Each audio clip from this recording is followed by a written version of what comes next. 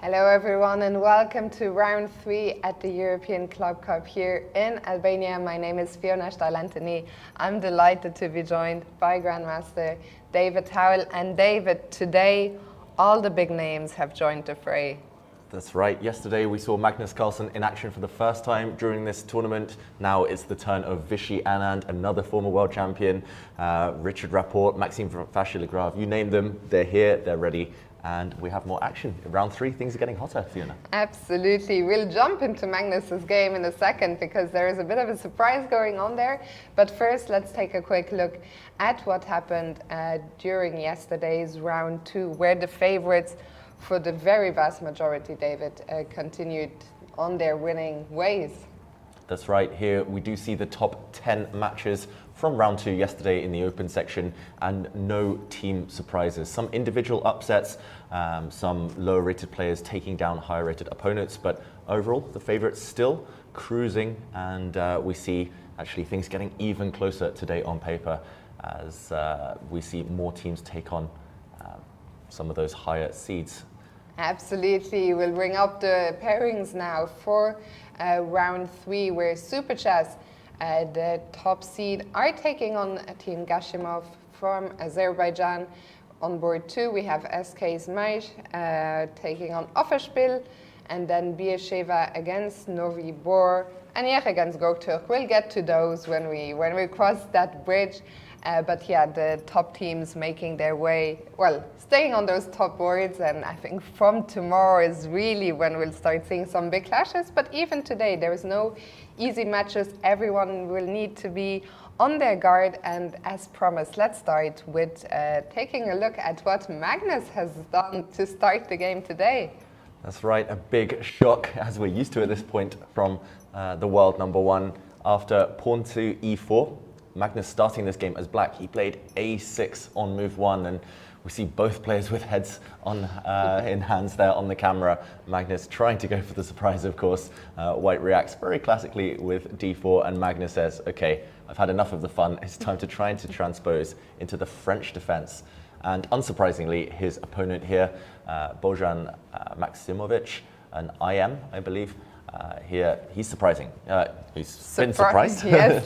It is surprising, Black's opening. He's been surprised, and therefore he's spending a lot of time just coming to terms with what to do with white. Do you think he's just surprised, or he feels maybe a little bit disrespected? Oh, Fiona, I would feel a bit disturbed, at least. I would flinch. I would be a bit triggered by what Magnus is doing here. a6, he's played it before, of course, in lots of rapid and blitz games, but I don't remember the last time he tried this in classical chess. It's been a while.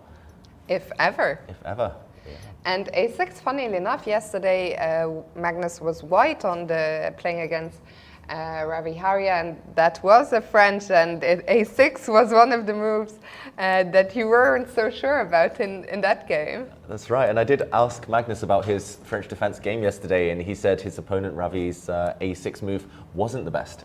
He said actually he preferred other moves. He had something in his notes which I cannot reveal, but he said a6 a bit of a waste of time, and here we go. He's doing the same himself as black. This is crazy stuff. White, of course, has lots of options. You can step forward, going to the advanced French. You can just defend this pawn with your knight in the center. You can even go for the exchange variation. And black's a6 move isn't that useful, but it doesn't ruin anything. So Magnus clearly trying to avoid any opening preparation. And it is working, as we see his opponent there deep in thought. Let's move on from here. Let's check in with board 2, where Raundi Sadwani is playing against Miloš Stankovic. Yeah, and I will mention that Magnus was on the beach until quite late today, so now I understand why. 1a6. This game, however, between Sadwani and Stankovic is more mainline. It's the Dragon Sicilian. If we just quickly go from move 1, we see the Sicilian defense by black, the open variation, and just this last move, g6, shows a lot of ambition. The Dragon variation is kind of fallen out of fashion at the top levels, but it still seems to be holding up theoretically, and Sadwani is the first to pause. I'm expecting white to just play the move pawn to f3. We all know these ideas, queen to d2 and white castles queenside, and it's kind of mutual attacks. Are you surprised here, the lower rated player playing such a risky variation? Not really. I've always fault that players from this part of Europe have a very aggressive style, a very attacking style. So from that point of view, I'm not too surprised. I'm happy to see it. I hope we'll see a sharp game here on Batu. Maybe Stankovic also saw Raunik was on the back foot on day one. So yeah, he's playing a very direct approach, and let's see what the rest of the team are getting up to. On board 3, Merab Gagunashvili against Arian Tarian. Actually, David, there is one player on the Offerspiel team we haven't seen yet. Where is Mr. Eric Hansen? Yeah, that's the big question. We know he's here. We've seen Eric. He's staying actually at the same hotel as us, but yet to join the action. I think he's giving the younger players a chance. We've mentioned this before, Magnus Carlsen and Eric Hansen, the two old men of the team, the two elder residents. And yeah, at the moment, I think they're enjoying watching the young players who have been racking up the victories so far. Arian Tari is now sitting on board 3, and this one is very symmetrical. He is playing the only Grandmaster, I believe, of the opposing team, SK Zamaj. And just a quick run through, quick action replay of what happened here. It was actually an attempt at the Grunfeld defense by Arian Tari, not playing d5 though, just going for this solid structure against White's Fianchetto. And I think Gagunashvili here just wants to play really solid, just taking this pawn off.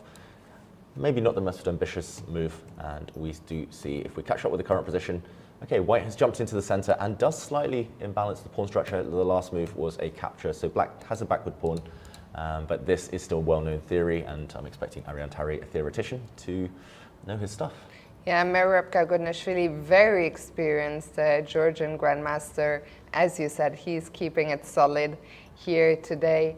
I am less excited about this game than I am about some of the others, so let's move on for now to board 4, where Pranav is playing with the white pieces against Alex Kostulovic. Yeah, and talking about excitement, Fiona, you're going to love this position because no more symmetry, no more slow maneuvering. This is crazy.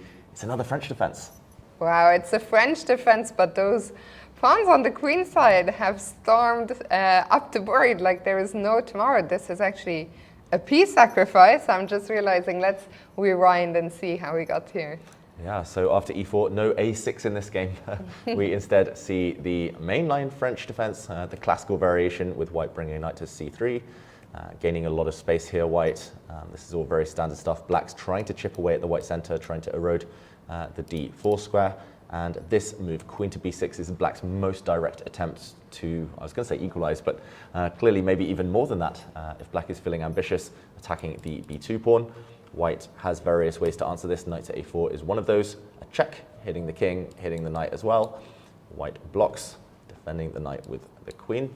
And after b6, we see a bit of a dance. The white bishop dropping back. There's actually threats to trap this queen using the move pawn to c4 next. So Black understandably locks that structure down. And after b4, wow. Here it comes. Takes the pawn with the whole piece here, and now starts pushing. Do you know if this is well-known theory? Yeah, this knight takes b4 idea. It's actually common. Let's just go back slightly. In this position after c3, Black can already play the move c4, and after b4 here, knight takes is an idea. So it's like kind of very similar to something that I do know, but I'm going to trust the players more than myself here. Clearly an expert on the French defense here, the player with the black pieces. And yeah, I mean, in the current position, Fiona, these pawns look so impressive, you've got to say. And it's going to be hard to break them down. This compensation is long-term. Black plays a really flashy move actually here, knight back to b8. It's going to try and support these pawns maybe with a knight on c6, putting some pressure on the base of White's pawn chain, the d4 square. And as we saw in pretty much every game yesterday, h4. The idea is that White might even try to develop with a rook on h3 where it covers a lot of squares. This one is guaranteed to be just a street fight, basically. Yeah, I'm still wrapping my head around everything that you just explained. You talked about the compensation for Black being more long-term. I wasn't thinking long-term, I have to admit. I'm not familiar with these lines at all. Is White also planning to just push the pawns on the king side, or? Yeah, it's definitely possible, especially if the black king commits too early. Black's king in the French defense can sit in the middle for a long time. I think he'll be reluctant to castle because black has no defenders on the king side. I mean, if black, for example, does castle right now, then yeah, I mean, ideas such as rook h3 to g3, ideas such as pushing the pawn forward to h6 makes a lot of sense. So I think we will see black continue with the plan, maybe knight to c6 hitting this pawn, or just dropping back the queen, freeing the a pawn to join its friends over there. Crazy position. Absolutely. It looks like black has started thinking after this h4 move by Pranav. I'm really excited for this game. We'll come back here for sure. But for now, let's move on to board 5, Novak Pezelj against Johann Sebastian Christiansen. Yeah, and board 5 of this clash started with the English opening and almost a reverse Sicilian here. White plays the move knight to c3. The bishop comes out, and here black actually has two very popular moves, dropping the bishop back to c5. The bishop is hit, of course. Bishop to e7 is the trendy move that a lot of grandmasters have been employing recently, but a5, slightly more rare. It feels like both players have kind of surprised each other here. a5 defending the bishop, met by a3 attacking the bishop, forcing it back. And both players spent around 5-6 minutes. The bishop will most likely retreat now, and the game will go on, but really, really early days here. Yeah, if you drop the bishop back to e7, is black not concerned about giving the bishop pair up so early? Yeah, definitely concerned. I used to play this myself when I was young, just because one of my coaches taught me to, but I was always like, I don't really understand why I'm being taught to play this. You're giving up the bishop pair. For example, white often plays pawn to d4 here. We'll see a trade of pawns in the center, and white can take the bishop pair, but if you compare the piece activity, black is very quick to hit the white queen. Black is very quick to strike in the center. So bishop pair, long-term downside, but you're very active. That's the upside. Okay, so black still thinking about where to drop, or he did play bishop c5? Just this very moment has played bishop c5, and makes a lot of sense. This bishop is very safe right now, and black will gain a bit of time kicking back the white knight. Next move. Okay, and e3, and we'll come back to this one a bit later. For now, let's check in with the last board before we move to the top one. I mean, the top match where Vishy Anand and Richard Rapport are in action today. So let's have a quick look first. Board 6 in the Offerspiel smash match, Benjamin Haldorsen against Andrei Sukovic. Yeah, and Fiona, I'm already losing count of the number of French defenses we've seen in this match alone. Too many. Too many. The Magnus Carlsen game has transposed into actually a mainline French defense. We saw a French defense on board 4 as well, and now board 6. Just to backtrack, I don't even need to run through the French defense move order anymore at this point. The classical variation, black here plays the most ambitious move, bishop to b4. And after c5, not the main line with pawn to a3. This position is really historic and has been battled out by kind of every top player in the world at some point in their career. But bishop d2 instead, a bit of a tricky variation. So pawn takes pawn is a pawn sacrifice for white, but white's knight comes forward to b5. If these bishops ever get traded, then it's actually disastrous for black already with a nasty check incoming. This one, of course, still well-known theory, and black instead goes for knight to e7. So Benjamin Haldorsen with white, the young Norwegian, yeah, just mulling over what to do next. I believe that a3 is one of the main moves, and yeah, various options for white. Yeah, the players also taking their time here to move through the openings. I think that means it's time for us to move to the top match. Super Chess, the Romanian top seeds, playing against the Azeri team Vurgar Gashimov, which of course is named in memory of Vurgar, who left us far too soon. On board 1, Richard Rapport is taking on one of the Azeri household names, Rauf Mamedov. He's been around forever, it feels like, and he's always a force to be reckoned with. Yeah, Rauf Mamedov, yeah, so dangerous on his day, can beat anyone in the world. But then again, so can Richard Rapport, and it's nice to see him make his debut in this year's event. This game looks pretty slow at the moment. I'll just backtrack to the beginning. Richard, he can play any opening under the sun. Pretty much he's famous for kind of freestyling, often whipping up attacking positions quite early on. And his creative approach, not an open Sicilian that we saw a bit earlier in one of the games. White plays the move bishop to c4. And after a few very natural developing moves here, white just plays c3. So I've always thought of this as a kind of an approach Similar to the Italian game, which starts with 1e4, e5, white just slows things down, slowly develops, moves his rook, drops his bishop back, starts maneuvering pieces into the center, and it's just a way of getting a position with minimal theory. Makes a lot of sense against a renowned theoretician like Mamedov. Yeah, and it is a little bit, I think you hinted at it also, Richard's bread and butter. Of course, he knows a lot of theory, but he likes to mix it up a lot, I think, especially in the earlier days of his career, really unpredictable, really creative. So this one, yet to come to life, will come back here in a short while. For now, let's move to board 2, a clash of generations, the very young Aydin Süleymanli playing against former world champion Vishy Anand. Yeah, and there we see Süleymanli on the camera. Vishy is away from the board right now. Is that his back? Is that Vishy's back? We have seen a lot of moves in this game, 14 moves in already, but it's a very recognizable position. Let's go from the start. Vishy with the black pieces. Here he met e4 with e5, and the Spanish opening, the Rolo Pez, soon transposes into the open Spanish with black making this big decision to take a pawn.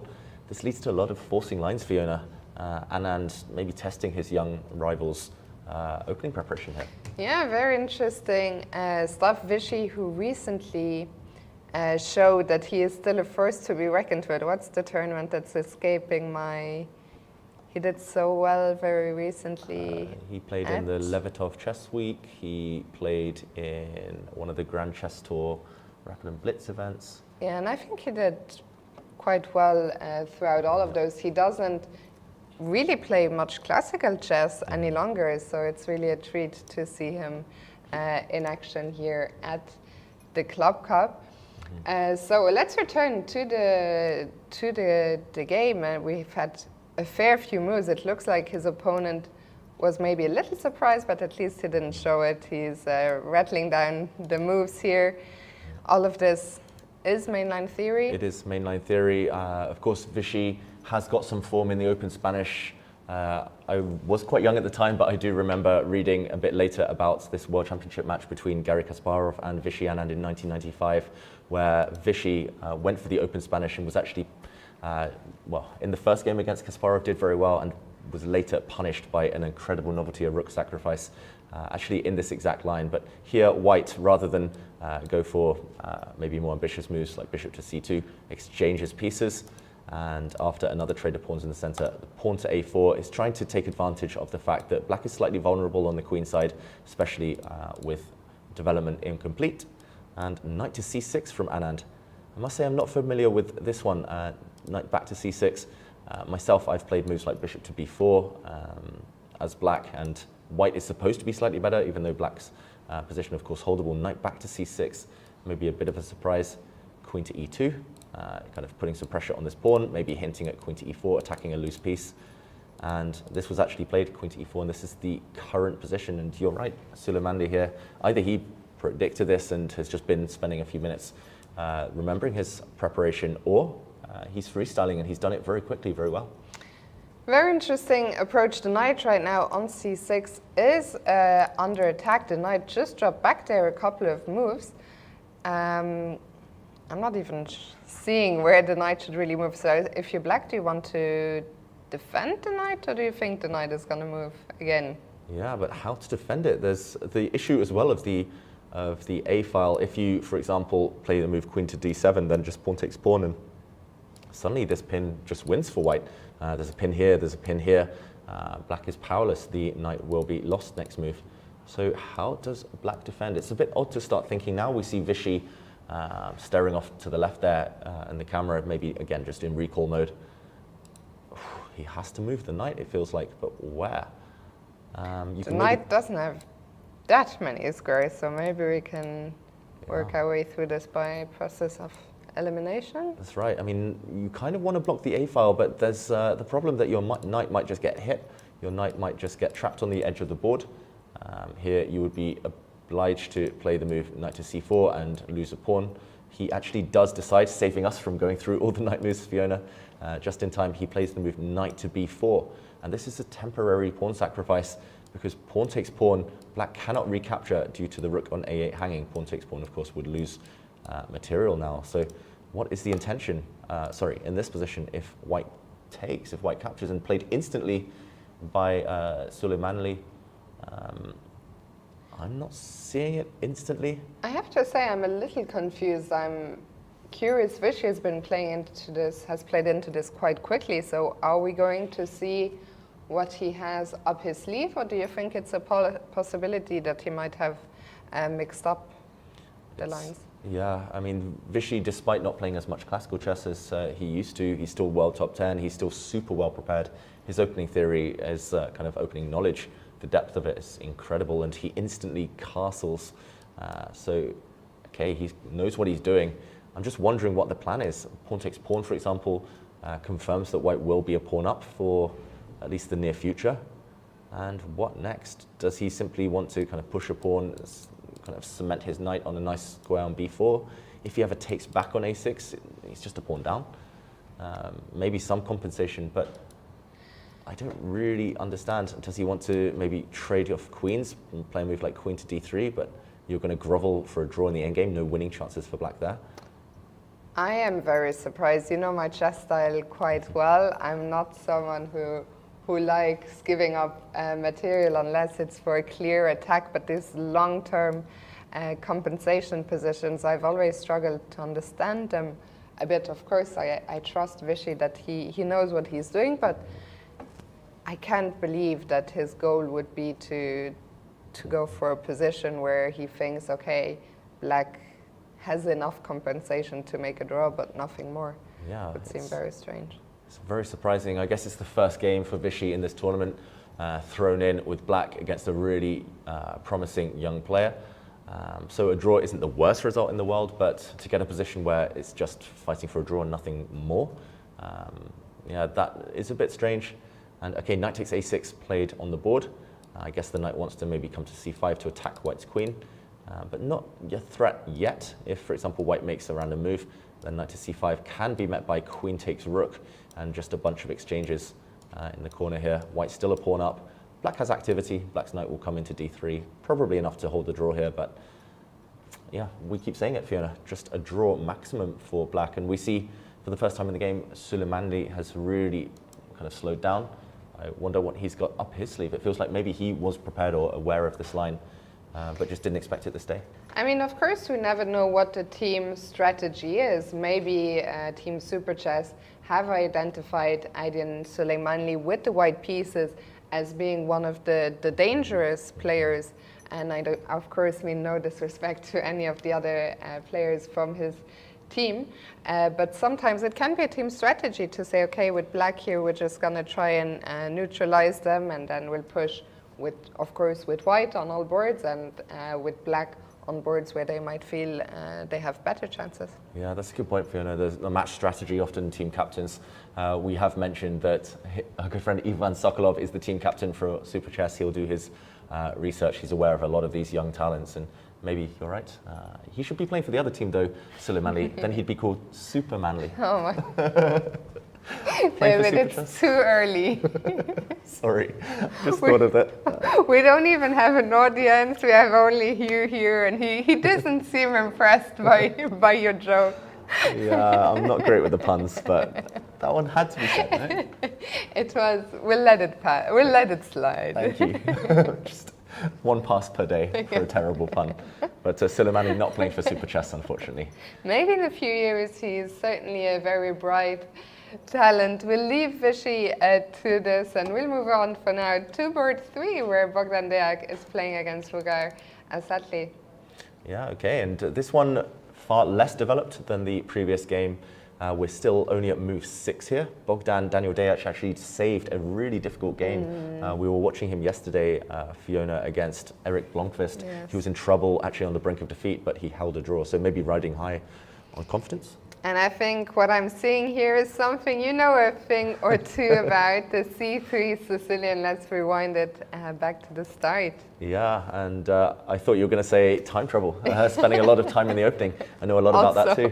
Daniel Deák has spent about 20 minutes at this early stage, so standard actually Sicilian. It wasn't an Alepin. I saw the pawn on C3, but it started out as this bishop E5.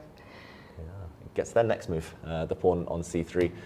Black just plays e6, c3, aiming to build a pawn center, and black is the one to strike first. This is still well-known stuff, and after a trade of pawns, white castles. And firstly, I'm wondering what white was spending so much time on, maybe just not expecting this branch of the Sicilian. White's made very, very natural moves here, and I'm also wondering what black wants to do next. White often will push a pawn to d4 in the next few moves, so black wants to be ready. Standard would be developing the knight, bring the bishop out, castling black's king as quickly as possible, and just a standard middle game ahead. It's not the best c3 Sicilian I've ever seen, just because white's pawn not yet on d4, and when it gets there it will simply be captured, but early days in this game. Let me ask you a more general question. You talked about Bogdan Deák being a notorious time travel addict despite his relative young age. Do you feel this is something that a player like him needs to work on more consciously, or can you make it to the very top with this kind of time management? Yeah, I mean, you certainly can. There are examples throughout chess history. Alexander Grishuk comes to mind. There are players, if you go further back, who spend a lot of time on their clocks. But yeah, I think in order to make the next jump, he's made it to 2700, Bogdan Deák here. So he's doing all the right things. He's extremely good at blitz chess, bullet chess, all those things that the youngsters do so well these days. But we'll see. I mean, the acid test will be when he faces kind of similar caliber players and the real elite. I notice he's been playing in these super chess classics, and he's done pretty well recently. So everyone has their own quirks, their own bad habits, their own things, their way of approaching chess, and it seems to work for him. We'll see how this one goes today. Let's talk very briefly just about the white plans here. That pawn on d2, is that gonna go one step forward or two steps forward? Yeah, I think it wanted to go two steps forward until black has played this move, bishop d7. Now the question is, if white plays d4, what if black just simply captures? And the issue is that the bishop hangs on b5. I was going to say, if the bishop wasn't on d7, then white could happily recapture with the knight. There would have been a pin, but right now black can just trade everything off, and if pieces fly off the board, an isolated pawn is not going to be great for white here, because it can be easily blockaded. So this would actually start to favor black, if anyone. So yeah, I think he wants to play this move, Fiona, but how, and how he's going to prepare it, that's the big question. Another typical theme is to actually develop the knight via a3 in this type of position, and maybe later via c4, or you can drop the bishop back, gaining some time against black's queen. Sometimes the knight goes back to c2 to support the d4 pawn push. But yeah, he's going to be thinking for a long time, I have that feeling. So we'll come back a bit later. Absolutely. The next player on Team Super Chess, Jordan van Foreest, who won a nice game yesterday. Was it yesterday or 2 days ago? Yeah, he's been winning 2 nice games, yes. I believe. Today he is black against Ahmad Zada. Okay, and a big surprise here in terms of the position we have. It's the early middle game. This one, if we do a quick rewind, started as the Caro-Kann defense. And every time we see the Caro-Kann this tournament, it seems to be the 2 knights variation. Black playing bishop to g4, giving up the bishop pair, parting with the bishop pair just to set up this, what did you call it yesterday? The pyramid? The pyramid. The pyramid pawn structure with this rock solid foundation. But the downside is that white has the bishop pair, and after what happened in this game, pawn takes pawn, really clever idea, just trying to attack this pawn. White just reacts with queen to e3 defending, and the position we're left with, if we catch up, white has 2 bishops, white has a bit more space. I won't say that it's a big advantage, but it's certainly something, and it's not Jordan's type of position. He wants some more active play usually. I was going to say, it seems to right now indicate that maybe that theory we discussed, that super chess, sorry, I keep, they used to be called super bet, they're now called super chess.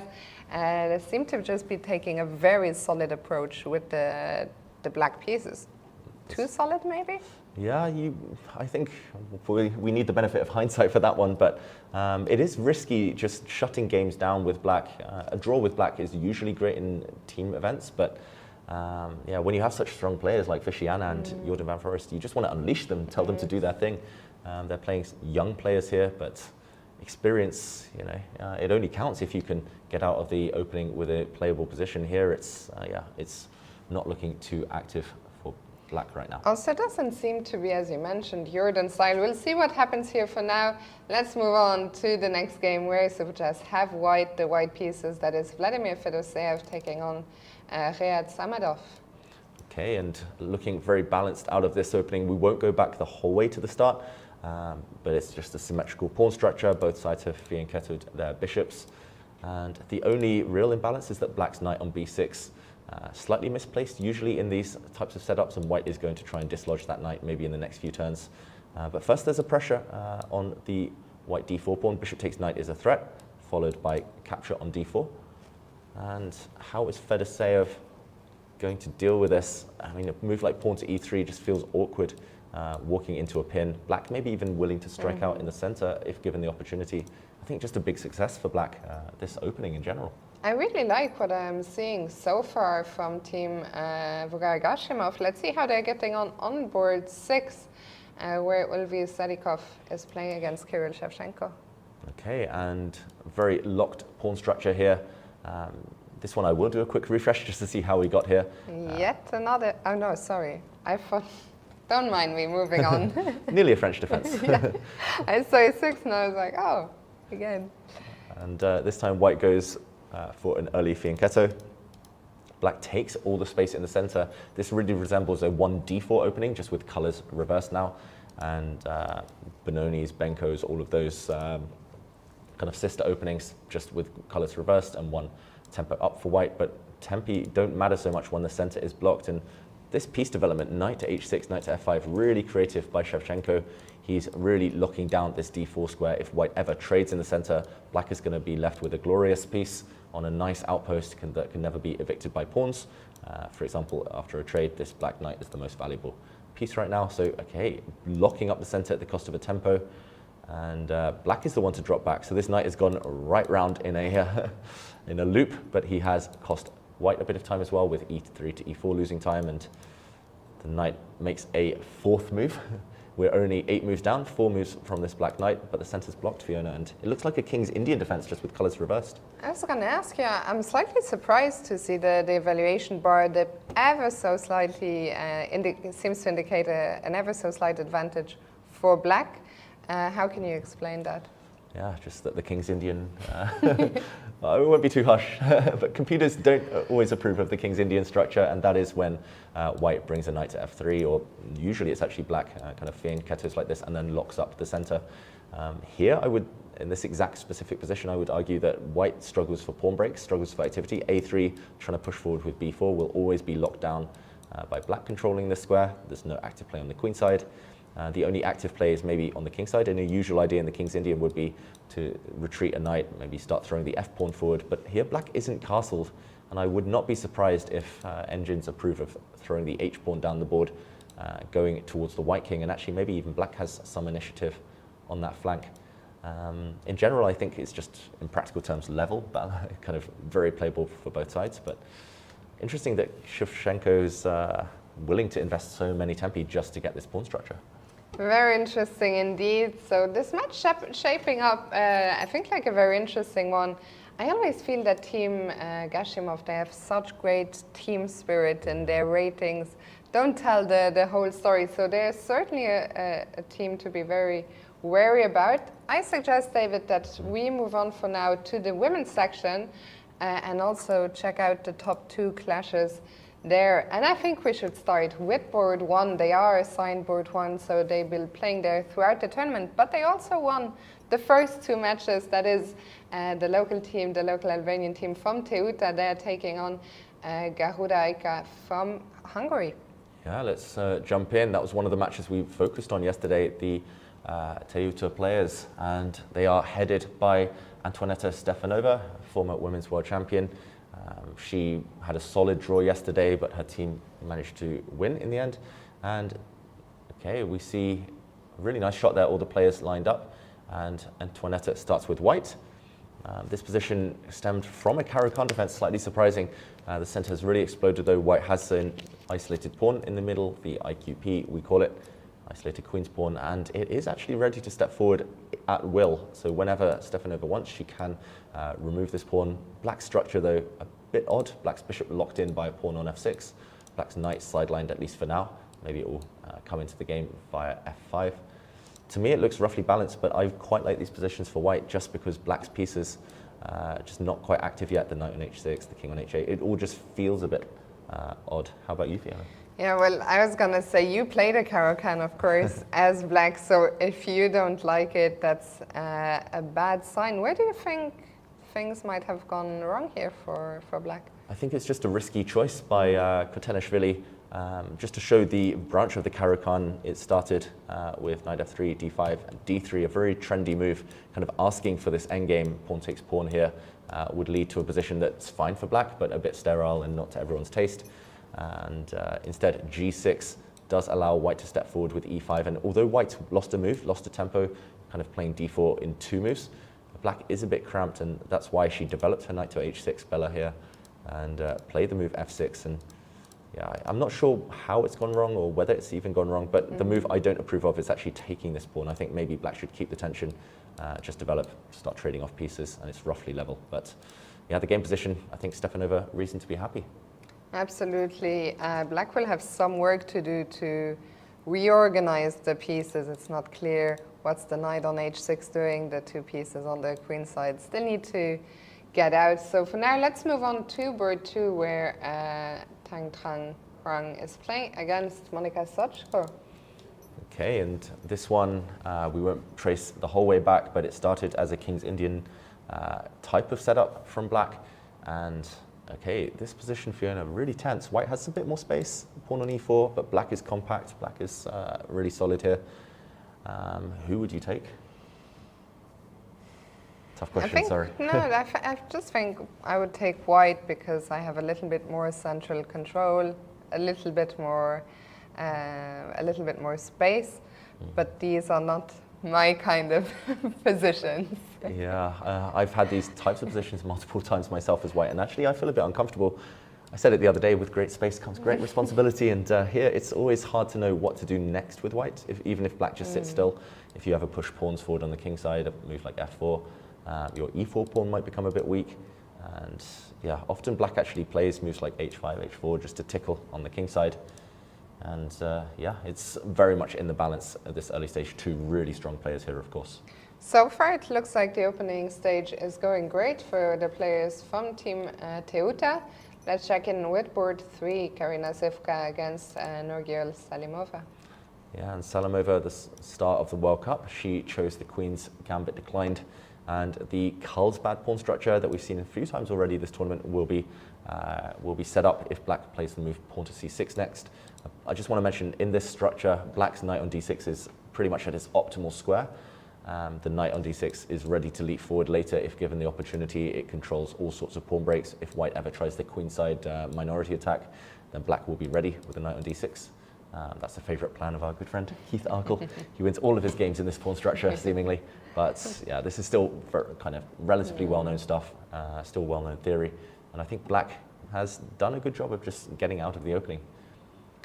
Yeah, I'm surprised. Again, I think I shouldn't be too misled by the bar, but it's swinging quite a bit in white's favor. And I was trying to understand if there is a reason for that. Can white ever try and chase around the black bishop? Is knight f4 an idea, or? Yeah, knight f4 would be a very natural move hitting this pawn. I guess black would defend it. And yeah, it's really mysterious actually why the engine likes white so much. Black's bishop is a bit passive. That's maybe the worst piece, the most minor piece on the board. But it doesn't feel that significant right now. Maybe it's to do with white castling queenside, throwing some pawns towards the black king. I would love to see that. I think we'd all love to see that. Maybe Salimova would love to see that, being a very active player. She wants that type of chaos, but I'm not sure Karina Zivka here is ready to commit to such a committal plan. She's been spending a lot of time. We'll see what she comes up with. For now, let's go to the last board, where with the black pieces, Eileen is back. We saw her game on day 1. Very nice win. She scored. She's only 11 years old, and she is taking on Joka Gal. She's the rating underdog by over 1,000 points. Yeah, this is a battle between 2 young players. Joka Gal's only 16 herself, and 16-year-old versus 11-year-old. Big clash here. I will say I like the outcome of the opening for white. It feels like white is ready now with this Catalan type of setup to push a pawn to e4, gain all this space. And Eileen needs to strike back somehow. Black has ideas of pawn breaks herself, c5 or maybe e5 if you set it up correctly. But I think for all Catalan players, this is the ideal setup for white. You've got every piece activated. You're ready to strike forward in the center next move. And yeah, for example, if black is a bit slow, white gets a bit of space. And I think black will forever be suffering. Just hard to break down these pawns. I have a feeling, of course, I'm not too familiar with Eileen. I'd never heard of her before this tournament, but in game one we saw her with the white pieces play the Scotch Gambit. So I have a feeling this might not be her preferred style of position. Yeah, Scotch Gambit favored by attackers, hackers, cavemen. But yeah, it's cave women alike. Cave women, exactly, cavemen and cave women alike. And it worked out so well for her, but here it's a much slower game, and I think this is part of the match strategy again, as you mentioned earlier, Fiona. Before we move on to the next match, I realized we forgot to show you the slides of the results in the women's section, just to keep you up to speed about what's happening there. So before we move on to the next match, maybe let's very quickly bring up the results from yesterday, where we saw actually quite a big upset on board 2, where the top seeds Monte Carlo were held to a draw by the Macedonian team from center. Teuta, we were here until almost 9 p.m. covering that match, emerged victorious in the end after a very close, intense match against Offer Spiel. Other than that, most of the favorites emerged victorious. Gaz Ukraine was held to a draw by Goktuk, so those were the main results. And let's take a very quick look at today's pairings. Yeah, and we've mentioned the top board clash between Teuta and Garuda Aika. Super Chess, the team from Romania here playing against Typhoon, and we'll come to that match very, very shortly. Monte Carlo, the top seeds, who did drop points yesterday, will play against Goktuk, and Gaz Ukraine, you mentioned, Fiona, will play against Solingen. Yeah, I think Monte Carlo already in a must-win situation. The European Club Cup, 7 rounds only. You can only afford to drop so many points. So let's take a look now at Team Super Chess and how they are getting on against Typhoon. Yeah, Super Chess on board 1, they do have Nino Batsiashvili, very experienced player, very strong player. Here we see the top board clash on the camera. And okay, some stuff has happened in this game. Black currently a pawn up, but white will regain that pawn anytime she wishes. Bishop takes c4, maybe the most logical move right now, at least the kind of safest move. And we will see yet another isolated queen's pawn position, where it feels like white is doing pretty well in terms of development. But yeah, of course, black is rock solid at the moment. Black will try and trade off this really strong knight in the center as soon as possible. And a healthy position here for Song. You say black will try and trade off the knight even at the price of ridding white of the isolated pawn? Possibly. I was wondering actually, maybe, I mentioned knight d7, but maybe knight to c6 just to force white to try and capture. Valuation bar hates it, of course. Yes. But I'm not sure why. I wonder if it's a trick, such as often in these types of positions there are bishop to a6 ideas. Okay, the evaluation bar says yes, it's this one, just to deflect this black bishop. Actually, tactics all over the place as usual in these isolated pawn positions, deflecting black's bishop, giving up a piece, and we'll just see a fork, moves, and here white will move the rook across, and this pin really, really annoying for black. So yeah, you have to be careful with both colors. I think Nino might be calculating this type of position as she ponders whether to recapture the pawn on c4. We'll come back to this one a little bit later. For now, let's move on to board 2, where Natalia Buxa is taking on Dinara Wagner. Yeah, and we've spoken a bit about Dinara Wagner this tournament. She faces Natalia Buxa, a very, very strong player, of course, herself. And okay, looking at the central tension, black's last move was knight to b4. And just to backtrack one move here, black had just broken out in the center, hitting white's bishop. This was ignored. A really clever move from Buxa here. Due to some tension on the d-file, taking the bishop would backfire severely on black. And this would be a double attack and opening attack against black's queen. So instead, Dinara moves her knight. So knight b4, maybe now threatening to take this bishop, Fiona, but the central tension is really unpleasant for both.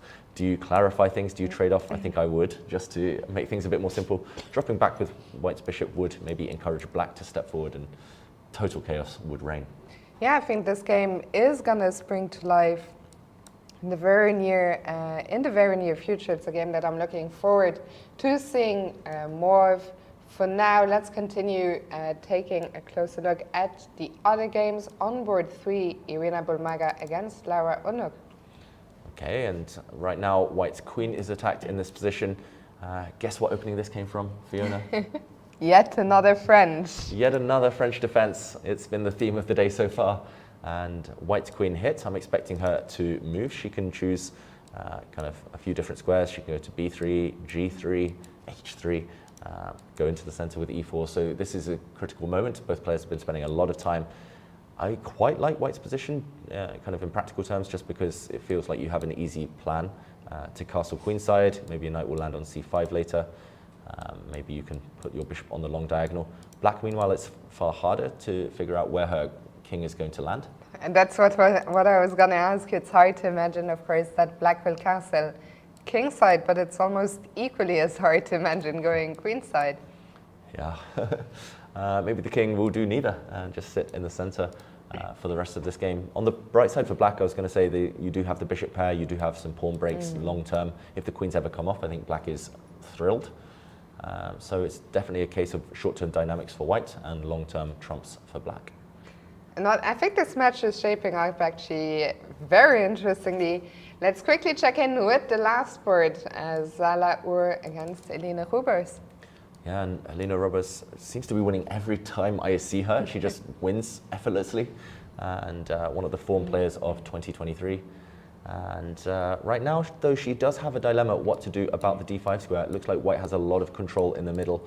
Nice outpost, of course, for a piece later. And the first question is, does black try to break out with a move like d5 or b5? She needs to do something because otherwise there's a traffic jam with black's pieces.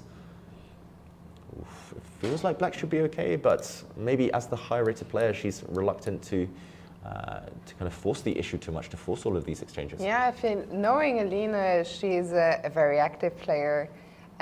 She will try to open the center, but you have to be very careful because any of these pawn pushes, if you don't calculate them correctly, could backfire quite badly. Yeah, I mean, just one example, if you push forward with your pawn to d5, we might even just see mass trades, everything disappear. I'm wondering if I missed something here for white, but at the very minimum, white can force simplifications down to an endgame, hitting the rook, hitting this bishop. And yeah, I think as a slightly higher rated player here, this would not be what she wants as black, kind of prospectless in terms of winning chances. So that narrows down the options. Maybe keeping an eye as well in 4-game matches in the women's section. The dynamics are so tough. Do you stay solid as black, just rely on your teammates to win? Or do you go active as she has just done? b5, I was going to say maybe the most logical move, and she plays it. Okay, b5. A quick look at how white might react, and then we'll go back to the open section and to the title defenders and Novibor. Yeah, and maybe white is reluctant to capture this pawn right now. We see the evaluation bar immediately drop. Black could, of course, just take back, and maybe this is the best move to take back on b5. I was also wondering whether it might be possible to press the chaos button, play a move like d5, and try to fork these two white knights. Not necessary, of course. Even if black just takes back, white has lost control over this square. Next move, black will propel the d-pawn forward. So I don't think this is too tempting for white. Maybe the most logical would be to land a knight on d5. Again, you've got to decide which one. I'm not sure. This one looks more appealing to me. And a capture on c4, white can simply take back. Yes, it's an isolated pawn now, but white does have activity with the queen. White has control over d5. If this is ever captured, it will be replaced by a pawn. I think Zala here, she's just got a healthy position with white. I think she'll be very happy with the outcome of the opening. Absolutely. So we'll come back to the women's section a little bit later. For now, let's check out a match we haven't seen yet in the open section. Novibor, who actually faced a tough test yesterday against Werder Bremen. Today they're taking on Beersheva Chess Club from Israel, and on board 1, Victor Mikhailevsky is white against Vincent Keimer. Wow, and this one is a really unorthodox position already. What is black's pawn doing on a4? Why hasn't black castled? Breaking all the rules here, Vincent Keimer, but he's done well so far in this event by doing that. I think we'll go back quickly. Yeah, especially we're only on move 9? Move 9, that's right. Very early doors. One of my favorites here, Fiona, the Reti. I've had mixed views on this throughout the tournament, but this is met by b5. I believe you called it a lazy opening. They do call me Lazy Dave, my friends, and it's maybe because I play the Reti.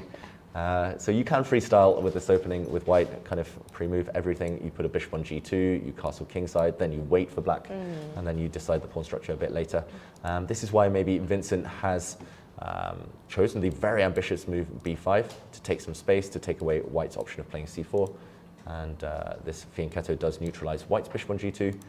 I've played Victor myself, actually, and I remember a game from about 10 years ago where he also went for this setup against me. So he's inclined towards these slower setups with white. But now after b3, black doesn't allow c4 again, or at least tries to deter it by playing b4. And after the move is played anyway, it captures en passant. White takes back and suddenly throws the a pawn down the board, just trying to use a minority attack against white's structure over here. And white says, okay, damage my structure, feel free, please. Pawn takes pawn now will be met by queen takes b3, gaining time against black's bishop. Oof, I mentioned Keith Arkle earlier, Fiona. He would be loving black's position right now, just one pawn island for black, all connected. White has one isolated pawn, two isolated pawns, and another pawn island over here. So long-term black doing very well, but black is behind in development. After knight c3, Vincent is still thinking, but does he have a choice? I think I would take this pawn as long as I knew I would survive the next few moves. The other option, which was kind of the trendy AlphaZero inspired move, would be to put a pawn on a3, but I don't really see the benefits here. You're not gaining time against a bishop on b2. This pawn is just as likely to be a weakness as a strength, and also loses a bit of time, also costs another tempo. So yeah, I'm as surprised as you, Fiona. Pawn takes pawn, forcing the queen out would be logical. And black just has to decide whether to kind of part with the bishop by taking a knight, or maybe just defend the bishop. You can do this in various ways. As long as black gets castled, you're only 2 moves away from doing so, then it feels quite pleasant. So yeah, Vincent maybe just mulling over the options right now. Okay, well, we'll leave him to it. We'll see him there hidden all the way in the back. He's obscured a bit by our good friend Niels Grandelius, who's playing on board 2. Niels, who suffered maybe the biggest individual upset of yesterday's round. That's right, Niels Grandelius, the Swedish #1, did lose to an opponent 250 points, roughly lower than him yesterday. Really impressive performance from his opponent, but he will be aiming to bounce back now, Niels. And another French defense. The theme of the day. It really is. We've seen various themes throughout the days, and today it's a mix of 2 themes, the French and the H-pawn push. The H-pawn push, exactly. And white's last move, maybe we'll do a quick backtrack to show the branch of the French defense. We did see another classical French, and in this position, not gaining space as we saw in an earlier game with f4, instead dropping the knight back just to create this nice, pretty pawn chain on the next move. And I've played this myself, actually, as white on many occasions. The one downside is that this bishop is a bit stuck behind its knight, which is required to defend d4. Usually, if you get the bishop to d3, if you can develop that piece, you're doing extremely well. f6, trying to erode the pawn structure from every side. There's also some lines where black can play a move such as g5 to chip away at the pawn structure even further. So Niels shuts this down by playing h4, and we see the other ulterior motive behind this, rook to h3. He's getting ready to potentially attack, and black has just castled. Is he castling into the firing line? That's the big question right now. Well, let's take a quick look. So can white just go on the attack immediately? And if so, I mean, that is what I would like to do, but how to do it? Yeah, it's not easy. Again, with the bishop on d3, you'd have all sorts of sacrifices on the h7 square, some Greek gift ideas. Just bishop takes pawn, followed by throwing the knight forward to g5. I don't see how to build the attack right now. h5, h6 is just, I mean, strategically it's fine, but it doesn't look too scary for black. Okay, so if we can't push the h-pawn further and can't go on the immediate attack, I imagine we want to continue with our development, but that's also not immediately clear to me. I'm not sure if the bishop from c1 can move, because maybe black can simply grab the pawn on b2, and well, the bishop on f1 is stuck for now. So what do you think white's candidate moves are in this position? Yeah, I mean, I'm not that familiar with the plan rook to h3, I must admit. It does kind of cover some squares, but white's king as well, a bit stranded. I mean, the most natural move to me would be kind of a waiting move such as pawn a3, partly because I like these pretty patterns of pretty much all pawns on dart squares, but also because it takes away some key squares from black. Black's bishop sometimes will want to come and check the white king, so you've taken away that option. Let's say black prevents white from ever pushing forward. Now you can put a pawn on b3 just to try and get your bishop out later, Fiona. But again, the evaluation bar doesn't not approve. It's actually a bit of a waiting game. Black's pieces kind of struggle to get out as well. This bishop on c8 locked in. Black's knight on d7, not too impressive. But there we see Niels Grandelis on the camera, does not look too happy with this position. He spent, well, both sides actually have spent over 20 minutes, and I think neither side actually familiar with the plans. Ori Kobo's a really dangerous opponent. If he gets a chance to attack, he will, and black is the one with the kind of the keys to the center of the board. He is the one who will open lines up if he wants at will. So really tense position, and I think actually the next few moves are critical. Yeah, I think it's a tough spot for Niels when you lose the first game. Niels, who was rested for match 1, then he lost yesterday.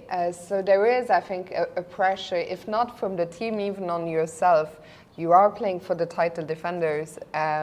Even though, unlike the women's section, on 6 boards, there is more room for your teammates to have your back and bail you out in case of an accident. But I agree with you, Ori Kobo, as you mentioned, very dangerous player, and I am very curious to see how Niels is going to follow up this rook h2 idea he played. I'm sure he had looked at it before, but we're yet to see the follow-up. So we'll come back to this one.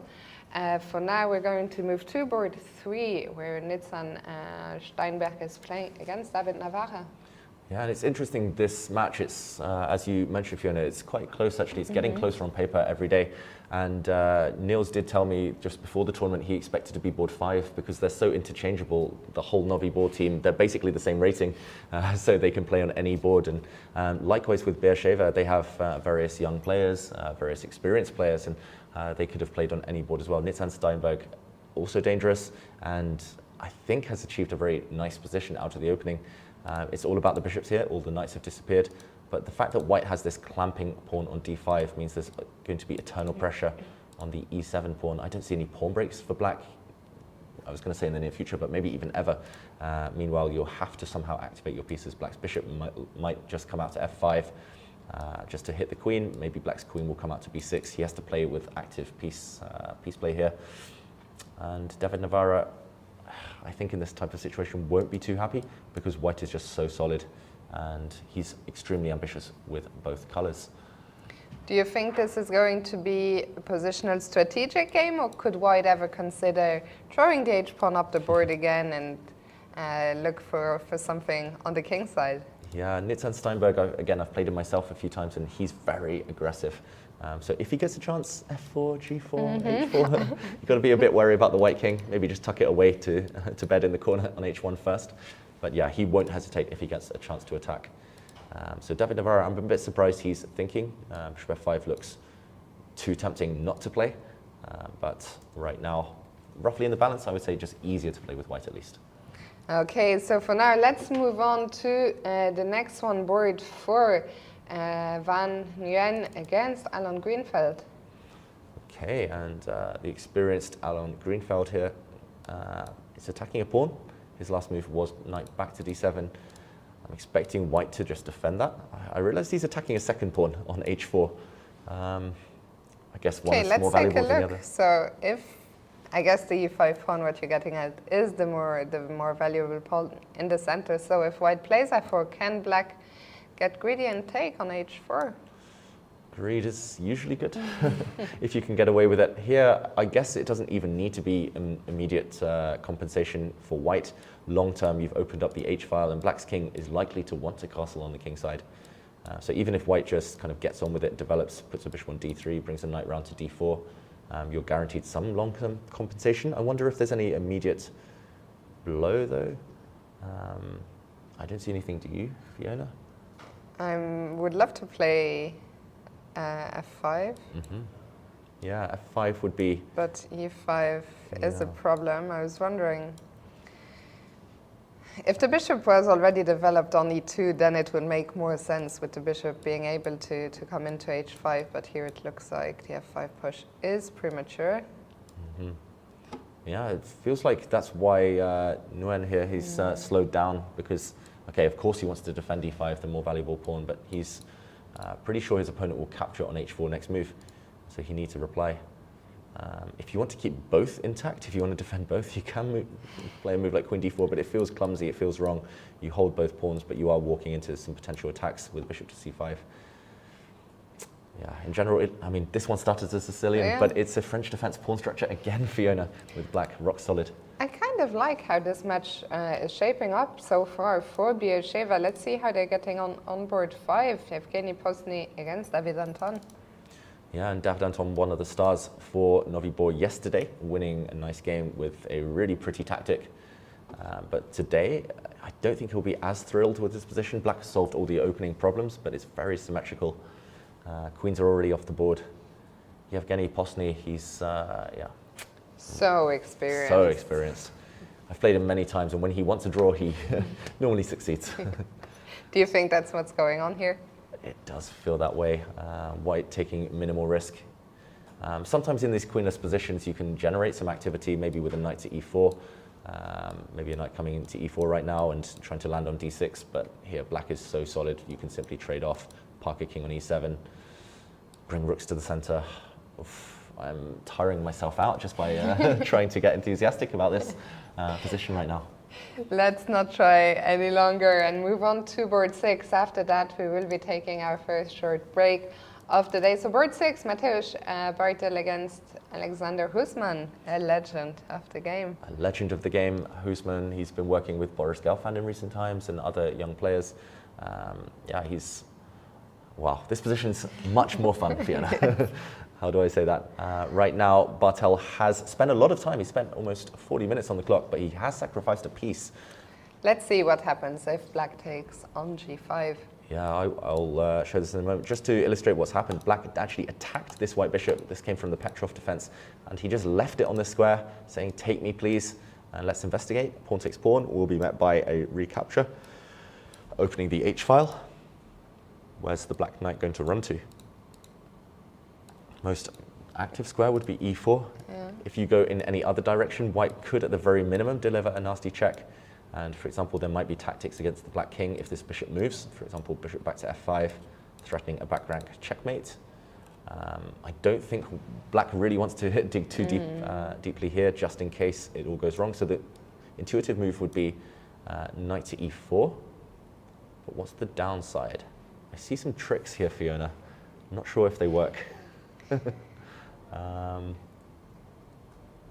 Okay, I don't necessarily want to take this knight, because after pawn takes, it's going to be hard to keep the queens on the board without investing further material. After knight to e4, I'm sorry. What do you want to... I really want to make a move like g6 and sacrifice my queen, but I'm not sure it quite works. If queen f4, can black get away with taking on f2? Yeah, I think queen f4 is probably the best move. Yeah, f2 is on prise, g5 is attacked as well. Let's say knight takes f2, and okay, I think I see some checkmating ideas. Let's just put them together. We need queen to get h4. We need to get the queen in. Queen h4 looks crushing, surely, no? Yeah, queen h4. I'm also wondering whether you give a check. Let's try queen h4. Yeah, you're right. The evaluation bar proves that. It's hard to see an escape for the black king, right? Yeah, you can take a rook, but this won't save you after a check. This is checkmate. So actually, queen f4 must be the idea. And how does black defend suddenly? I mentioned that g5 was kind of attacked, but I'm not sure you can take it because at the very minimum, there might be even better here, but at the very minimum, white can take back the piece. Rook takes rook, and queen takes bishop with an ongoing attack. Maybe queen h4 again was also tempting. Yeah, queen h4 in this position. Maybe that's just a knockout. Yeah, I think you're right. And okay, therefore, taking this piece looks fraught with danger. Yeah, let's not do that if we're black here. Is Husman still thinking? Yes, he is. Mm-hmm. This is the live position. What else is, that's the big question right now. White does have recurring themes of taking on h6 anyway, giving up a piece. Let's say black just develops. Okay, it looks like the computer thinks this is completely fine. Yeah, we're just watching the bar, like waiting for it to make us look silly here. For those of you who don't know, we do see the evaluation bar, but we don't see the engine lines, so that's why when you see the stress on our faces, that's why. You can hear it in our voices. We're like, maybe bishop d7. Even if it looks like a forced move, the only legal move in the position, we're like, maybe. What if we're wrong? And okay, let's take a look. Yeah, bishop takes h6. Yeah, I think black is just about in time to defend with the move bishop to f8, and this knight covers any checking squares. The bishop will actually safeguard its king, and white will regret the lack of material here. Yeah, very sharp stuff. I mean, the computer says black is doing fine, but I think for a human to play these positions is a lot more challenging. We will see what Alexander Husman comes up with. For now, we've seen the top 3 matches in the Open, the top 2 in the women's. We are going to go on our first short break of the day, but do stay tuned with us. We have all the big names in action today. We still need to check out MVL. We'll do that after the break. So we'll see you then.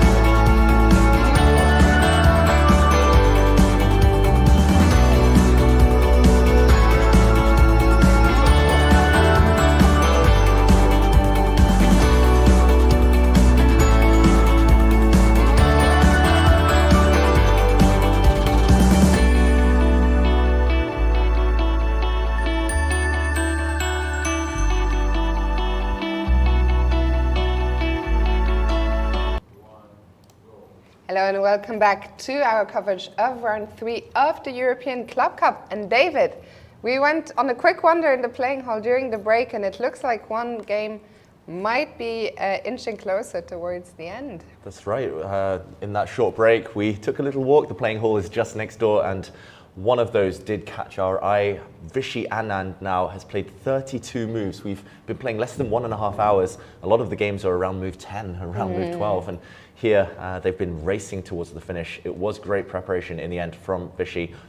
It was a pawn sacrifice. We saw that a bit earlier. We were a bit confused. We thought, oh, playing for 2 results here, but it looked like he is about to get a safe draw. This is the current position. Anand here as black has just given the white king a check, and we could see a quick result in this game. It's currently level material yet again. Black's knight a bit stuck on the edge of the board defending this pawn, but I don't see anything really wrong with black's position. Even if worst comes to worst, he were to lose this pawn and knight would get traded. 4 versus 3 on the king side is quite a straightforward draw at this level. So no matter where the white king goes, it's got to be a bit careful. I'm expecting it to either go back or step forward to f4. I think here both players relatively safe. If we rewind just one move, so the king came, I guess, from e2. Yep, the king. We might see potentially a repetition if the king goes back to e2, rook a2. Yeah, that's right. King e2, the one thing you have to calculate with white is whether black can give a check. For example, there's still some traps. You don't want to step back to e1. You might get checkmated and have to lose your knight. You have to throw your knight in the way. But yeah, I mean, here I don't see any real danger. If white wants to stay super safe, you can even backtrack via f1 to safety. And we might indeed, as you mentioned, Fiona, see a repetition of moves, something along these lines. I think even looking at Vishy's body language in the playing hall, I don't know, we probably will see the camera soon. It looked like he was, you know, done with this game. Sometimes I think we can tell these things from body language. Yeah, it looked like he was pretty relaxed. He wasn't super focused, super worried or stressed. And okay, we do see king e2 and rook a2. I think we're arriving just in time to see the handshake here. Yeah, I think any second now. The players have been repeating, kind of doing a dance with the king and rook. And handshake time, if Vishy gives a check, which he has just done, and the white king drops back to e2. Thank you to our kind photographer there, or whoever it is, standing in the way. But king e2 and rook to a2, I believe, will be a 3rd time repetition. This will be the 3rd time we see this position. Will Vishy claim it? Will he just offer the draw? He just keeps repeating. Keeps going. He leaves it to his young opponent to claim the draw. He's looking at him, but his opponent is not to be deterred. He also just keeps repeating. Looking at the score sheets there, studying. Who's going to blink first? I think the young players, maybe that's the inexperience, you know. Vishy has just been, I think as soon as they make eye contact, we'll see a handshake. And they have passed move 30. Maybe that's the one concern. An arbiter has stepped in to say that 30 moves is enough, and draw agreed. We see the handshake there. And our first result of the day, at least from the games that we have seen. So Vishy clearly well prepared. He played an opening line where he felt he kept things under control, even though he gave up a pawn to make that draw with the black pieces. That's the only game we wanted to check in with from this match for now, but we're gonna move to board 4 actually, where another top player has joined the tournament today. It is Maxime Vachier-Lagrave from France, and he's playing against Wahab Sanal from Turkey. Yeah, and this game looks like it's progressed pretty far, but nowhere near close to that Anand game. We're only on move 18, but queens are off the board. There have been a bunch of minor piece trades as well, and I think quite recognizable, this pawn structure, Fiona. Yeah, this is the Berlin? Berlin. I was going to say the dreaded Berlin. For a second I was like, wait, could it be? Am I being tricked here? I thought you were going to say the boring Berlin. The dreaded Berlin is a nice politically correct way of saying it. Yeah, the Berlin, MVL knows it so well. He plays it with both colors. That's right. Yeah. So I don't know, let's not go back all the way, but you'll probably know where to jump into this one. Yeah, so we're at move 18. I'll just backtrack to the main starting position of the Berlin endgame. There are various branches of the Berlin, of course. Queens have just come off on d8. Black with a slightly inferior pawn structure, doubled pawns. White with a better pawn structure due to the e5 pawn, but black's bishop pair more than compensates the fact that the black king cannot castle. So we do see just a few quick development moves. MVL, you mentioned it, he's actually known as the Berlin Slayer. Not many people can defeat black's rock-solid setup in this endgame, but he's done it multiple times against the best players in the world. Black's king now goes hiding on the queen side. He wants to hide on b7 after pawn to b6, but MVL here first, after a trade of knights, tries to distract black by pushing forward on the side he's stronger. Makes a lot of sense. White has the pawn majority on the king side.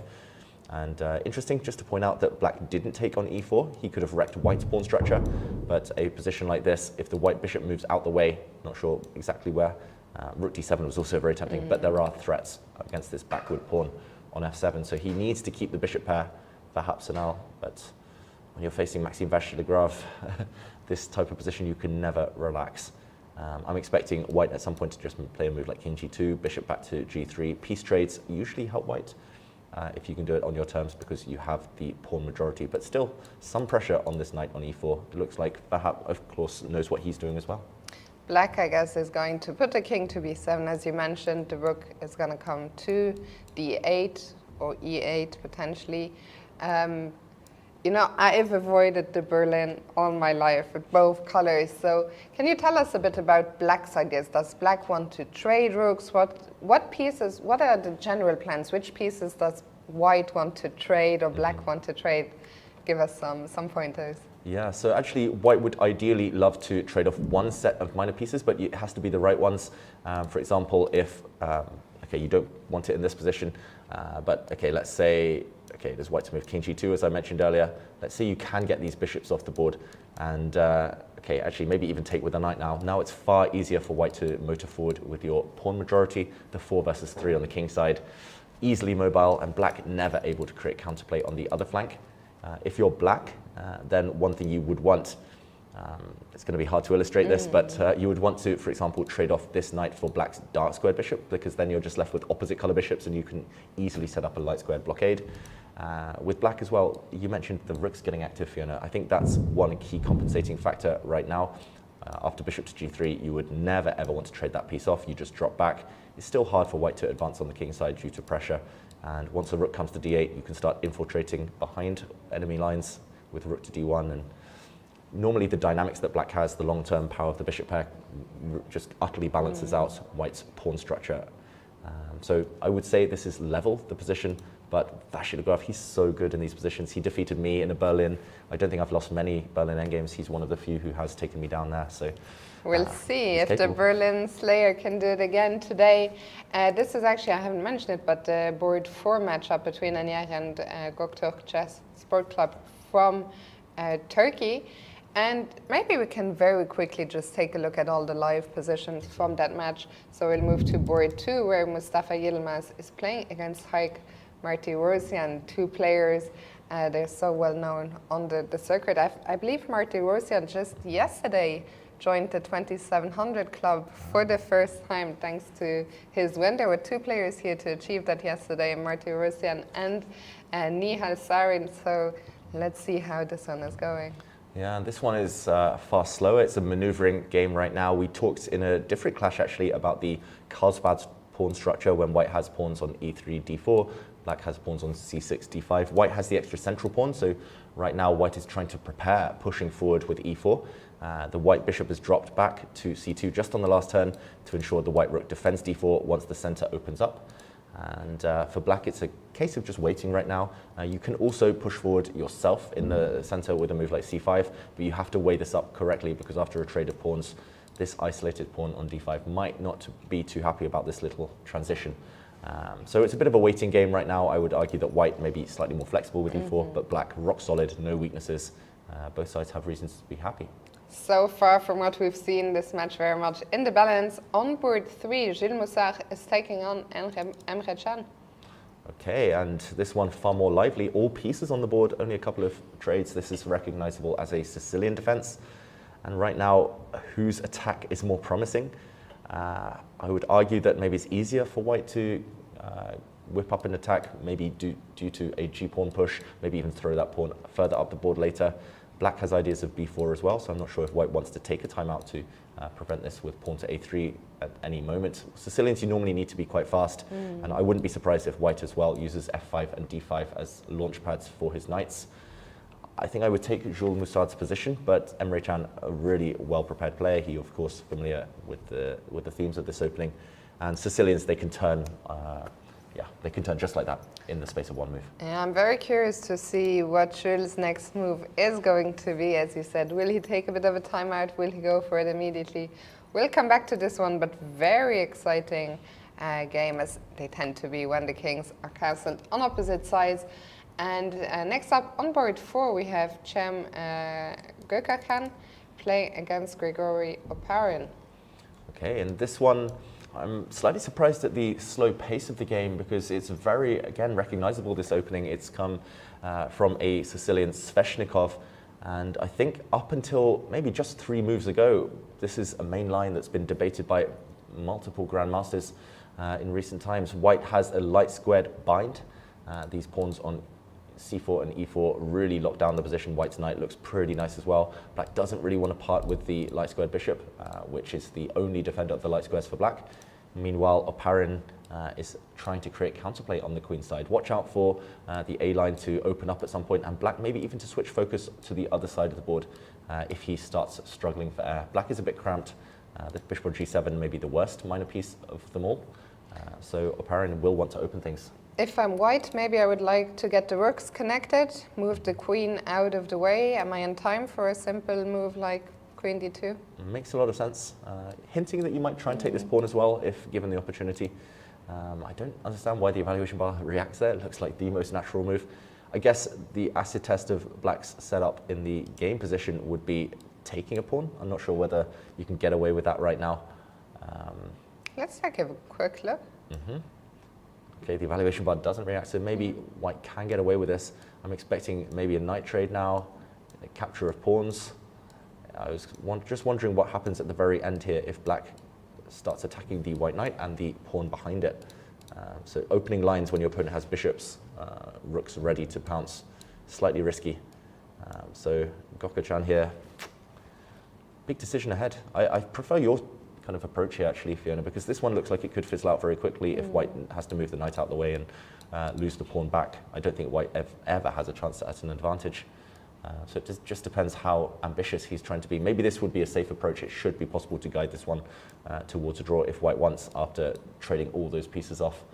But the ambitious move would be to keep the tension. Yeah, of course, the play with the white pieces here is the rating underdogs, so maybe he will actually go for the capture on b4. It always depends, right? This is so different to an individual tournament where you might be happy with a draw against this higher rated opponent, but in team matches, when you're playing with the white pieces in general, your team expects you to be a bit more ambitious. Let's move on to board 5, Sergei Movsesyan against Eray Kilic. Wow, and I had to do a quick check there that it wasn't white's move, it is actually black's move in the position.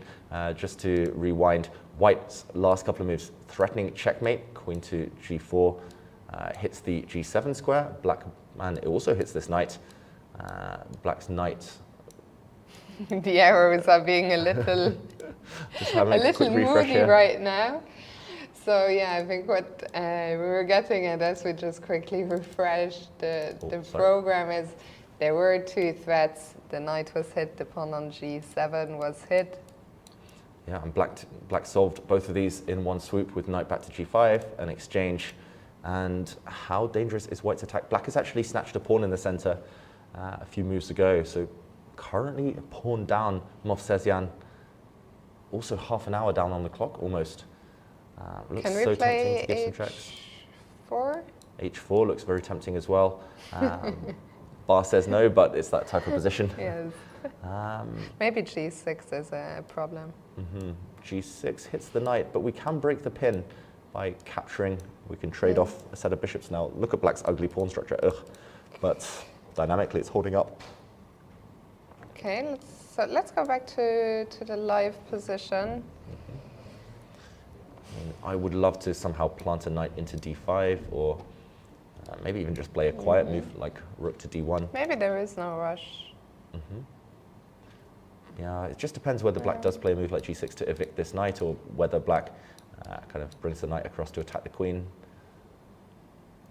I mean, you talked about queen h5 as well, just to get out of that pin.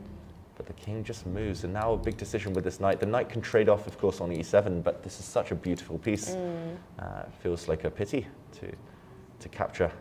I just wonder if we go back, how about, I hesitate to suggest bishop takes bishop, but now if the white knight just moves, how does black defend this pawn on e6?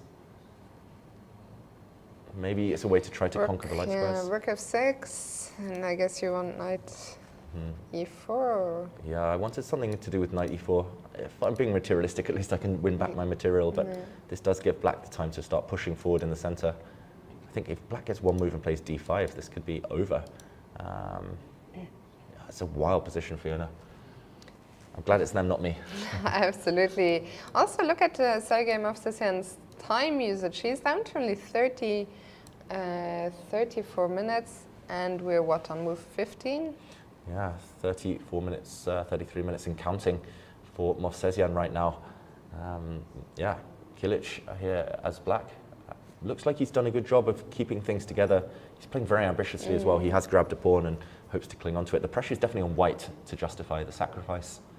Yeah, we'll come back to this one. For now, let's move to board 6. After that, we'll check back in with Magnus Carlsen. On board 6, Dennis Ozan is playing against Jean-Marc de Grave. Yeah, and I might just need a sec to pull that up. Here we go. And, okay, what's happening here? It looks like not too fun a position here, No, Fiona. I don't think we're going to stay here for too long. I'm expecting white to play the move bishop to e5. There's a threat against the bishop, maybe a threat to damage white's pawn structure by trading on c3. So a move like bishop to e5. And black has a small advantage. You have access to d2, for example, but it's hard to imagine this being anything other than a draw. This match very much in the balance. Some games more exciting than others. We'll return to this a bit later on. For now, you can see him on the camera, world number 1, Magnus Carlsen. We saw him open today's game with 1a6. Maybe we'll just put it on the board for 1 second for the people who might have missed it early on. This is how his game started, but later transposed to a French. That's right, and just to show what happened in this game, white played d4 now, black gets ready to play a French defense, and I'm not such a big fan of white's decision to play knight to b to d2. Not the most ambitious way of playing this position, because suddenly here black plays the move c5, and we'll come to what happens in a moment. But just to show the French defense, one of the main lines here would be to play pawn to e6. Sorry, let me get this. Pawn to e6, d4, d5, knight d2. And a6 is actually one of the most well-respected moves for black, a bit of a waiting move, and c5 transposes exactly back to the game. Well-known theory, known to be fine. And okay, instead, not trying to punish his opponent, let's catch up with the current position. Okay, black has the bishop pair, slightly imbalanced pawn structure, white with the queenside majority, black with the kingside majority. I call this the fortress, the castle here. When black has this pawn structure and a dark squared bishop, it's so hard to break through. How is Magnus hoping to work his magic here? Is it mostly just the bishop pair? I think the grind is real. Fiona, I think he would love Magnus Carlsen to trade off the rooks, trade off even the queens, and long-term black's bishop pair should be slightly superior to the bishop and knight. Also long-term, if black's king is safe, it's much easier to push black's kingside majority than it is for white's right now. You can push a pawn to c4, but that structure is never going anywhere. But f5, e5, e4, it's easy to see this going wrong for white. And I think body language clearly favors Magnus right now, and the clock times. Absolutely. I was just going to say only half an hour for Bojan Maksimovic, and I predict long suffering ahead. So let's check in with the rest of this match. Let's go to board 2, Sadwani against Stankovic.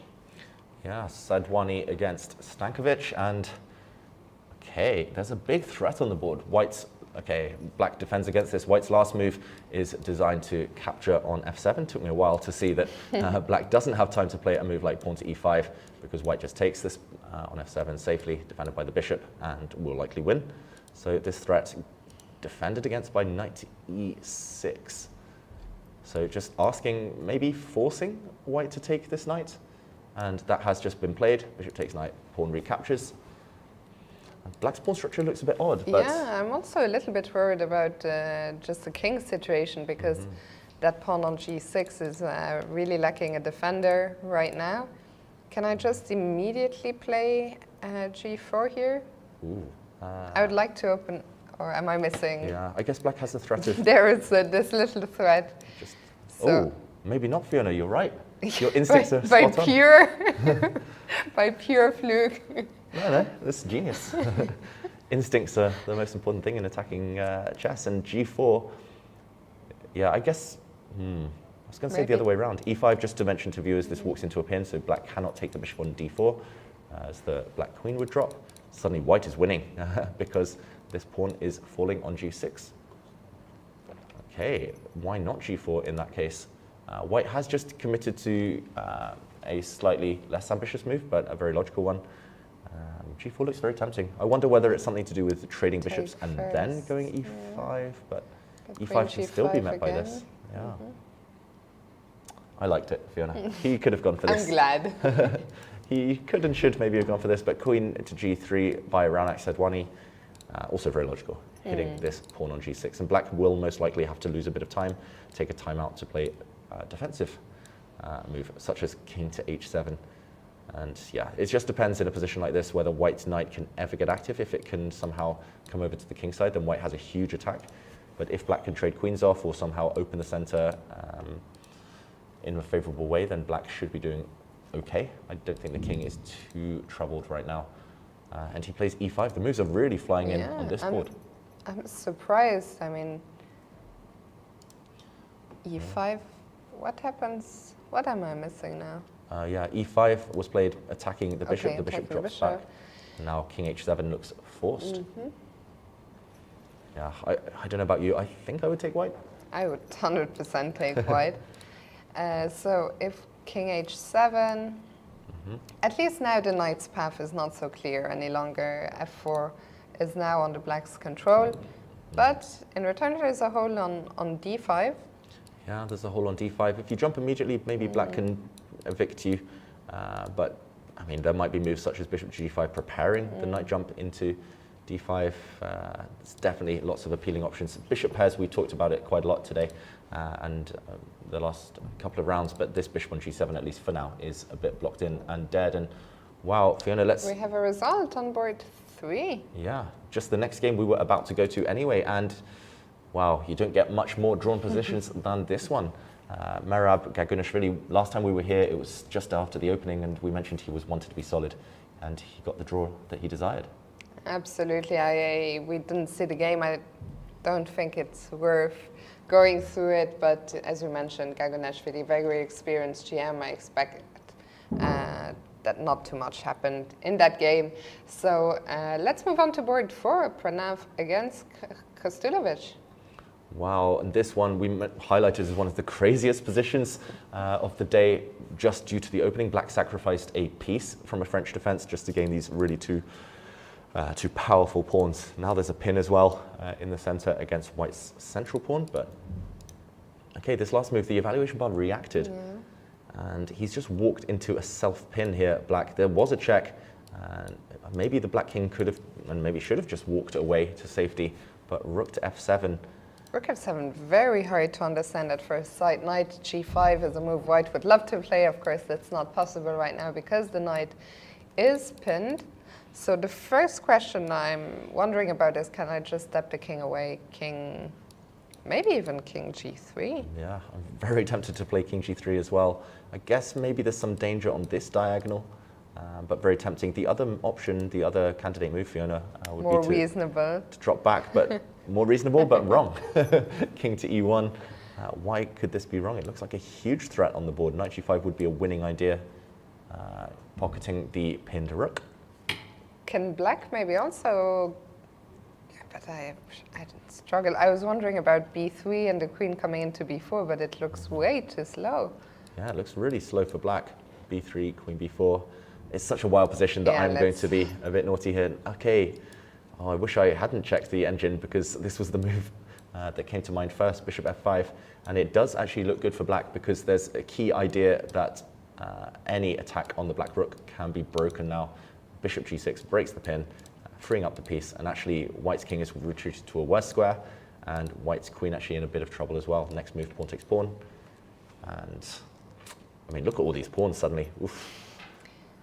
Marching down the board. Maybe even better for the black in this last position, but certainly dangerous for white right now. I think this is a game now that we've turned the engine off again, where we'll see a lot of bar swings up and down. It's so tough to find the best moves. Is white? I'll just mention, okay, the evaluation bar we see is in white's favor. So I did check white's best move, Fiona. Crazy. No? One of white's two best moves, at least, the most kind of logical move would be king to g1. Oh, wow. Going for this black rook. But and the other one? The other one, wow. Knight to f4. I don't think we would have found that in a million years. Giving up the knight, throwing the knight off the board, and attacking this pawn as well. Saying, okay, take my knight, please, because I will leap. No, I won't leap forward. There's a check. This is just crazy. Rook e1 must be the idea. No? I'm so confused. The evaluation bar, we turned off the computer again, but I mean, to me, this looks mighty dangerous for black. But okay, it's still good.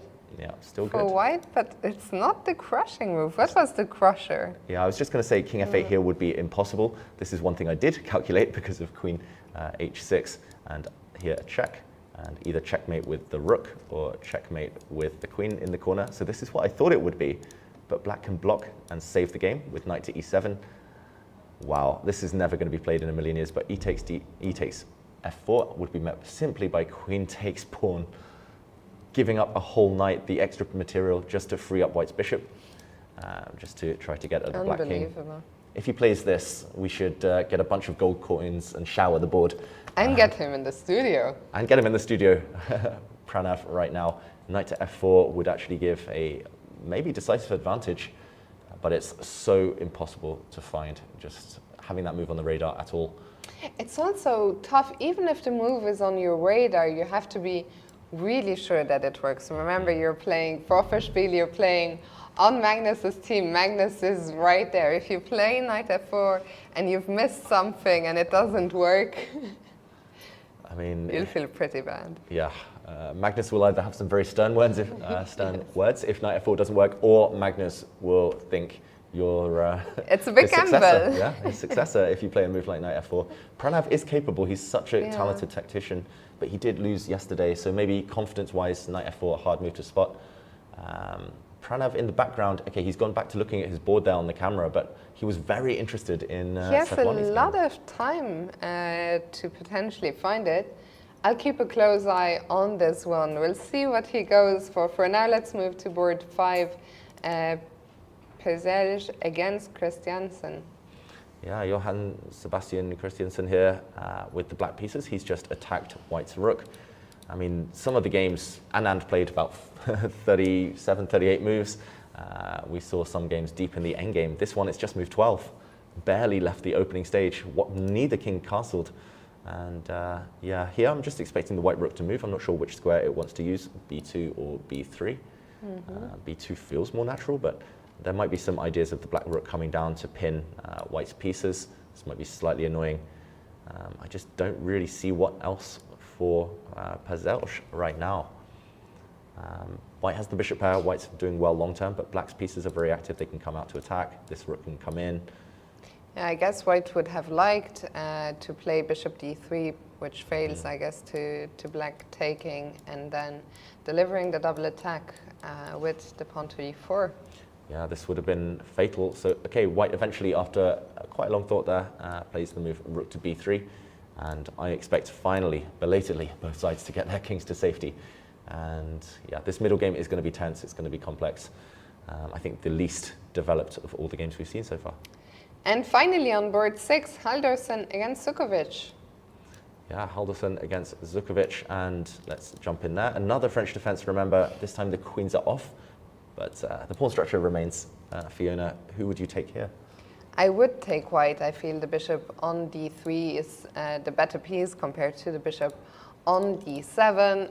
You know me, I love pushing my pawns on the king side in this case. I don't think we'll see a checkmating attack, but as you're pointing out, that h-point might go up and try to create some damage, some weaknesses in the black king side structure. On the other hand, for black, it's not so clear what does black want to do. I guess bring the rooks to the c file maybe, and then maybe knight a5, knight c4, some kind of maneuver. But I think it's easier to fight plans for white than for black. Yeah, certainly. And earlier you asked about the Berlin endgame, which pieces to exchange. If white could ever, for example, trade off white's bishop for the black knight, white would be left with a good knight versus a bad bishop. White could, well, just install the knight and the d4 square in the next few turns. Even trading knights might favor white in some scenarios, with pawn to c3, knight to d4, king to e3, knight to d4. I think it might rest on whether black can successfully break out in some manner with pawn to f6, but I'm not sure white even will react to this. For example, white could just, I don't know, play a move such as rook to f1, trade here would, again, not change too much, and feels like full control. So white's slightly better, but black still relatively solid for now. Absolutely. So with that match done for now, maybe we can go back to Super Chess, the top seeds. We already saw Vishy Anand made a draw with black against Suleimanli. Let's see what his teammates are up to, starting with board 1, Richard Rapport against Rauf Mamedov. Yeah, and we do see this game has progressed a lot since we were last here. We mentioned that Rapport was being creative in the opening, just trying to keep things really slow, really solid, and it's still a very balanced position. White has doubled pawns, but they do control a lot of squares. It's hard for black to break out with d5, and we've got to time that really well. To me, Fiona, it looks like kind of a typical Rapport grind here, where actually people see him as an attacker, but he loves the positional maneuvers, and he's very strong in these types of scenarios. Mamedov, meanwhile, maybe a more direct, maybe a more kind of concrete player, so getting frustrated, but still, he's done nothing wrong either. Do you think Mamedov might be looking to open things up in the center at some point? Yeah, I think if he can achieve it, Mamedov would love to play a move like d5. Just to show what happens if d5 now, white does have two options. You can kind of step forward, keep the tension. This would be the safe approach. Or you could possibly, if you're feeling really ambitious here for white, trade off on d5 and play queen takes rook, giving up a queen for two pieces, two black rooks here. And yeah, I mean, this one, who knows the evaluation? The evaluation bar says it's good for white, but it's always tricky, queens versus two rooks. And I think that's the reason why d5 is just less tempting, less feasible right now, but definitely in the pipeline for later. We see Richard Rapport there in his trademark flamboyant fashion style. That's not something we've discussed at all so far in this tournament, because I don't think we've seen as many outlandish shirt styles as this one. And the ponytail, that's actually a new look. The ponytail, a new look, that's right. And in the background, we briefly saw Nihal Sarin there on the left, the newest member of the 2700 club. They don't want us to see the ponytail. Yeah, these players walking around, they're just trolling us. It's as if they can hear us anytime we talk about a player, they block our view. But there we go, the ponytail, the flamboyant shirt, as you said, Fiona, and he hopes to maybe get some flamboyant moves on the board. Right now, there we also see Rauf Mamedov just pondering away, both players looking pretty calm, and it's just that type of position, still maneuvering, still feeling each other out, still fighting to gain ground. Absolutely. So let's move on to, for now, to board 3, where Bogdan Deák is taking on Fugar Asalli. Yeah, and this one started as a bit of a hybrid between the bishop b5 Sicilian and the Alapin, the c3 Sicilian, but somehow white's bishop has repositioned itself. It started by coming out to b5, it later came back to f1 and over to g2. White has the kind of the really flexible pawn structure in the center, but black's pieces are really active. There's an immediate idea of taking this pawn until you realize that bishop to e4 will trap this black queen. So Daniel Dejac here, just Bogdan Daniel Dejac, setting this trap. Actually, he was the one who trapped his own queen yesterday, which was missed by his opponent. I know that was Vincent. No, that one. No, it was right. Dejac. Yeah. Eric Blomqvist could have trapped Bogdan Daniel Dejac's queen, and maybe just inspired by that, he's saying, "Okay, please take my pawn. I'll trap your queen this time." Of course, Black won't go for that, but if he doesn't, then sadly pondering this position right now, then White's knight will land on e4.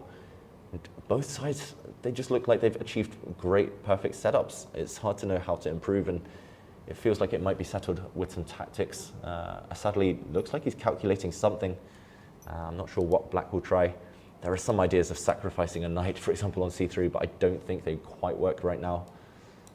Maybe it's time to continue maneuvering. Yeah, again, especially in a team match, you don't want to play, you don't want to take that level of risk. But yeah, it seems deep in thought. We'll see what he comes up with.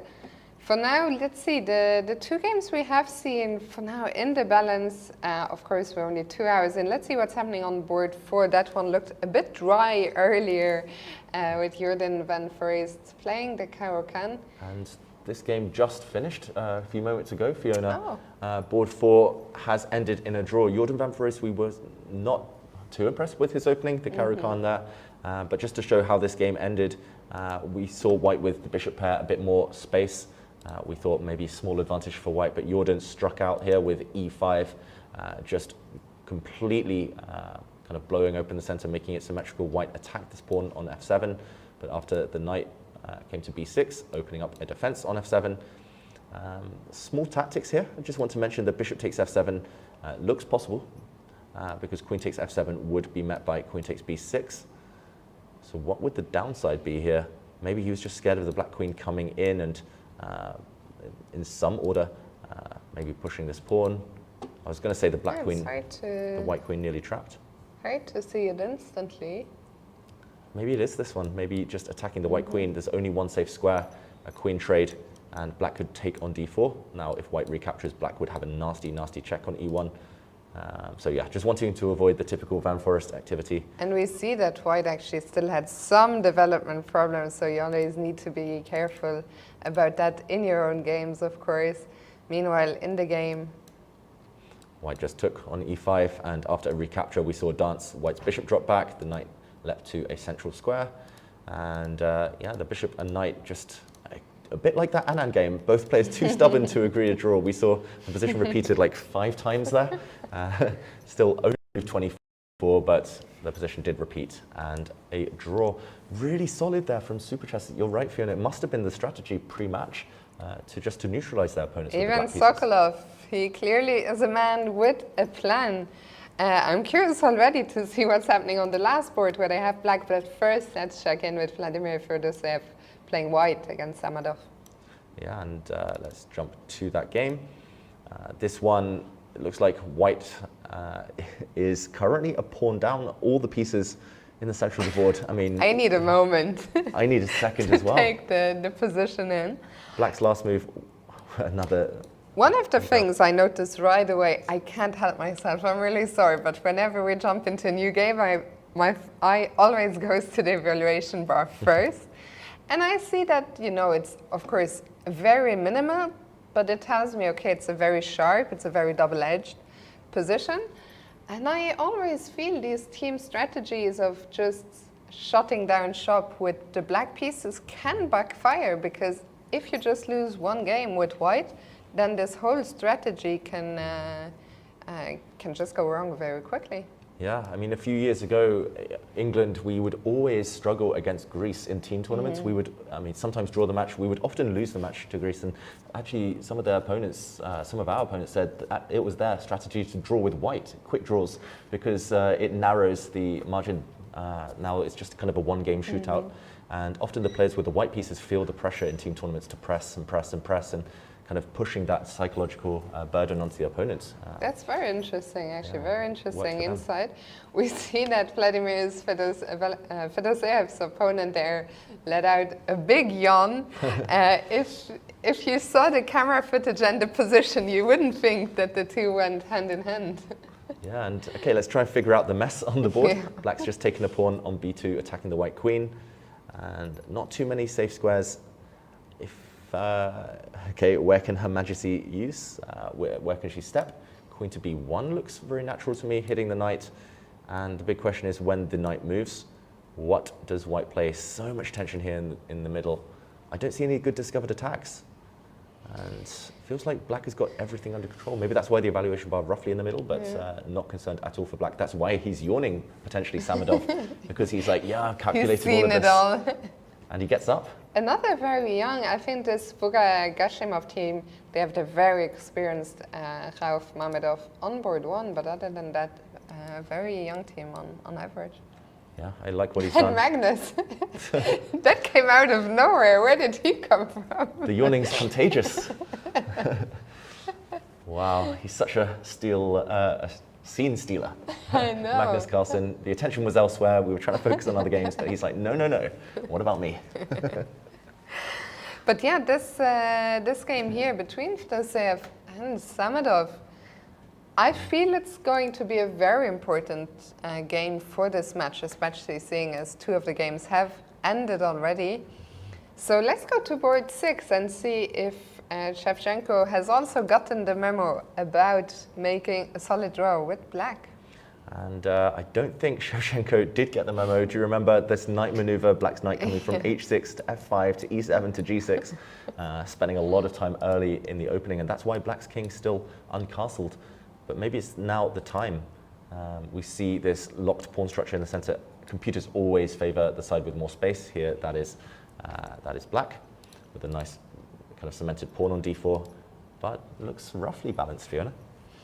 Yeah, so after bishop b4, how do you think Shevchenko is going to react? Is he just going to ignore it? Do you ever want to take the bishop? Yeah, I think the one thing that he won't do is take this bishop, just because it slightly improves the white pawn structure. That might be counterintuitive because white has doubled pawn suddenly, but it's about activating this white rook. Next move, b5 is a threat. For example, if black castles, the pawn to b5 now would win the black a pawn. Next move, just defended by the queen.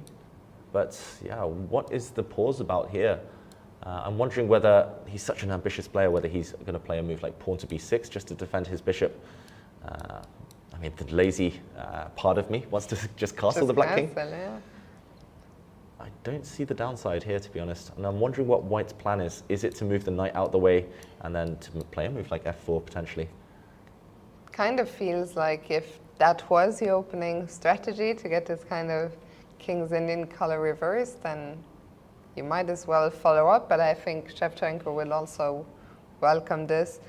So we'll see what happens here. But yeah, I think this match, all in all, looking quite good for the favorite Super Chess, but anything could happen, especially in that Fedoseev's Samedov game. Where would you like, maybe we could check in with the women's section briefly. We haven't been there in a little while. Yeah, it feels like time to go back to the women's section. Just a quick update on the top board clash between Teuta and Garuda Aika. There has been one result. The top board there between Antoaneta Stefanova and Bela Kotanishvili has ended in a draw. I quite liked white's position out of the opening, but things did fizzle out, or at least fizzle out in terms of the results. The evaluation bar says white still has a significant advantage. A bit surprising that Stefanova bailed out with a draw here. She's kind of the team's leader, the team icon. Very surprising, especially given that they are such a big rating underdog on the bottom board. We will not know what the reasons were.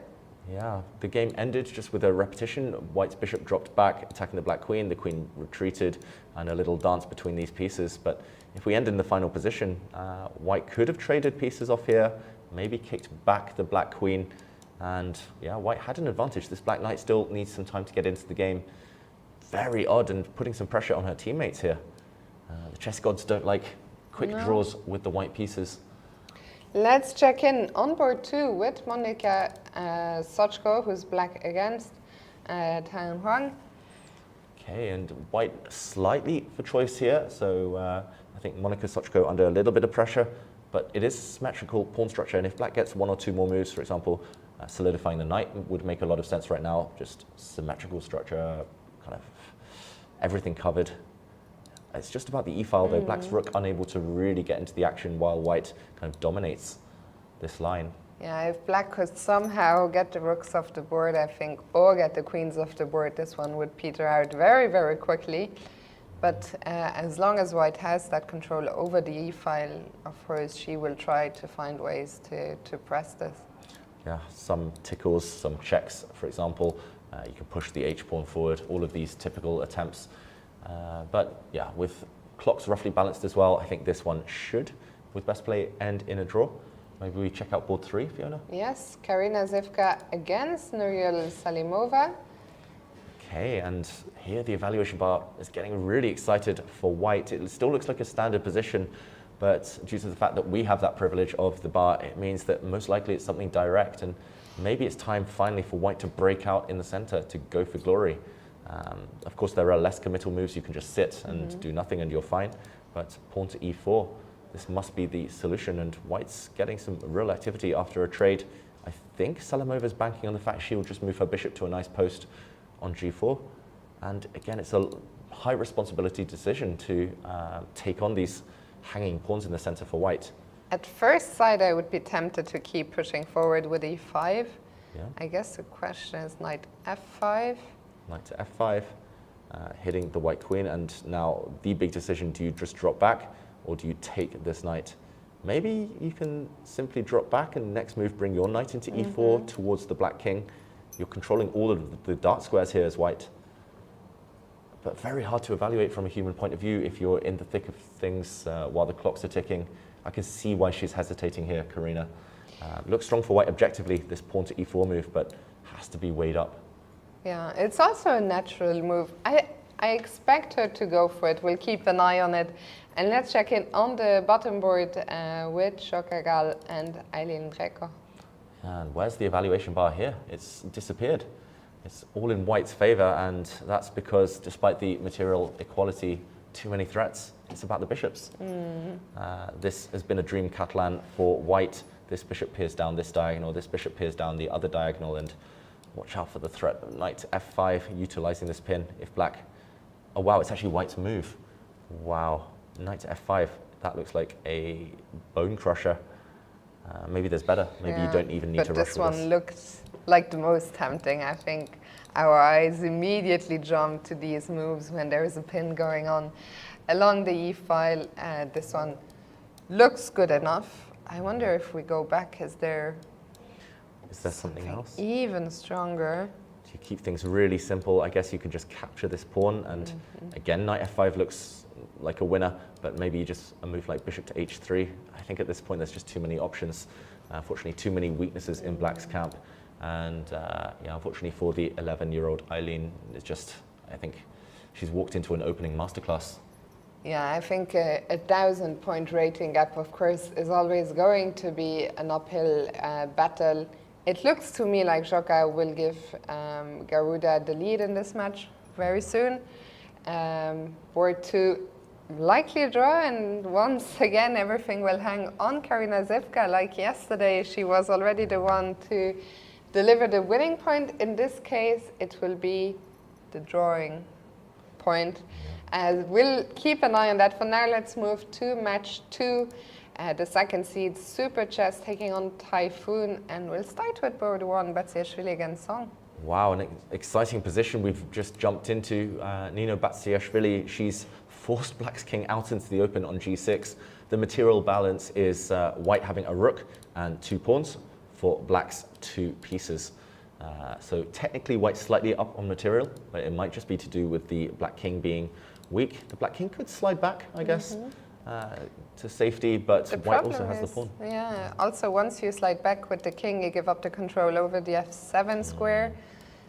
The queen, once it comes in, gets dangerously close. Computer says no. Are there some... I mean, it looks, from a human point of view, terrifying for black, the rook coming into e8. I totally agree with you, Fiona. I think she'll really hesitate to allow white's queen in here. What is black's defense? You're right. Maybe some checks? maybe some checks. Well, I see one check. I see one. You're right, but what's the next move? Do you drop back with the queen to attack white's rook here? Do you attack white's rook from this direction?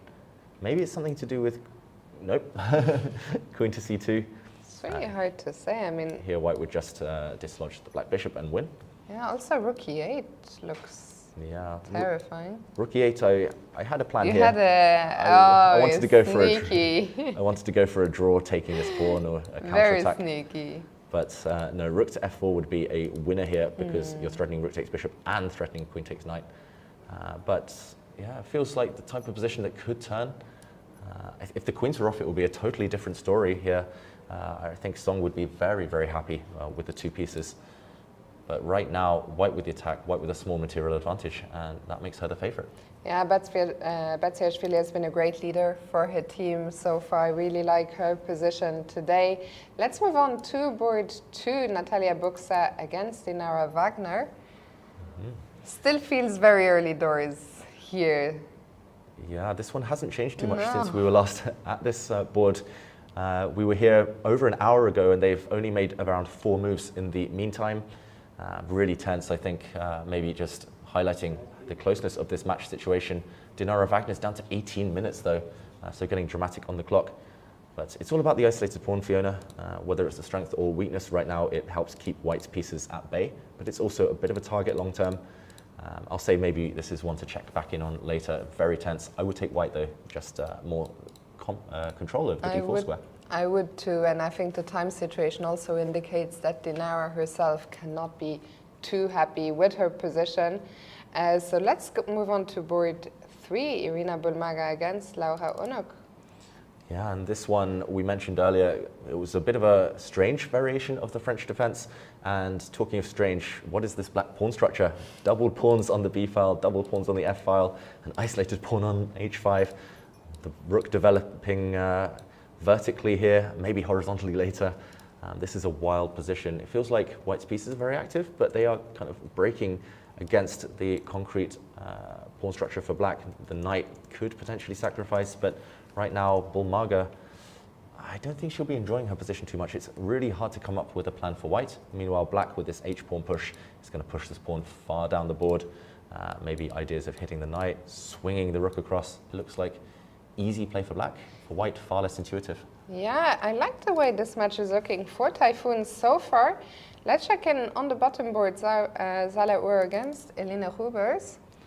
Wow, and this one is a bit of a crazy position, especially relative to the opening we saw a bit earlier, where we thought Zala as white was relatively happy, but pretty balanced on the whole. Suddenly, things are turning. I think Elina Rubers here taking big risks against her lower rated opponent.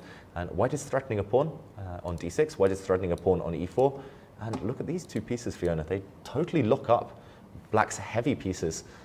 The queen, the rooks, they're just frustrated right now. They can barely move just because of those two pieces. The problem is it's going to take quite a long time to coordinate them. The knight would love to get out of the way and allow the bishop to come back. That's not happening. But still the computer says white is doing well here. Yeah, maybe it's just hard to defend this pawn. Yeah. Right now, Elina Rubers in big time trouble potentially as well. Still a lot of moves to make with only 23 minutes left on her clock and some big decisions. The black queen is utterly immobilized. She cannot, for example, drop back to defend her pawn. Wow, I'm shocked the evaluation bar doesn't react. I thought this was a simple blunder. Simple fork, yeah. Simple fork, but maybe that doesn't tell the whole tale. Yeah, right now, I think we can trust the evaluation bar favoring white and Rubers on the back foot. The question is, how do you defend that pawn if queen v8 runs into knight a6? Can I... Well, if I drop the knight back, the e-pawn, I guess, is going to drop. Very difficult position for Elina. Elina is an attacking player. I don't think she'll be happy, as you mentioned, to be on the back foot here. This is another board which is looking great for Typhoon. So we might see an upset, potentially. Typhoon, the 5th seed in the women's section, against the 2nd seed, Super Chess. Yeah, and What do you think? Should we move on to another match, Fiona? Yeah, maybe we can quickly check in with the top seeds in the women's section. Monte Carlo yesterday, they were held to a draw. So today I think they're already very close to being in a must-win situation. Let's just quickly go through all the live positions, starting with Anna Musishuk on board 1. So Maria being rested today after her loss yesterday. Yeah, we saw Maria's defeat yesterday. She looked heartbroken on the camera, and that's the beauty of team chess. You can take a time out sometimes, recuperate, and come back for the critical rounds. And this one, I think we can trust the evaluation bar because white is simply a pawn up, but some tactics in the air. Bishop to a6, hitting the white knight. If, for example, pawn takes knight right now, I think black wants to line up on the e file. There are some targets, some serious targets on e3 and e2. Maybe just the move queen to e7. Black will regain some material.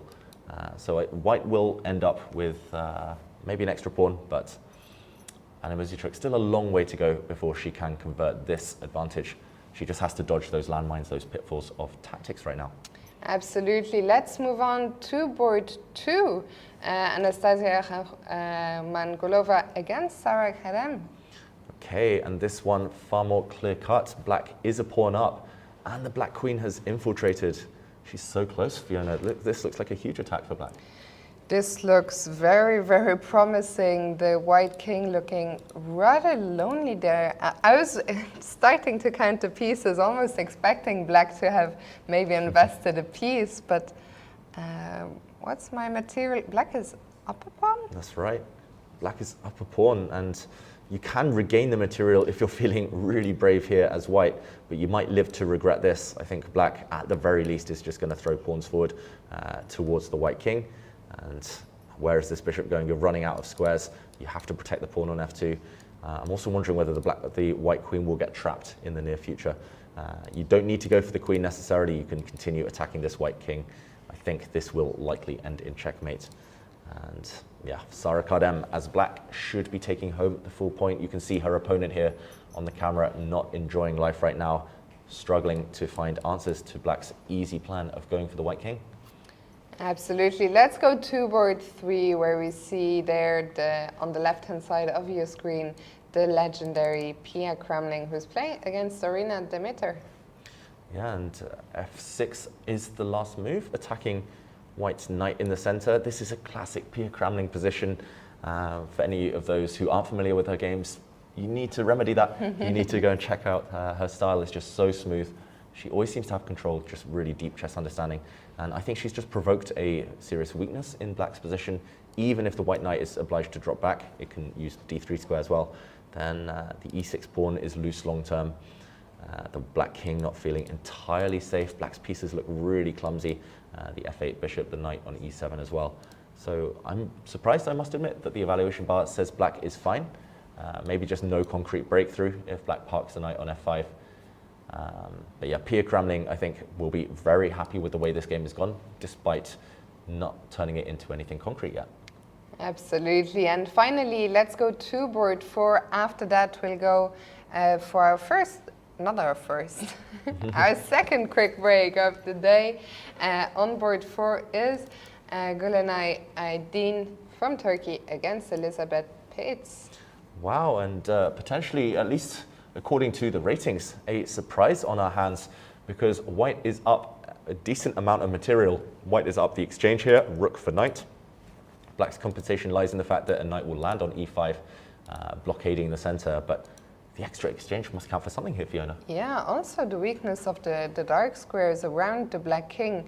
If I were black, I'd much rather my pawn was back on g7, not to leave all these holes, but the material alone, of course, is also a very nice edge. It is white to move. If you were in Aydin's shoes, how would you continue here? Yeah, I would be looking actually at this d4 pawn, which lacks protection. Right now, white's bishop is in the way, so we can't kind of open things up too much to capture this pawn. I was actually tempted to suggest a sacrifice. I don't think it quite works here. Pawn to e5. I just wanted to get my bishop out of the way to take this pawn next. The key factor here is, however, that black can actually discover check against the white king. If this white king were in the corner, however, for example, if the king were on h1, then white would simply be winning. You take up the d4 pawn next, and a trade of queens means the advantage, the material advantage, only grows. So not quite breaking through yet. I wonder after queen to c5 whether white just gets the king to safety and then goes for something similar to that. But like you say, Fiona, as well, plans against the black king. You can shift your rook up, across, bring the white queen to h6. There are targets. I think white is kind of being able to bully black here with the material advantage and the direct attack. Yeah, even looking at the camera there a second ago, we saw Elizabeth Pitts on the left-hand side looking at her score sheet, and I think, you know, we just sometimes recognize that body language, and she was looking at her score sheet almost in a way that we do when we wonder where did things go wrong. So Monte Carlo potentially under some pressure again today. We'll see what happens in this match when we come back after the break. Of course, we'll also check in with everyone else who's in action today. Magnus Carlsen, Richard Rapport, MVL, Keimer. It's the who's who, the who's who of chess. We see Magnus there, his game is still going. Actually, David, before we go on break, let's see what did Pranav play in that position. I was so curious, was he gonna find actually what was the move? And I'm sorry, I tricked our producer there. But did he play it? He played knight my goodness. F4. I think we've got the move of the tournament so Let's far. get the gold coins out. Someone needs to give that man a pat on the back, and Magnus Carlsen, when he finally looks away from his board, I think is going to be mightily impressed with his teammate there. Knight f4, we mentioned it, just throwing a knight off the board, and if it's captured, queen takes d5 is simply winning for white. Too big an attack on the black king, the bishop coming into the action as well. Knight f4, just out of the blue, giving away a piece on an empty square, just beautiful chess. Absolutely. Kudos to Pranav, and we'll come back after the break to this match, check in with Magnus Carlsen and his other teammates. So don't go anywhere, and we'll see you soon.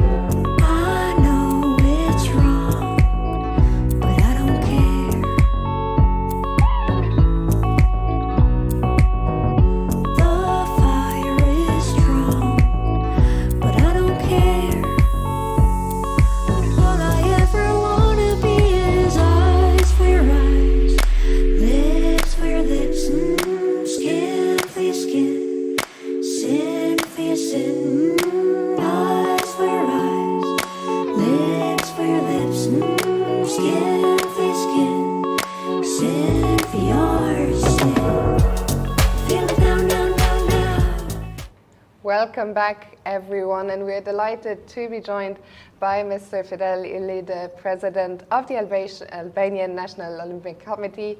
Welcome, thank you so much for joining us today. And my first question is, what does it mean to you to be hosting the European Club Cup here in Albania? For many reasons, because chess is a beautiful sport, and the people in Albania, we have the tradition in sports. The president of Albanian Chess Federation has been the international master of sports in chess, and we haven't some other before 90. And now the federation is doing a great job, and they have a collaboration with Minister of Education and Sports to put in chess in school. Like government gave us to the Olympic Committee $5 million for sport in school, for basketball and volleyball, and now we have the chess.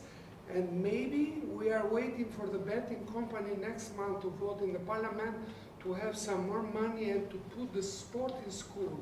It's very important, the children, the people, to be involved in sports and not in the computer and not in the mobile phone and not to stay in the bar or the restaurant, but to bring in the hall, in the palestra, and just to play chess or some other sports. And we have very interest. And this Champions League that is in Durrës, we have the platform in Albania. We have our television. This is the Sportal. Sportal, you can see live here, is the Sportal. If you can go in the Sportal, you can download in your mobile phone, and you can see the chess is live. But this live is not in Albania, it's around the world. Oh, wow. Around the worldwide. If you have the mobile there, you can download Sportal and you can see live. And then people will see us? Yeah, I'm going to download it immediately. You can download it, you can see live. And after live, we have some activities on demand. 1 week before, we organize in Tirana, because this year Tirana is our capital, and this year is the city of sports, European city of sports. Next month we have the World Championship for Wrestling, because in our vision, sports is not a competition. Who is going to win? Who is going to win? One or the other. Sports for us is a culture. Sports for us is a diplomacy. Sports for us is a turnover. For instance, here they are coming maybe 600 or 700 people in this championship. But they are coming to pay in this hotel, in the beautiful hotel with 5 stars, and then we can make a good promotion for our country. Because sports and tourism, they are both together. Sports, in the end, is the diplomacy. And now, like the president of Albania Olympic Committee, we have an idea. All the Western Balkan countries, we want to be together to organize the international tournament, because they are country, they are waiting, they open the negotiation to be the part of the Europe. And sports is very important for me. I'm coming from sports. I have been involved in sport in wrestling. I have been champion in Albania for Greco-Roman wrestling, coach for Dinamo Club and for the national team. But chess is, my father loves chess. And when I was kids, 7, 8, 9 years old, I started to play chess. Chess is a beautiful sport for me and for many kids in our school. And I'm very happy for the great job the Federation, the President, Secretary General, Executive Board, European Federation, World Federation, technical delegates, they are coming. Is amazing to come in Albania and to see the beautiful country and to have a champion. Now Albania, we have the European champion for maybe in 14 years old, something like that, I think. Is a good news for us, and maybe we can continue like this to put again the sports in school and to find and to identify the talents for the chess. Maybe you can tell us, it's fantastic news, of course, to hear that chess is going to be put in school, that we are here now. Magnus Carlsen, the world's best player, maybe of all time, is playing in Albania. Were you inside the playing hall? Did you have a look around? What did you think? Yes, it's a fantastic room. It's very quiet. The best player, maybe some world champion or some best player they are playing in this tournament. I saw Albanian team and some other teams with Albanian and the European president and the Albanian Chess Federation. We are together to see all the tables and to see how they are playing. It's very emotional for me, and I'm very happy that in Albania you can organize this tournament, and we wait to organize like some years before we organized the European Championship for the school. It's the best tournament again in Durrës here. Sports is turnover, sports is economy, sport is the image of the country.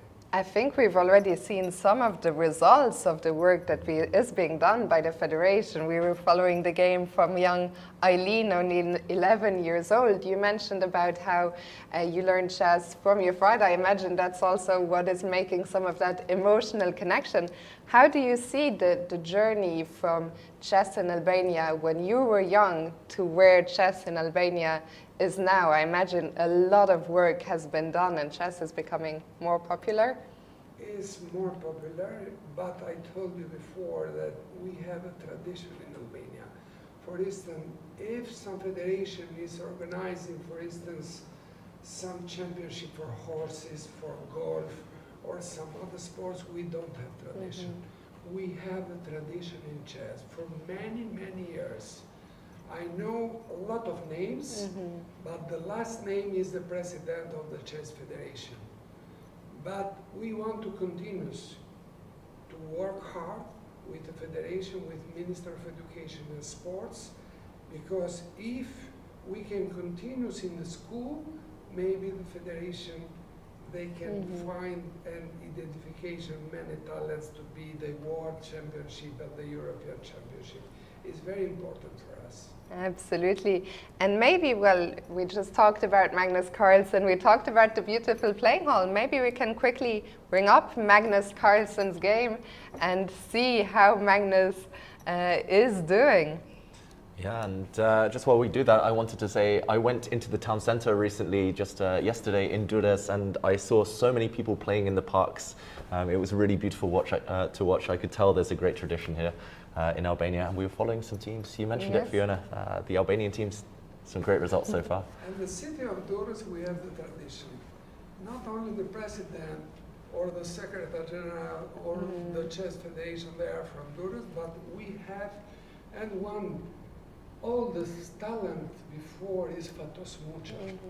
He has been the international master in chess before 90, and some other. But this is the reason that we want to continue in this job the federation is doing, and the Olympic Committee is supporting the federation. And this is the reason that the president of the Olympic Committee is the opening ceremony. I had a short speech, and today they are coming with president to see how it's going and how it's playing. Albanian team and some world champions, they are here to play in Albania. It's a big event for Albania. For sure, and I can only say I feel it's my first time in Albania. I've really felt a warm welcome from everyone. It's been a huge pleasure to see such great conditions and of course the nice weather. I know that is not you which provided it, but it's really been fantastic from every aspect. Yeah, it's our first time in Albania, but I can guarantee it won't be our last time, Fiona. It's the first time, but I don't think that is the last time. Albania is a marvelous country. It's a beautiful country. Not only the beach, but you can see the mountain and you can see a lot of city they are protecting by UNESCO. Girocastra, Putrinti, Kruja, Berati, some old city, thousand years before, and we are happy because this year is the boom in Albania for the tourism. Yes, and this tournament, I'm sure we are not the only ones who feel that we will come back. Maybe just before we say thank you very much to you on the TV behind you, I think we will see Magnus Carlsen in a second with his game. And David, I think Magnus Carlsen is doing quite well today. Yeah, the world's best player is in Albania right now, and he's in action. You can't tell it from his body language. Magnus Carlsen, he looks very focused right now. But I stayed maybe 10 minutes with the president of the federation to see, and sometimes he's going to stand like this. It's very, very important to see this big champion in Albania just to play chess. yeah, I'm very, very happy about this championship. It's the big atmosphere, it's beautiful atmosphere for Albania, for Durrës, for the federation, for the Olympic Committee. And maybe I can bring you the magazine. I can bring the magazine and you can see what's happened in the Olympic Committee of Albania for 1 year. And you can see all the federation, chess federation and everybody from the federation, we can make the good promotion. We printed in Slovenia 5,000 magazine and to bring to all the international federation, all the municipality, all the minister, all the embassy to make the promotion. Because if you are organizing the European Chess Federation, this championship, and this championship is not live, maybe million of people right now, they are live in the link to see there. It's very important to make the promotion. This is the idea that the Olympic Committee is doing this. All the Albanian people now, they are live to see this championship in Durrës city. Is the European Championship in chess. It's big promotion. We are very happy that we have our TV now. We are not going to knock to Albanian television, but we have our television to support our federation. And none of this would be possible. It's so nice, I think, also for us to see the great support from the Olympic Committee, and once again, also from our end, a big thanks to the Albanian Chess Federation, together with the Olympic Committee, who have not organized this beautiful event, but are also broadcasting it to the world. Mr. Uli, thank you so much for dropping by. It was really a pleasure to have you in the studio and to hear about not just chess, but sports in Albania and how much is happening. So thank you so much. Thank you for your invitation. I'm very, very happy. Thank you very much. Thank you very much. thank you. We are going to go on a very short break, I believe, and we'll be back in just a few minutes as time travel is looming already, so don't go anywhere. We'll just be gone for a minute.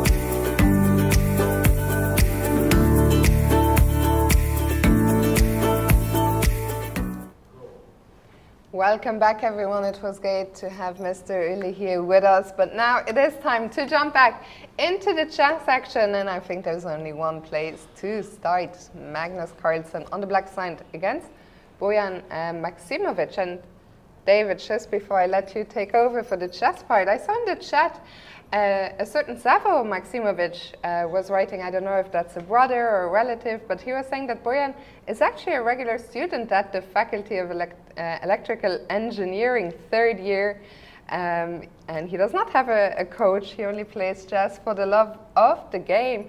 And imagine being one day in uni, the other day playing Magnus Carlsen. Yeah, incredible juggling that. It's a chance of a lifetime for a lot of these players, of course. This tournament is perfect for that. And he's putting up a good fight here, Fiona. He's done extremely well so far. He's held the balance, reacted to that surprise of 1a6 early in the opening very, very well. And you could tell on Magnus's body language, it's not going to be easy. This one is going to be a long fight. I think we might be here for another hour or two as he takes on the world's #1 player. So Maksimovic right now is struggling slightly. I think we'll try to get the live board working in a moment. Maybe we was ahead because there have been a couple of results as well in this Offerspiel match. Yeah, while we were gone, Raundi Sadwani on board 2 actually won his game, but yeah. So can we see? We do see just the final position at the bottom of your screens, where Sadwani did have an extra piece as White's knight in the center, guaranteeing a victory, and Black resigning. So currently, Offerspiel do lead 1.5 points to half against their Serbian opposition. And yeah, just to point out, this is the final position of Raundi Sadwani's game, Fiona. Before we get back to Magnus and do a deep dive there, there was a nice trick, a nice tactic in this position. We saw White Sadwani here going on the attack, trying to break through to the Black King.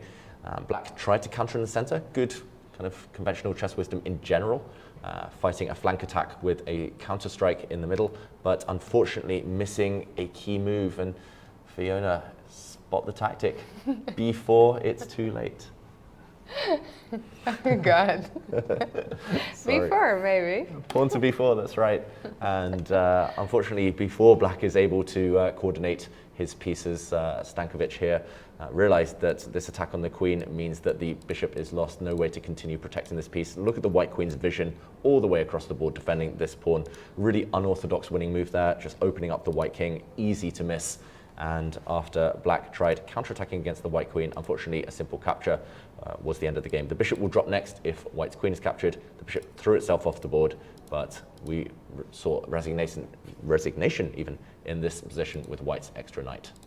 It looks like it's going to be a good day for the Indians on team Offerspiel. Do you want to start with Magnus or start with Pranav? Let's start with the spectacular, Fiona, and we will check out what's happening in Magnus Carlsen's game, of course, but this position is simply crazy.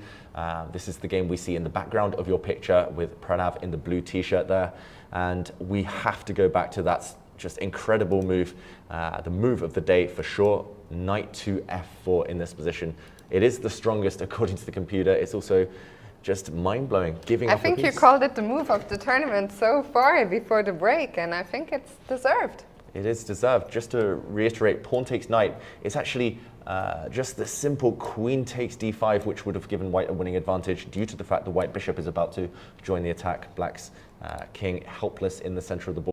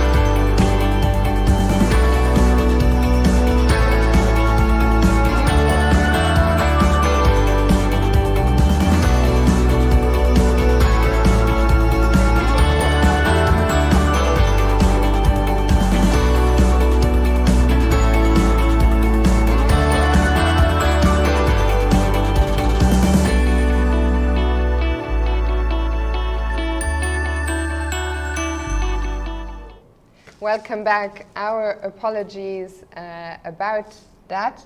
We're going to jump back into Magnus Carlsen's game right now to see what is going on there. And David, over to you. Yeah, Magnus Carlsen has got the type of position he really enjoys, or at least he used to enjoy when he was a lot younger. But we are going to be here for the long haul because it's a long grind, no decisive advantage. White has a solid position as Magnus does aim to slowly tire out his opponent. Black has a small long-term strategic advantage. It's what we call a two-result position, where Black is probing away, White just fighting for the draw right now. If he defends well, it feels like Maximovic might be able to hold, but it is Magnus. He has a huge time advantage, and Fiona, we're heading towards that moment in the day where the clocks play a huge role. Yeah, in this game it might not play a huge role for much longer because it is move 39, so only one move to go here. So Bojan, one more move to make, and then he can breathe a sigh of relief. The position will still have to be defended, but I think so far he's doing a great job. So far he's doing a great job, but there is one big threat in the position.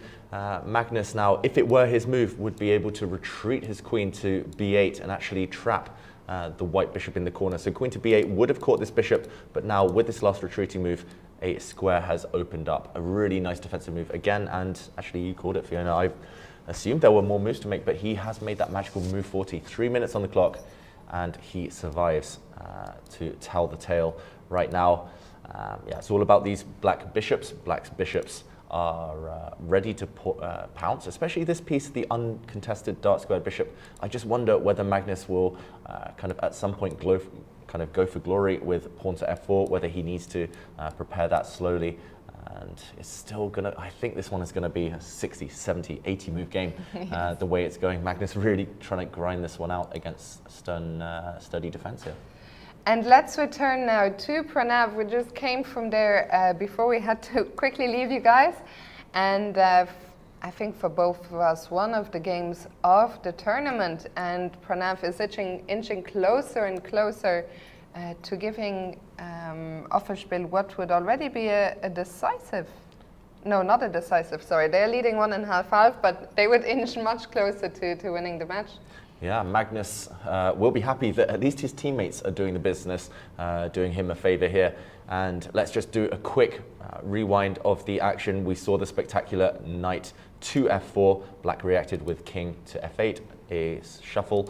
White took a pawn, walking into a check, utilizing the pin. The white knight cannot take the black queen. And after White's knight retreats to block the check, there's actually a cunning tactic here. Pranav had spotted that queen takes rook would have been met by the stunning queen takes f7 check, luring the black king forward onto a vulnerable light square. Another check, and suddenly White has gained time, opened up the attack on the black queen in the corner. White, after, for example, king to g7, would emerge with an extra piece. Pranav so just spot on with these tactics, and a queen check met by a block instead. This is the current position, but White still has the extra knight. Work to do, Fiona, but he's navigated his way through this maze of complications. Absolutely spectacular game. I have to say I'm rooting for Pranav to put the finishing touches on this. It will be a masterpiece, maybe one of his, best games so far. I'm sure our on-site reporter Yannick is getting ready to maybe get an interview with Pranav. For now, let's move down to board 5 and check in with Pezelj and Christiansen. Yeah, and this game has been simmering nicely, but both players are getting low on the clock, and this time it's actually only move 23, so still 17 moves to make before the time control. 10 minutes for White, 8 minutes for Black. It's going to be a race, and actually the position all to play for. Black has some beautiful knights on outposts that cannot be dislodged, but White can say the same if he gets time to land a knight on the d5 outpost. I think White's position is easier to play here, Fiona. Yeah, I mean, you mentioned the time trouble looming. We are only on move 23 here, so 17 moves to go, only 10 minutes for Pezelj. Under 9 for Sebastiansen. Knight playing knight d5 immediately looks very tempting. Yeah, what could be more natural? Knight to d5 forces the black queen away. If the black queen moves, I mean, you have to be really careful where you place her. White has various tempting options. You can try to pin this knight. You can just step forward with the white queen, maybe. You can push forward with your pawn on to e4, to f4. So many tempting moves right now for white. I think white is dictating the pace of this game, but black solid enough for now. I think actually this might be one of the best hopes for Zamash as they try to strike back in this match. I was just going to say, for now, this is the only position where a full point at least could potentially come from. Let's check in with board 6, Halldórsson against Sukovic. Yeah, and this one is a bit sad for black. In terms of defending right now, it's very much a two-result game where black has minimal winning chances. Black is just going to sit passively, maybe with a rook on f6, and hope that curling up into a ball, okay, rook f6 just been played, yeah, hoping that kind of just sitting there doing nothing will be sufficient for the draw, but white is the one having the fun. White can invade with a rook to the back rank. The other white rook can swing across to attack some pawns. It's going to be an uphill struggle to defend this one. I think Benjamin Halldórsson, the young Norwegian, as white, having all the fun. Absolutely. This match looks under control for now for Offerspiel. So we're going to move back to the top board clash between Super Chess and Vugha Gershimov. Although having said that, we could also go to board 3 and the title defenders. Maybe we haven't been there for longer. Yeah, let's actually check in there because I do see some dramatic games, Fiona. Let's jump into board 3. Reigning champions Novi Bor. Their top board is playing black in this position. And that's Vincent Keimer, and he's doing the business again. He's already won 2 games, actually in spectacular style this tournament, winning yesterday in just 18 moves. And now if we do a quick count, black is simply a whole pawn up. And black's pawn mass is activating as well. It's mobilizing, and these 2 pawns are super strong. A trade in the center would just accentuate this. Black's pawns will roll down the board. And I don't think white's going to be able to stop this long term. Also, look at the clock times. This is move 28 and only 2 minutes for white. So white is trying to muddy the waters with this pawn push f5. How do we react? So white trying to undermine the black pawn structure. Do we take on c4? Is that not a pawn you want? Oh, that's what Vincent goes for. Yeah, I was going to say it's a difficult decision. I'm glad he made the move just in time there, Vincent Keimer. He's definitely trying to hustle on the board and the clock. So d takes c4 was played, followed by a capture, a check, and white gives another check with the knight. But if the king simply drops back to safety, just a small trap, don't march forward, don't come forward to any square because you will be checkmated. Whoops, turn around. But of course he does drop his king back to f7, and unfortunately it's currently 2 pawns to the advantage, and that might just grow. Black's pawn is coming forward, black's knight was coming to help it out, and also a big target for the black rook on a2. Even if white wins 1 pawn back, it will be really tough to save this game. Yeah, I think this one very close to being a completely decisive advantage. Also, as you mentioned, Mihailovsky, very little time on the clock. Game 2, I'm looking forward to seeing what's happening there. It was shaping up so interestingly, Grandelius against Kobo. Yeah, and earlier we had a break. I went into the playing hall and Niels Grandelius looked really upset. He'd spent about 40 minutes and he'd only played 10 moves. So not a great start to the game, but it looks like things have kind of evolved at least. And right now it's level material, queens are off the board. The evaluation bar, if I'm not mistaken, is slightly in black's favor. And maybe that's because black has some targets. The f4 pawn's slightly vulnerable, a bit of a backward pawn there. Black's knight will come out to a nice square. b4 is a juicy outpost for either of black's pieces, actually a knight or bishop. And white has this responsibility we talked about, the far advanced pawns. All of white's pawns have kind of marched up the board, but once pieces start to get traded off, they're either very strong or they're very weak, and I think it might be the latter. So how do you think Niels, should he immediately go on about targeting them or just first focus on bringing this knight back into the game? Yeah, I think Orikobo here with black actually. Oh, sorry. Yeah, enjoying this position. I would bring the knight back unless he sees something more direct. Maybe he wants to keep this c-file open for now for some tactics. A lot of players at home, a lot of viewers might be tempted to give a check, but I don't think this achieves that much. White's king actually will feel happy in the center, so this unlikely to happen. I think he'll just bring his knight forward because already knight to b4 will land.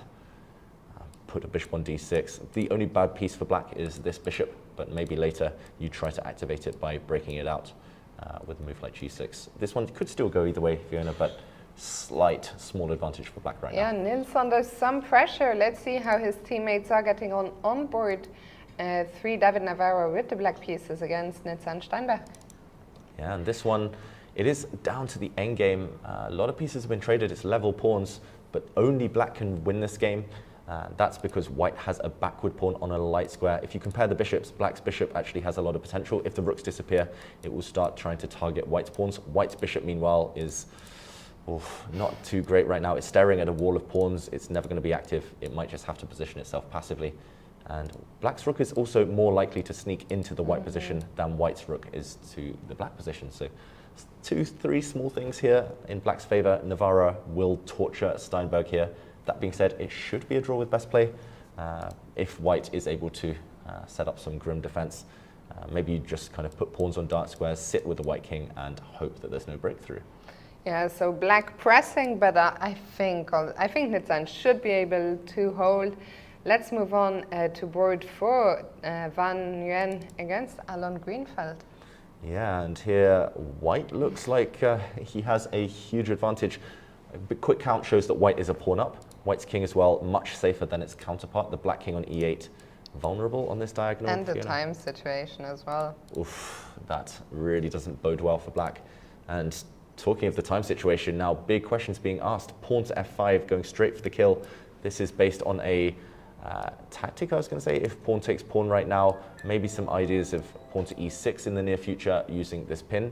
I'm not sure how you set it up with white. Maybe you take this black knight off the board, and for example, after queen takes c5, white can play the move e6. Yeah, this is a pin. You're attacking black's rook. This looks disastrous for Greenfeld right now. And I think he's found a good way to break through. Pawn to f5, last move from Nguyen. Yeah, it looks like Nguyen is getting close to wrapping this one up with Greenfeld. No time on the clock, and the king just in too much trouble. And that leaves 2 games in this match. First, Posny, we talked about him earlier, super solid, but his position isn't far from being as solid as it was when we left off against David Anton. Yeah, that's the problem. Sometimes being too solid can prove to be your downfall. I think he's made some negative decisions. Posny here's white. We saw earlier it was very level, but he's tried too hard to force the draw, and black in the meantime has got the bishop pair. Black's bishop pair, I mean, they are just phenomenal right now. A check against the white king looks like a big threat. At the very least, later you can cash in, you can take off this knight and take a pawn. I think he has his eyes on more, David Anton, as black right now. But it's more the fact that white is pretty much paralyzed. Black can simply start improving the king, bring the king to the center, start pushing pawns on the king side. What is white ever really going to be doing in this position?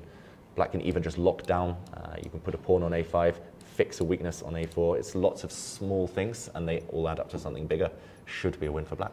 On top of a difficult position, Evgeny Posny also has no time on the clock. So Beersheva, they really need some good news from the bottom board, because the match is looking tricky. How is Alexander Husman getting on against Mateusz Bartel? Wow, Husman looks like he's got a playable position. A quick count shows that white is a pawn up. It's not the best pawn in the world though, because of these doubled c-pawns right here. I just want to show there was a spectacular tactic just a few moves after we left it earlier. We did leave it at this position. We were saying, okay, one thing black cannot do is take this bishop, because it would open up the h-file and white would have a huge attack. But look what happened. The reason black's a pawn down in the current position is because after c5, boom, bishop takes h6. And this is based on a sneaky tactic from white. If the bishop is captured, then we were advocating dropping a bishop back. But because he hasn't developed, after rook takes rook, this bishop is pinned. It cannot take the white queen. The knight cannot go back and take the rook because of a sneaky checkmate. And if the black queen is forced to deflect and take white's rook, then the knight drops. White has won 2 pawns with a decisive advantage. Do you think this was just a blind spot by Husman? I think it was. And I think actually here white does have a huge attack here, threatening to actually take and bring the queen in. But he fought well. Husman, we mentioned his experience, and he's a renowned coach, renowned grandmaster. The current position, if we fast forward, is this one. And the reason I think black has decent drawing chances is because at some point you can take the knight, leading to an opposite color bishop position. But of course, it's only white who can win with this far advanced protected pass pawn. Okay, so this match, I think, looking great for the title defenders. The only player maybe in some trouble, or where things are not so clear, is Niels Grandelius. We're going to go back to the top match now between Super Chess and Vugar Gashimov. In that match, we actually saw an early draw both in the games between Aydin Soleimanli on board 2 and Vishy Anand, and also on board 4 between Ahmadzada and Jordan Van Foreest. We'll bring back the boards in just a second as we see Magnus Carlsen there, still deep in thought. As you can see on the clock, if you have very good eyesight, you can see the little flag on Maximovic's clock that indicates he did pass the time control, so plenty of time now. We'll come back to this match in just a moment, but we're gonna go back first to Richard Rapport on board 1 against Rauf Mamedov. Yeah, and Richard Rapport has been able to transform that position completely as white. We mentioned it was a slow middle game, a lot of maneuvers, and suddenly it's exploded. Queens are off the board.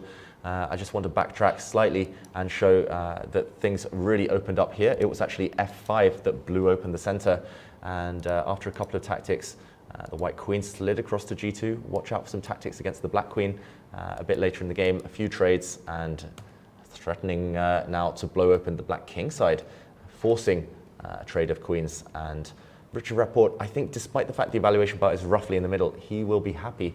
White's position is far easier to play than black's.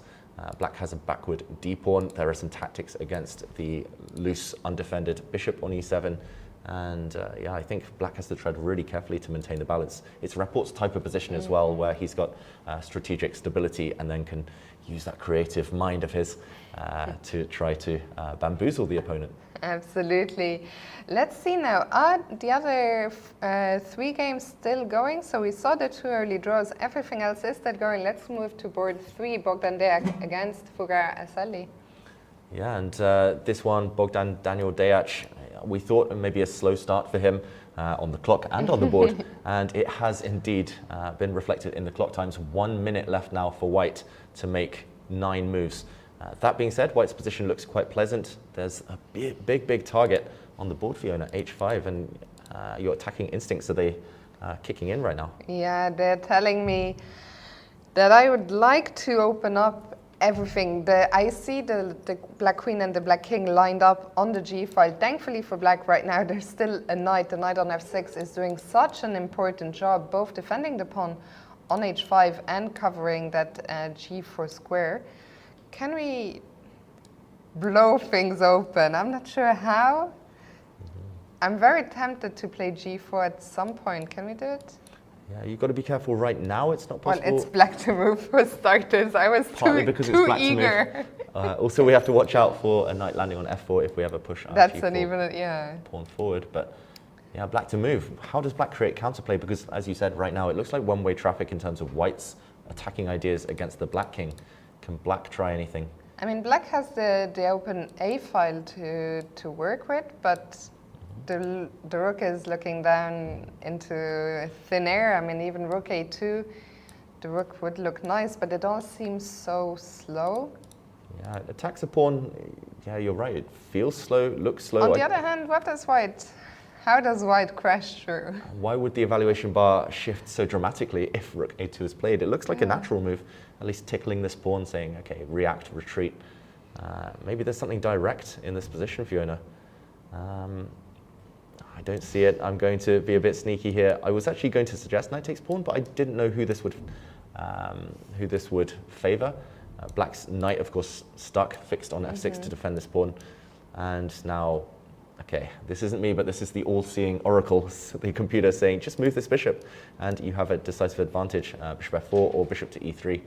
And I think it's just the fact that black's knight is so tied down. Black is pretty much frozen on the king side. If the knight can't move, then the queen can't move. Your bishop may be stuck as a defender as well, and eventually white will break through. Maybe you move the king out the way, and then you start pushing forward, opening lines against the black king. So actually a long-term strategic threat rather than anything concrete, dynamic. And okay, black drops the knight back. It looks like Bogdan Daniel Deac here, the higher rated player, the more experienced player, at least at top level chess.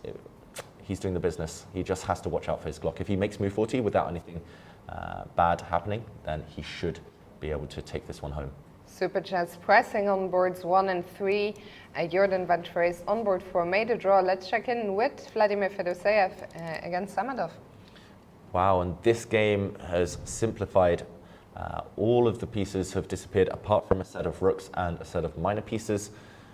Fedoseev, he's really good in these scenarios. He's so good at grinding out endgames, and white does have this key, kind of simple plan actually, an elementary plan of marching the king towards the queen side, especially if rooks come off. This black a-pawn could be ripe for picking, but how does black defend? I'm shocked that the bar is stuck in the middle. I feel if I was white here, I would feel I'm on the verge of winning somehow. Same. You know me and my endgame, so I would love white's position right now. It feels like black has to be accurate to hold. The key question, trade or not to trade? Should we have I would say at least not yet, maybe. I guess there's no rush. Yeah, maybe you wait for it to happen on your own terms if you're black. Rook takes rook. Okay, the evaluation bar doesn't even react. I was going to say this is a hit on the black bishop. Also, the black king now is sidelined because cannot use either of these two squares. The black king can never approach the center. But why is this still a draw? I mean, it just looks like it's winning for white. This is frankly confusing, to say the least. I am very confused. I guess playing f6 is not going to work. I was wondering if I could force matters, but you can even you can probably take both ways even. Yeah, I mean, maybe f5 just to prevent the knight capturing. This would be crazy, Fiona. Because I did want the pawn to take, actually. You want to force me to take this way, and then you step across, and then you're just in time. That was clever. Just in time to dislodge this white knight from the protection of f6. Wow. This is where humans and computers differ so much. Computers do not panic.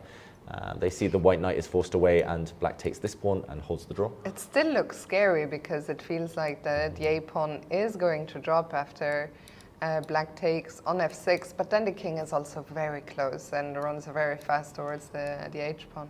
Yeah, and suddenly this type of race, black's bishop keeps the white pawn under lock and key on this diagonal. White's knight's so far away. Good luck calculating it from afar though, because king b5 and bringing the knight to b6 to block the diagonal. I mean, this might be easy for the computer to calculate, but for a human, it's a different story. Good luck to Samadov calculating this. I think we would have struggled even with an hour on the clock. We don't know exactly Samadov's time. I think he still has a few seconds left, but under 1 minute for him. Okay, we've just made move 40. Maybe that's why he's taken the long pause, actually. But big decision. If he trades, he's walking a tightrope. If he keeps rooks on the board, maybe better, at least more human, instinctive moves. Improving his drawing chances. So, okay, we'll come back to this one a bit later on. Fedoseev not in any risk, any danger at least. That's good news for Super Chess. So we'll move now to the last board in this match, Sadikov with the white pieces against Shevchenko. Yeah, and this one we slightly preferred black's position perhaps. A bit earlier on, at least we said it was simpler to play. And Shevchenko, really dangerous player now, representing Romania. He has given up a pawn to activate black's rook. So this hit on the black knight will be reacted to. I'm not sure whether you counterattack against white's bishop, you gain a bit of time there, or whether you just defend your knight. And then as soon as the black rook feasts on the b4 pawn, there will be future targets. I think he's doing the business. It's all to do with this pawn structure. Black has won connect 4 and therefore just has the structural superiority. Yeah, we see Kirill Shevchenko there on the right-hand side. The only player today to play a full game with the black pieces on Team Super Chess, and it looks like his efforts are going to be rewarded. Of course, I'm not criticizing Jordan or Vishy Anand. I think this was a team decision, not their individual decisions. I think, David, the three favorites that we have seen, Team Super Chess, Offerspiel, Novibor, are all in the driver's seat. Maybe we can check in with the Berlin Slayer for a second, MVL, and then we'll move on to the women's section. Yeah, some drama in the women's section. We will race back there to update everyone on what's been happening. But first, let's go to Maxime Vachier-Lagrave and look at the bar. Fiona, it looks like the Berlin Slayer is slaying. He is slaying this one, and it looks scary. It looks like white is about to get checkmated, some serious threats, but he can guard against this. I'm wondering with which move, maybe just shuffling his king across to dislodge the black rook. And as long as he guards against checkmate, as long as the white king is safe, white's f-pawn should decide this game. And Maxime is so good at calculating. He's, of course, got a degree in mathematics, and I think that's just his style. In positions where there's a concrete answer, he's able to calculate his way to victory. And it's great to see MVL back to sort of his peak form. He's been showing some magnificent chess lately. Enough about that. Let's move back to the women's section. David, where would you like to start? Yeah, the women's section, maybe just an update on the top board. We've been talking about Albanian chess a lot today, and let's start with Tyre, who are up against Aika. And okay, this is board 2. Board 1 ended in a very quick draw. We also see on the camera that board 4 ended. We saw last time we checked in, it looked very close to the end. So that was a win for Garuda's Jokagal. So Garuda currently up 1.5. The last 2 games are going to be decisive. Yeah, the last 2 games will decide everything, just as yesterday with Tyre, 2 very long games ahead of us. And here it looks very balanced. White is for choice because white has the more active rook, keeping black's rook tied down to the b-pawn. White has the more active king, keeping the opposition here. If white's king ever sneaks in, then maybe some winning chances. But right now, I don't see any way to make progress, Fiona. No, and I think this means that our prediction earlier was correct. This whole match hinges on board 3, where Karina Zivka will probably have to win her game in order to equalize the match for Tyre. Wow, and this is a crazy position. How do we even begin calculating here? Let's count the... I see white has a queen for 2 rooks. Quickly count the pawns. I think an extra pawn for now. It's not my speciality, counting, Fiona. 6 versus 5. Yeah. White does have an extra pawn, but black's rooks look scary, poised around the white king. And black's move, is there any way to get the desired result? Remember, in team tournaments, there's this different dynamic. It's something you mentioned earlier, Fiona, and she will be aware, Salimova as black, that a draw should clinch this one for her team. Okay, so let's start by looking at the checks, maybe. There is one check on h1, and there is another check by taking on the pawn. We'll see that in a second. For now, let's see this one, king g3, and I was thinking maybe rook h2. Both rooks to h2 are tempting, actually. Both very tempting moves, you're right. So many attacking ideas against the white king. The black knight might join soon as well. But the here you're threatening an immediate perpetual, right?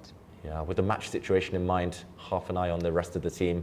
How is the white king going to escape all of these checks? For example, pawn takes pawn. Oof, but suddenly a check.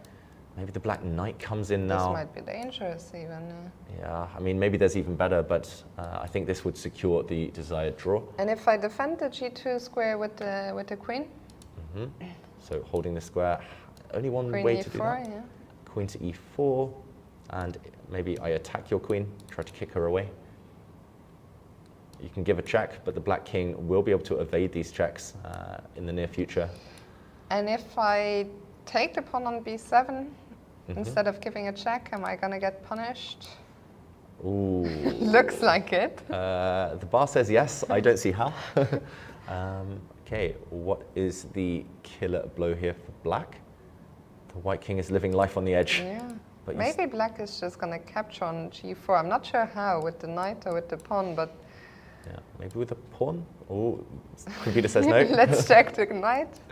Yeah, with the knight, I'm a bit worried that white will win just by pushing and promoting, because there's no checks actually. As you said, the white queen defends this diagonal and will take any rook that lands on g2. Go back. Okay. Where is the killer blow? Why can't our viewers why is there a 15-minute delay? Is it just pawn takes this pawn? No. We've pretty much looked at all the moves. Yeah, I think here white can force a draw. I don't think black's ever losing this. White can maybe force a perpetual check in some variations. Oh, sorry to interrupt you, David, but while we were busy looking at this crazy position, we actually saw a handshake on board 2 with the game between Huang and Sochko ending in a draw. So we're down to this. This is going to decide the fate of the match. But Karina is desperately looking for a way to avoid the perpetual. Yeah, just to point out, Fiona, You found it. I was a bit naughty and I checked because I was getting frustrated at not finding the winning move for black. And there's only one winning move, and I don't think it's very human, let alone easy. I didn't see it. I didn't look over. What's I'll make the you move? guess. What's a weird, crazy move that you would normally never think about? King move. No. That as well, but creating a mate in one threat. I mean, G5. wow, G5, only winning move. Nice Wow. spot. And yeah, this is just crazy. There's a few checks against the black king, but the black king will actually hide. It's really a up the nice board. move. Yeah, and pawn takes pawn this way ends in checkmate. Pawn takes pawn the other way also ends in checkmate. So, wow, this is the type of danger that awaits the white king. Instead, a trade on g4, so not going for this variation. We can totally forgive Salimova for not spotting that g5 move from afar. But now, how to secure the result? Maybe still the check, maybe a check with the black knight. Yeah, that king looks so lonely on that king side. What's the time situation? Salimova has a minute and a half, and she is reaching for that pawn on d4. Yeah, I think a very safe move there, a non-committal decision, just allowing a trade first. But sooner or later, these black rooks should be able to team up to either trap the white king with a checkmate or to go for one of those perpetual checks, those repetitions we saw, maybe again starting with rook to g1. And this one, she should be able to guide to safety. She should be able to clinch this for her team, but still a few moves to make before the time control. Can you tell us how is the match situation looking? I see Monaco have won their match, 3-1. Yeah, Yeah. Monte Carlo clinching with 2 wins on the top 2 boards and 2 draws on the bottom boards. And maybe a big upset on the cards on board 2. Let's go there. Super Chess is currently down 1-2 against Typhoon with only 1 game remaining, and that is the top board, Batsiashvili Song. Yeah, Batsiashvili here needing to win to save her team. She has very good chances. We see the stress on both players here on the camera as they tick towards that magical move 40. We still have 4 moves to go. This is move 36. White has around 2 minutes, black has around 2.5 minutes. And it's all about the black king. Is it safe enough in the corner? If she survives till move 40, Song will breathe a sigh of relief, because I think the next few moves critical in terms of the objective evaluation as well as the clock. Yeah, I mean, a minute and 10 now for Song. What candidate moves are you considering here to escape this pressure on the e-file? Yeah, so much pressure. The first move that has to be calculated is queen takes pawn, queen takes d6. And if this is best, then black might be reluctant to go for this, because after rook to d3, attacking the queen, attacking the knight behind, white can totally change the material balance yet again by capturing the knight and taking the bishop. And suddenly it's a queen endgame. White is a pawn up. Some drawing chances for black, but this will be a horrible and unpleasant defense for the next few hours. Maybe looking for something else. I don't see it though here, Fiona. Taking the pawn, maybe the least of the evils. Yeah, and we see, actually, we do get confirmation here once that the clock you see on the screen over the board is a tiny bit off. Or actually now it's, never mind me, it's completely accurate. So a minute 44 for Song, who has just played queen f7. Really risky, allowing this white pawn to live. She's trying not to have to defend a really tricky queen endgame, but okay, the problems will persist. Even if white just keeps this pawn alive, even if white just kind of defends it with a move such as queen to c6, it's hard to imagine black ever having better than going into a queen endgame later.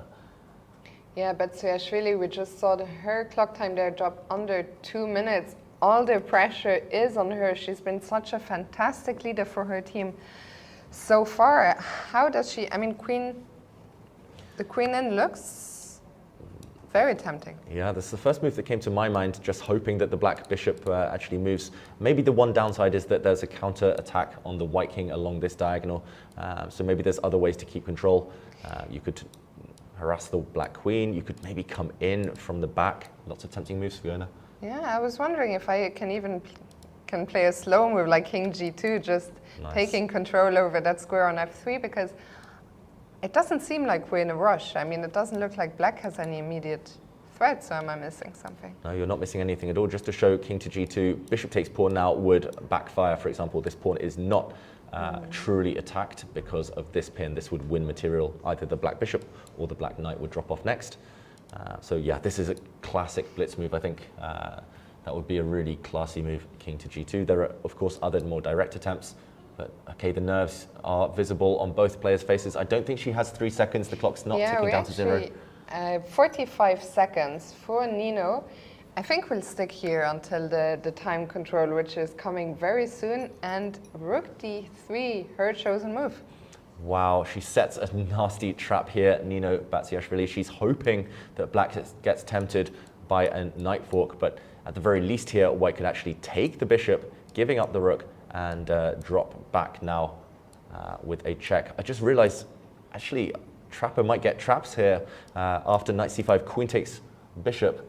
Black has an incredible move to save the day and win the match for her team. Queen f2. Queen takes pawn. I only noticed this because the evaluation bar suddenly jumped. Wow. This lures the white king forward, and suddenly black picks up the white queen and wins the game. Also unbelievable. Stopping the d pawn. Remember, she only needs a draw here, Song, as black. So has this been missed by Nino? White doesn't have to go down that variation, of course, but that would be a real shock. And I think you can see that Song senses something. She, of course, is stressed. She's under a minute now, 40 seconds. It's move 37. She still has to make 4 moves. The whole result, the whole team is probably standing behind her. This would be a big upset. Typhoon are the 5th seeds. She doesn't go for knight c5, a bit of a missed opportunity. Instead, keeping things safe with g6. Yeah, she could potentially have also grabbed this pawn on b2, which doesn't look too relevant right now, but in the endgame, of course, you want to have more pawns, just in case it becomes a race. But g6, she's aiming to drop back her king to a safer square. Very logical move, especially in time trouble. And she's found a really nice way to keep the game going. Batsiashvili, meanwhile, still struggling to break through, saves her b-pawn. This last move looks... b3, allow knight c5 again? Ooh, knight c5 again. I think if this does happen, if this lands, white cannot take the bishop. She needs to smell a rat here and drop her queen back with a check before saving the white rook next move. But this would be a nasty, nasty trap. If she spots it, Song, right now. I think this is a great practical try. Knight c5 looks like a blunder, but actually it would allow white to go astray, and okay, she plays a safer move instead, dropping back with her king. King g7, and Nino, a minute again. We're inching much closer now, only 2 moves to go. As white, how do you make progress? Can you set any last traps before black makes the time control? Ooh, she's going in with her queen. She hesitated. B7. Queen b7 in this position. And okay, talking of setting traps, if the black knight ever moves, then we'll see a queen trade and the white pawn run through to glory. I think she's just going pawn hunting, but still, what is the breakthrough if black, for example, moves this pawn on a7 out of danger? This one will be settled most likely after the time control. Both players just navigating all these tactics and postponing the tension, postponing the decisions. Yeah, 2 moves to go. 30 seconds on the clock for Song.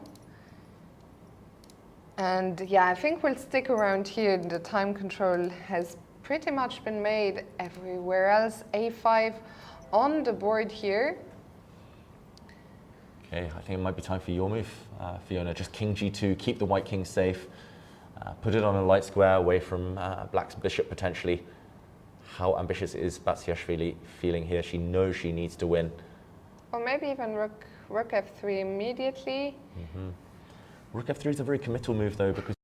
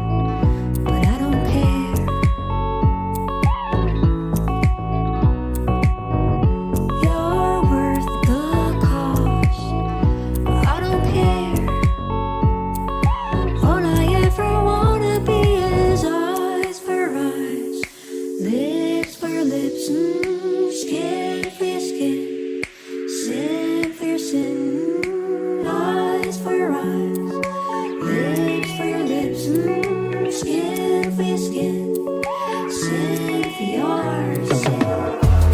Feel it down, down, down, down. Think about it later. Feel it down, down, down, down. Think about it later. Hello and welcome back. Our apologies about leaving you so abruptly earlier. The time control has been reached and we are back with Magnus Carlsen. And David, you were just telling me during the break that Magnus might have a winning shot here. I think so. We've jumped back in at a critical moment. Magnus doesn't look too energetic right now, but he has a really energetic move to finish this game. And I think just the fact as well that his opponent only has 4 minutes left on the clock, no more added time later on. We've reached the final time control. I think all of these factors combined should be decisive. And it's the only winning move, but it's clearly what Magnus has been setting up with his last few turns. Black's king a couple of moves ago came to h6. Black's bishop just parked itself back on e8. And this all adds up to the conclusion that the idea of g5 is what Magnus wants to do. White's last move, pawn to c4, looks like it attacks a pawn, but this can be ignored. And g5 here would be super strong with the idea of bishop to h5, attacking the white queen next. For example, if pawn takes pawn, the bishop comes out, and this is simply devastating. Not only do you attack the white queen, but when she moves, we will see checkmate very shortly. The two bishops, the black queen, all combined, and this is just game over, Fiona. For example, king back, queen takes pawn even, and a nice checkmating attack due to the pin. Very nice. Maybe we can go back a few moves to see where things went wrong. Bojan was always under little pressure, but somewhere things seem to have taken a turn for the worse. Yeah, we last kind of left this game at move 40, where white had just retreated the knight, and I was praising this move, giving the white bishop a escape square. The bishop looks a bit odd behind enemy lines here on a8, almost trapped. Magnus now played bishop to c5, and after the move bishop to b7, I think already a step in the wrong direction. Things started to get even worse for white. King to h6 set up this sneaky plan, and I'm not sure whether it's on Maksimovich's radar, this g5, bishop e8, bishop h5 maneuver.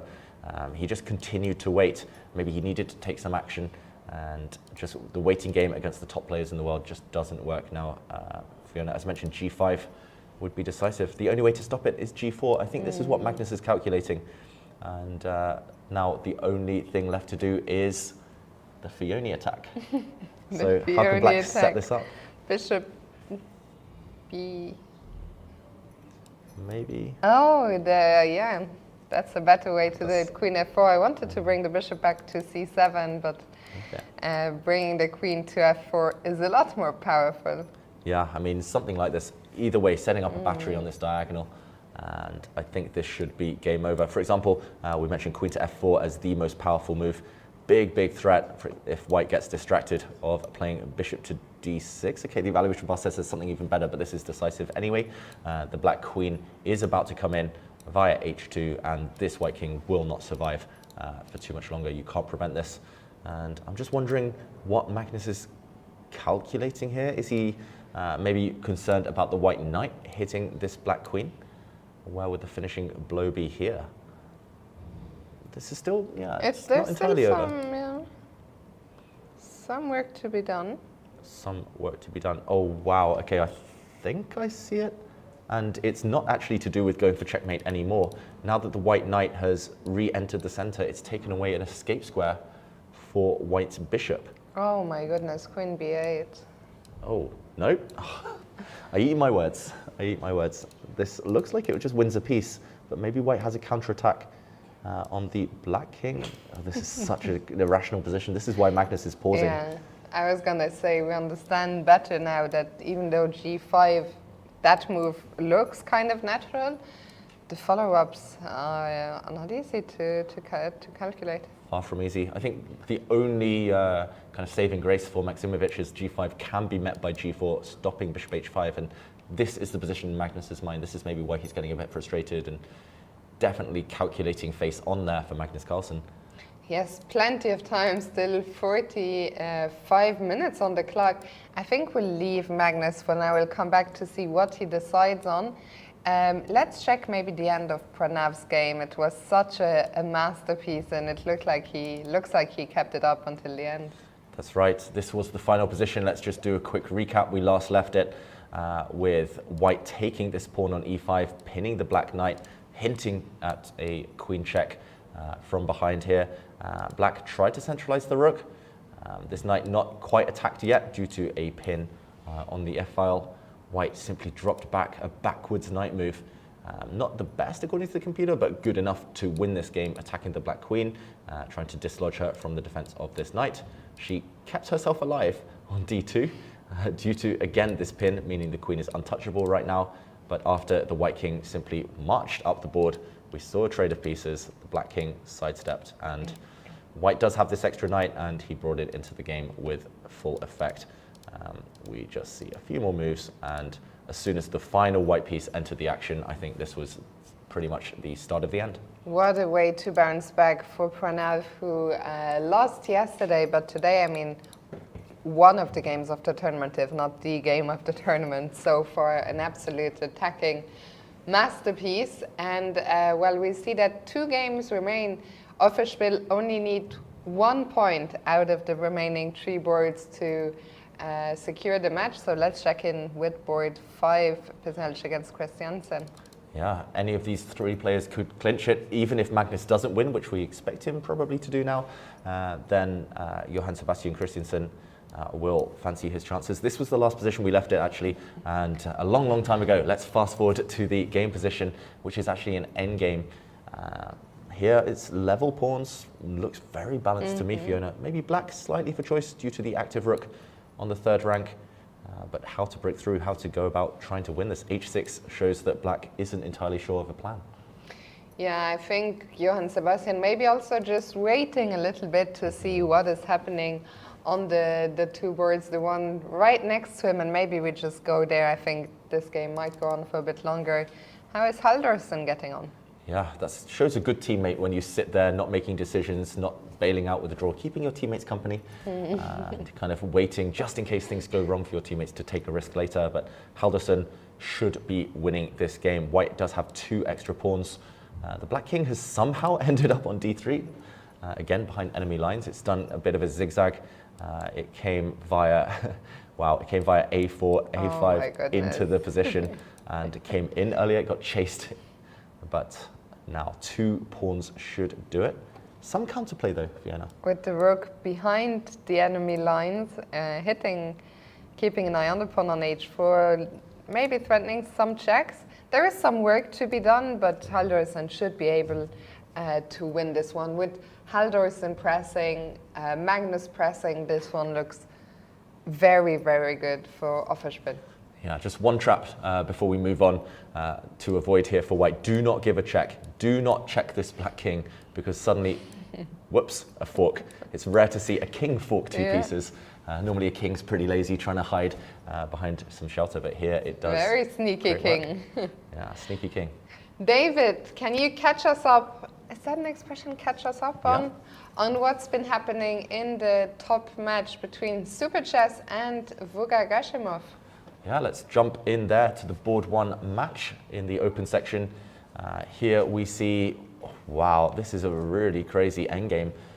Evaluation bar, of course, says 0.0, but this is the clash between Richard Rapport and Ralph Mamedov that we mentioned earlier, where I quite like what Rapport was doing, but Mamedov, a fantastic player in his own right, and his last move is really, really clever. He's just brought the black rook from f6 over to c6, and this sets up a cunning threat of bringing the other rook up to the vacated square and picking off the white g-pawn. This black knight looks a bit clumsy, but it actually just defends the king so well right now, and it's level pawns. I don't expect black to really win this one, because these double c-pawns will likely not be too impressive in future, but I think he's found a nice defense, Fiona. Yeah, very impressive by Ralph Mamedov, who we see is not at the board right now. We see the back of Richard Rapport's shirt, the ponytail. I think Howell will be able to hold this one. Actually, what is the score in the match so far here? The score is 1-1. So the top seed Super Chess not scoring any super wins yet, just 2 draws that we saw earlier. Yeah, so let's move down the ranks on board 3. Bogdan Deák, we liked his position when we last saw it before the time control. Yeah, and I think those final words are key, Fiona, before the time control, because Yeah. Bogdan Daniel Deák, he's a time travel addict, as we discussed earlier, and things did get a bit crazy in the build-up to move 40. This is the position once the dust has settled. It's level pawn still, but the Black King at least safe for now, whose pieces are more active. Still feels like some threats. The Black Knight undefended, these pieces hanging in midair. I'm shocked actually that the computer seems to think this is roughly balanced. With my naked human eye, I don't like Black's position whatsoever. Where does Black's, compensation lie for all these uncoordinated and loose pieces? Good question. I am really surprised as well. The computer says that White has messed this one up somewhat, but it still looks so pleasant, and a big threat actually of pushing the pawn forward to d5, unleashing this White bishop against the Black Knight. If the Black Knight is ever removed, even at the cost of a pawn, then the Black Rook will be undefended. If the Rook ever moves, the Black Bishop will be undefended. There must be something now. There must be a really clever move, and I think sadly has stopped at the right moment. And in the background of our picture, he has just made a move, and quick refresh there. He's pushed his pawn to b5, and the computer reacts. I think a bit of panic there actually, sadly. Let's just check what the best move. Yeah, I was gonna say we have to check. Was it? Okay, I'm gonna check the engine. To me, bishop d8 looked best, but it wasn't. Wow, the computer says only one move actually here to avoid losing on the spot, and that was king to f8. Okay, Bizarre. that's very hard. Yeah. Close to impossible. I think this was impossible to see. Maybe the king actually holds things together by protecting its rook. But okay, b5 on the board, and we have to figure out why this was a mistake. My first instinct was pawn to d5. Actually not. I think sadly would only have played b5 if he had calculated something here. Maybe the Black Knight simply recaptures, and queen takes rook is impossible due to a check, and the White Queen is undefended. So d5 not quite working.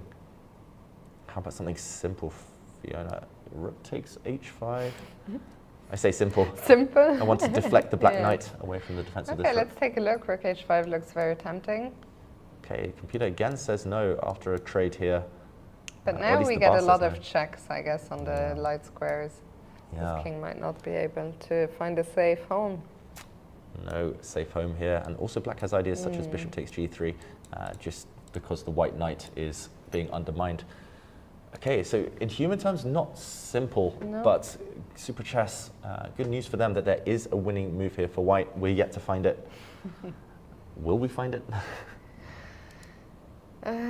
So what did we ruled out? Rook takes h5 and d5, right? Those are 2 ways to try to get to this Black Knight immediately. I'm wondering if there are any other options. Patzer sees a check, Patzer plays a check. I was wondering about that, but I thought, what could the idea possibly be? So checking the Black King, the bar does not drop. If the king is pushed to the h file, maybe there are some tactics here. Again, I don't really see how we break through. I was going to say, if the king goes to g7, I could certainly imagine this being disastrous for Black. Now, certainly there will be some clearance sacrifices. I'm not sure whether you start with d5 or bring the White Queen back first and then try to push the pawn, open up this diagonal. Maybe. I don't think this game is as easy as the bar indicates. No, definitely not, definitely not. Maybe it's just bring the White Queen back and hit. actually trying to go for the Black King. But yeah, far from easy in Bogdan Daniel Deák. We know him. He will spend a lot of time in this position trying to figure out the correct answer. But safer king, and that often helps. What are we on? Move 42, so only 2 moves have been made past the time control, and already 10 of those additional 30 minutes gone. We'll come back here for now. Let's move to the bottom 2 boards, so the 2 boards closest to the camera right now, starting with board 5, Fedoseev there on the right-hand side with the white pieces playing against Samadov. Yeah, Samadov keeps yawning. I It's know. contagious. He's making me want to yawn here. Not because of the position, but which is still in the balance, but just impressive calmness from the youngster there. And okay, Fiona, is he holding? There we see a result.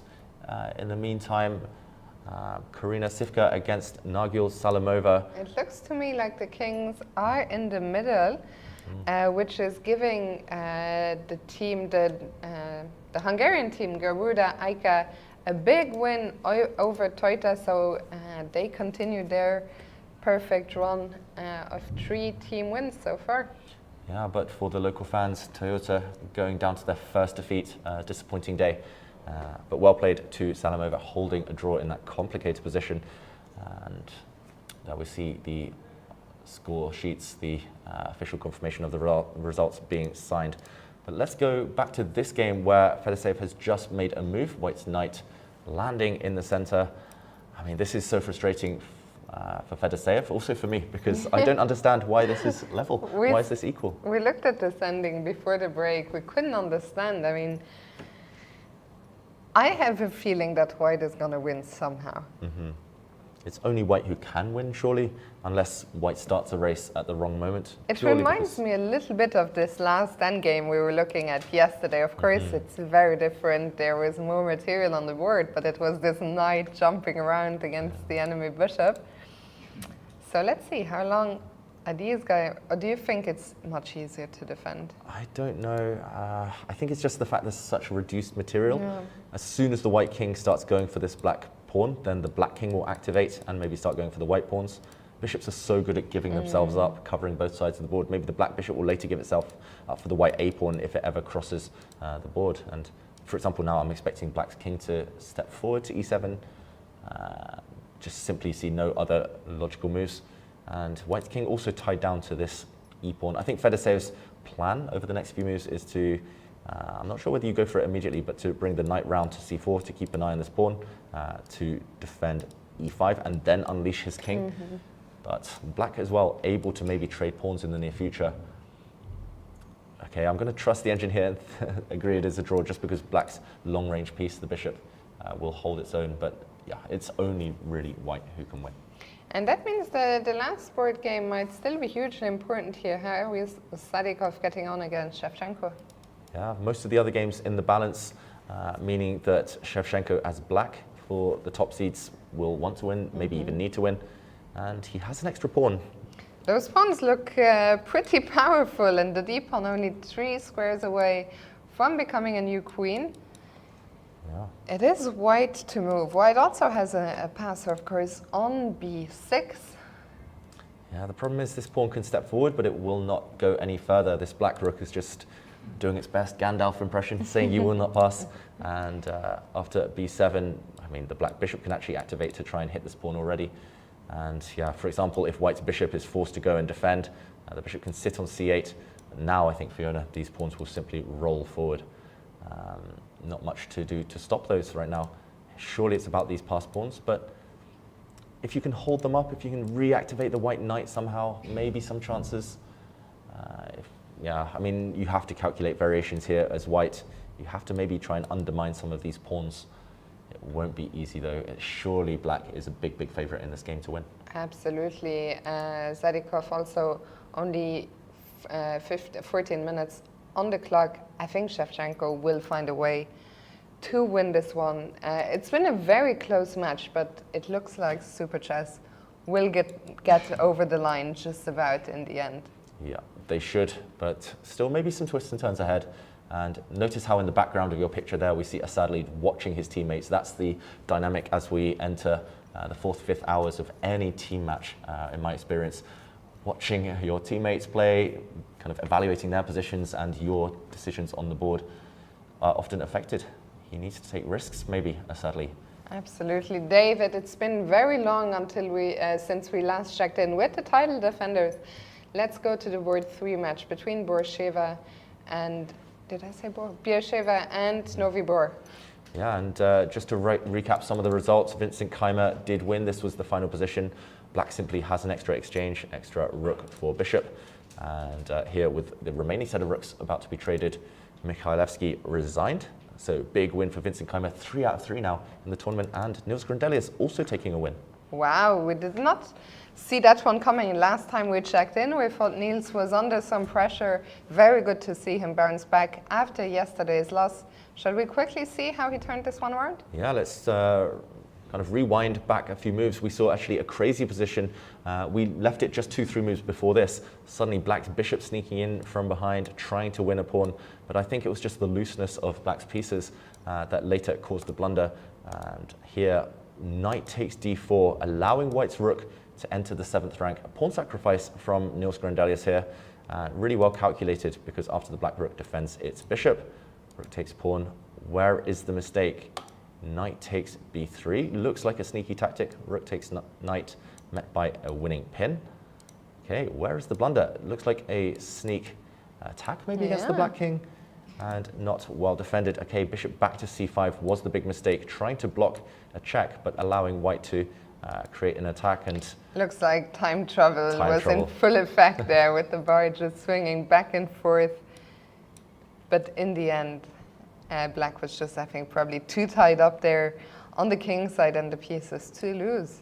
Yeah, you're right. I think this this idea of taking on a4 just too ambitious for Orikobo in general. Suddenly the bishop is hit, no time to come up with any good, strong discover checks. And after the bishop drops back, no time to actually take on b3, or at least he didn't want to. Instead, g6, a capture, and unfortunately Black's rook is lost. If you ever move it, then pawn to g7 crashes through on the back rank. So rook g7, a capture, and the knight drops off as well. Extra rook, and he won. Nice conversion by Niels. In fact, this match is over. Novibor have a 4-0 lead. Let's take a quick look at the two remaining games in that match. So what is still on the way? Board 3, Steinberg against Navarra. Yeah, he's got to channel his inner Steinitz. Steinberg here. It's Steinberg and Nitzan, where this is where the confusion, I think. Yeah, I'll let you off. From. Your pronunciation far better than mine, don't worry, Fiona. And right now, unfortunately for Steinberg, he is slightly on the worst of this endgame, but should be able to hold, it feels like. Actually, this one earlier, we said a 2-result position, and Navarra has been probing away for a long, long time. White has a choice. You have to capture one of these 2 pawns. Which one would you take? Instinctively on e5. Yeah, I think so too. Taking on e5, and the downside is you allow Black's king into the position, but it's only one weakness for now, maybe a second weakness. How to hold this one? Do we just step I'm just back? gonna get zugzwanged if I wait. If you wait, Black drops back, and White suddenly tied down to this pawn. The White king now has to move, but it gives way, and the Black king will come in. Maybe my instincts were just not very good. Yeah, it feels like a draw in this position. I'm just not sure how. Yeah. Okay, what else could White try? I don't see it. So maybe the easier draw in terms of human chess would be to take the other pawn. And not let the king... Not let the Black king even get close to coming in. And for example, maybe we just wait and meet a bishop attack on g2 with a block. King and pawn endgame is just so tough to calculate, Fiona. And I think here we can make a draw because Black will wait, but White will create a second passed pawn, the h-pawn, and eventually things will fizzle out. We'll see the Black king marching over to stop the h-pawn. White's king will go the other way, and this one should be a draw, but still calculation to be done. I mean, we're here with the benefit of the evaluation bar, and even now we are still kind of undecided about the result. But okay, he did take on g5, and I think that will signal this series of events. Yeah, Novibor, who came so close to winning 6-0 today. Let's see the last remaining game in this. Oh no, this was the last. No. There's one more. Yeah, Bartel against Husman. Husman, who lost a pawn much earlier in this game, but it looks like he's working a miracle, and with the opposite color bishops here, despite being 2 pawns down, this should just be a draw. Yeah, incredible defense here from Alexander Husman using all of his experience. This bishop just prevents any pawn advances. The Black king will shoulder off the White king, And for example, if you just wait, white's king, the only way to try and win this one is to snake around. But black's king can actually just block it off, and the white king will not go any further. This is the definition of a fortress, with the bishop controlling all the light squares. This is why opposite color bishops are so tricky with this drawish tendency. Yeah, and David, just before we go back to Magnus, I wanted to very quickly check in with Karina Zivka. That was the last game we were following. No, was it Batsiashvili? Sorry. Batsiashvili, and this is the Super Chess women's team this time, taking on Typhoon. And wow, we left this around move 40. They just made the time control. You can see the nerves again on both players, because this has got crazy. And yeah, what happened here? The bar has shot all the way up. Let's go back to where we left it off. I think it was move 39. yeah, we left it move 39. White did play king g2 as we were predicting earlier, just a safe, calm, time trouble type of move, not committing anything, getting to move 40, getting the extra 30 minutes. Black reacted with queen to f5, hitting white's rook. Looks very natural. The rook counterattacked against black's queen, queen to e6, and white came up with this pin, Fiona. I think it went wrong around here for black. Yeah. Pin, and black reacted, dropping back. King to h6. I said it went wrong, but maybe it's only the position we have on the board where instead of moving this bishop, you could maybe just retreat it safely to f6, covering this entry square for the white rook. She instead tried to counter against white's queen, and the computer's gone crazy. The computer has gone crazy. I wonder what is the... I mean, everything in black's position feels so loose. I'm not surprised there's a winning shot here. The bishop is under attack. So if I just move the queen... Where to? Because she ideally wants to protect her pawn. Okay, if I take, then I allow you a check. Yeah, takes allows this check, and suddenly black gets active, gets counterplay, and white's king probably can't hide from the checks forever. So this likely would lead to a perpetual check, a draw. So where else to go? Is there something really clever here? Don't tell me we can take on e5 and give up the queen. No, that's too much. Surely can't be this. I think black, if the knight didn't exist, maybe this would be winning for white, but black will be able to slow white down somewhat, and the knight will happily guard against some threats. Okay, it's really not obvious here. I'm wondering whether we try to go behind to try to get to the black king. Black's next move will be bishop takes pawn if the white queen allows that. That looks sneaky. Let's try that. Queen c8. Queen c8, bishop takes pawn, and now white needs a winning blow. Again, I'm wondering if the rook joins in, maybe. Queen check would be met by a block. Okay. But then maybe queen d8. No, but yeah, queen d8. Queen d8. Attacking the bishop and threat. But it's not even a mate threat. It might be though. The bishop can't save itself. I think this is just really nice geometry, Fiona. Black, for example, if she drops her bishop back now, she would walk into all sorts of tactics. For example, a check, second check, and game over. The queen drops next. And if the bishop keeps an eye on e7? Yeah, if the bishop keeps an eye... The problem is how it's caught in two minds. It is, of course. And yeah, just one key detail, if black offers a queen trade, this time white can allow the exchange because the pieces are lined up, and one will drop. Wow, that's not 100% obvious. Queen to c8 in this position, winning for white. Maybe there are others that we haven't spotted so far, but Nino, with just over 10 minutes on the clock, needing to win to save the top seeds here. Yeah, the second seeds. The top seeds actually did win the match today. I'm surprised they looked in some trouble, Monte Carlo. Maybe we can just very quickly recap what were the individual results. Yeah, let's just quickly run through Monte Carlo. Sorry, yeah, the top seeds. Their results here. White did win in the game between Anna Muzychuk and Ekaterina Atalik, because simply the white king is coming in to b7. The black rook will have to give its life for the white pawn. King to c8 would only slow things down slightly. White's rook would create this threat of a check. So white resigned here. Black resigned here. Anna Muzychuk taking the win. Sara Kardem's game, we wrote this one off very early as a likely win for black. Big attack. In the end, white actually had to give up a whole piece to keep the game going. Here, white resigned. just down a whole bishop. So maybe one of the most predictable results.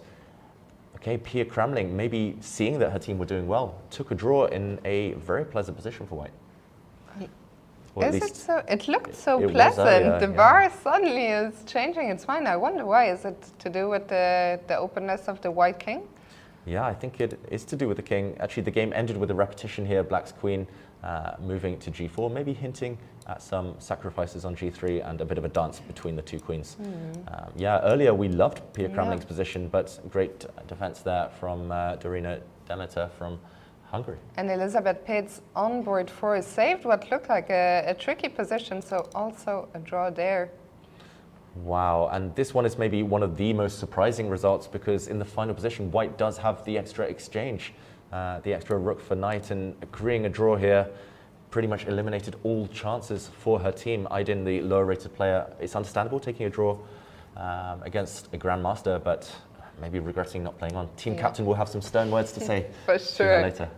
For sure. So with those results out of the way, let's go back to the open section and check in with Magnus Carlsen. We were expecting him to play g5 when we last checked in. Wow, this has changed a lot. This has totally evolved this position, but Magnus Carlsen still is winning, and we might even see a result in the near future. Let's do a quick recap. We last left the position here, and Magnus didn't actually go for the move g5 that we were expecting. We thought Black's bishop would come round, and this would have been a huge attack. Maybe just unsure what to do if white blocks the kingside with a move like g4. Magnus instead entered with the black queen. We saw white's bishop drop back. A mistake according to the computer, but a really tough position to defend for white with no time on the clock. Now g5 comes with added effect, and Magnus transitions into an endgame. Typical grinder. Yep. Not going for checkmate, instead just trying to utilize the bishop pair. And when the queens came off, unfortunately the white king is the only piece that can come back in time to stop this pawn. But this allows another pawn to drop. White's bishop overworked, defending its knight, no time to take on c4. And yeah, if we whiz ahead, Fiona. Yeah, a lot more moves have happened, but we're getting close to the conclusion of this game with Maksimovic not only having a lost position, but also no time on the clock. Yeah, beautiful move. Bishop takes f2. Again, deflection tactic. The white king has to take this pawn. It has no time to take the bishop. White tries to save the king side first, but now it's actually everything dropping. This pawn running as well. And let's catch up with, whoa, Magnus Carlsen showing off here, flexing bishop to f7. Deflection yet again, asking this bishop a question. If bishop takes bishop, of course, black would make a new queen. So the white's bishop forced to retreat, and after a simple drop back, now the queen side falls as well. He's going to have pass pawns aplenty, and this one in its final stages.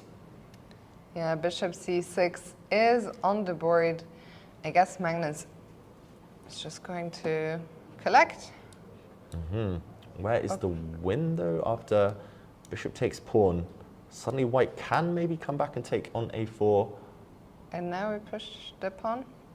Pushing the pawn, and the white king would be just in Oh time my to goodness, stop. I've managed to mess it up already. That's impressive. Yeah, Magnus though, he won't let this one slip, and he No. actually does the same idea just in a different order. After bishop to c6, he throws one of his two g pawns away. Now king f2 would not work because of a check. Really nice technique here. He gives this pawn up for the more valuable white a pawn, and now bishop c5 a winning threat. Two pass pawns. This one looks over, Fiona. Yeah, I'm looking at the player camera and we see Pranav there in the background after his masterpiece. He has stuck around. I imagine we might see a resignation in this situation with Maksimovic only seconds on the clock. Yeah, and you can see on his body language, he knows this one is gone. All hope out the window after that nice last tactic from Magnus Carlsen.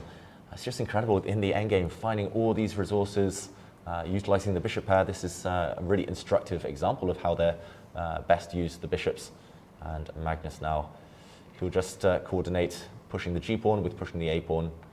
And, okay, playing on to the end. Give us entertainment, Maksimovic. Funnily enough, we just saw the arbiter bring new score sheets. Is this move 60? One more move to go. If you're Maksimovic, do you do this sometimes? I must think, I don't really want to use a new score sheet if my position is lost. Do you do that? Or? I have done that occasionally, tried to grind down an endgame, but My opponent's defense holds firm. Move 60.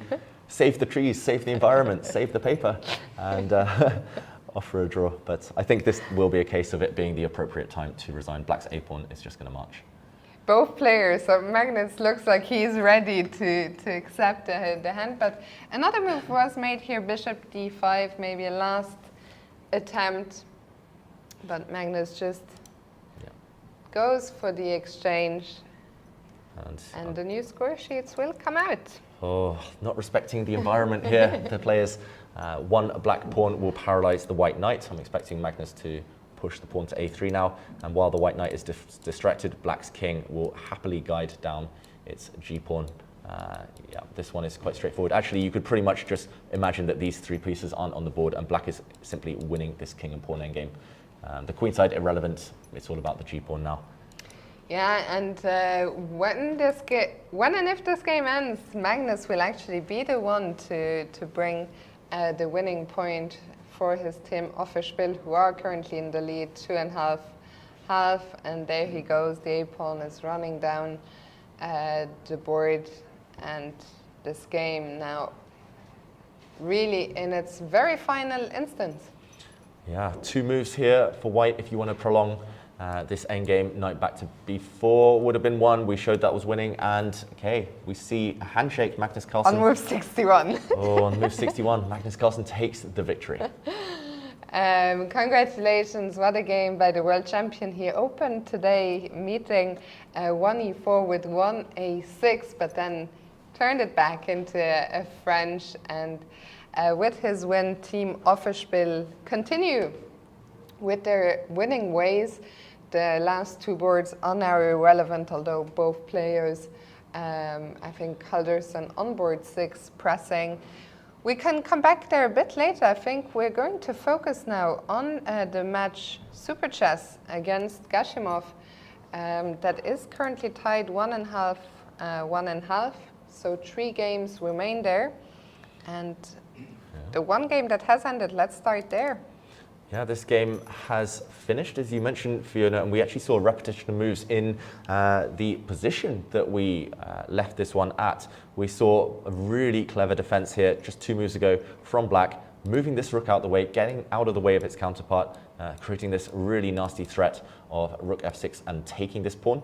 And white played king to h6 and setting up maybe a small trap, I was going to say, of rook to f6. And maybe a check on the back rank, but at the very minimum, white can't just defend this g-pawn. Maybe this was actually what he had up his sleeve. Instead, we saw the rook return to f6, and the players agree to a draw because white was likely to retreat the king, defending his bishop, and the game would have ended with a very logical repetition. Just really well-played, high-quality game. Absolutely. The match still in the balance, and we see the remaining 3 games on the screen there. Let's start with Bogdan Derek. Last we checked in here, he had a winning shot. Did he find it? Wow, he's found some winning blow, and okay, there in the background we see the arbiters giving a set of score sheets to the 5th board. We are entering that stage of the day now where it's all about the end games. And actually, Fiona, let's start with that, because I think it is about to conclude as we have a king and pawn ending on the board. Yeah, and this has been really, really well calculated by Samadov as black. He's managed to give up a pawn just to trade off that bishop for knight that we saw a bit earlier today, and white's h-pawn alone will not win this game. Okay, a quick handshake. He doesn't even test him here, Fedoseev, just to show what would have happened. Fedoseev knows about the environment. It is move 60. He's a friend of the climate, friend of the people. Fedoseev here. This was move 60, so no need for second set of score sheets. Saving those for another game, just to show what would have happened if, for example, white had pushed the pawn, black's king would have retreated. We would have eventually seen positions such as this one, and black's king would have hid out in the corner, and a race would have begun, but he had calculated, both players actually had worked this out, that he is just in time to get back with the black king. The key square in these positions is always the c8 square, white's pawn, especially against a rook's pawn, and just in time to sneak into the corner or block off the white king. So, wow, he held it, but by the skin of his teeth. Impressive calculation by Samadov. The match still in the balance. 4 games have ended, 4 of them were draws. Let's go back now to Deak, and this whole match might hinge on him in the end. Yeah, they need him to win their third board. I was going to say first board, but that was only in the absence of Anand and Rapport. Deac now, he has found a nice breakthrough, finally playing the move d5. He first kicked back this black queen, and now the problem for black is you can capture, but are there consequences? Knight takes pawn would be the most natural move now, and black's knight struggles to hold the fort together any longer. Remember, it's needed to protect its rook. Knight takes knight now, met by a simple capture. And white's king, no significant checks against it. You can try a check with the black knight, but white can just sidestep. And this one is over, I think, if he takes on d5. I don't see any counterplay here, Fiona. Yeah, impressive the way that Bogdan turned this one around. This was such a close match, but in the end, I think he showed his superiority there. Very tough to find a move for black after d5. All the pieces are loose. What can you even try apart from taking? Yeah, if you take, this is disastrous as we mentioned, so looking for alternatives, Fiona. One natural move would be to block up the center, but this means that black has no counterplay on this diagonal. I'm wondering at the very minimum whether white just takes a pawn. I think there might be better than this, but at the very minimum you take a pawn and start throwing the b-pawn forward. Reminiscent, actually, a mirror image of Bogdan Daniel Deac's game yesterday.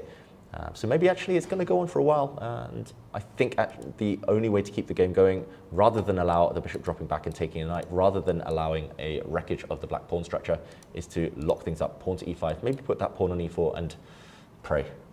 Yeah, I think also the time situation, it feels like we just made the time control, but somehow black is already down to 6 minutes again. There is another game still going in this match. It's the one closest to the camera here. Let's check in with Kirill Shevchenko on the black side against Sylvie Sadikov. Yeah, some real shaking of the head in the foreground of the camera from Shevchenko. He's lost control and the clocks are ticking.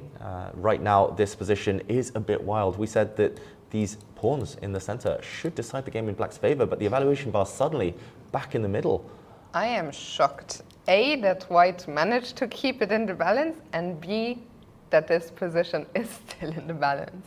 Wow, how can this be a draw? I think he's relying on the move d3 here, Shevchenko. He maybe assumed that the pawn was running through, and to the naked eye, it looks like this is just game over. How do you stop this pawn? I don't see it unless you're maybe making the move knight to b1. Oh my goodness. The only way to stop the pawn crossing And over. if I take? And suddenly a capture and white's king just in time to stop the pawns on the dart squares, a full blockade. Unbelievable. And suddenly black's rook is trapped. It's actually totally neutralized by white's pawn and bishop. You can pretty much count those off the board. If anything, it's favoring white that those still exist. And this could turn.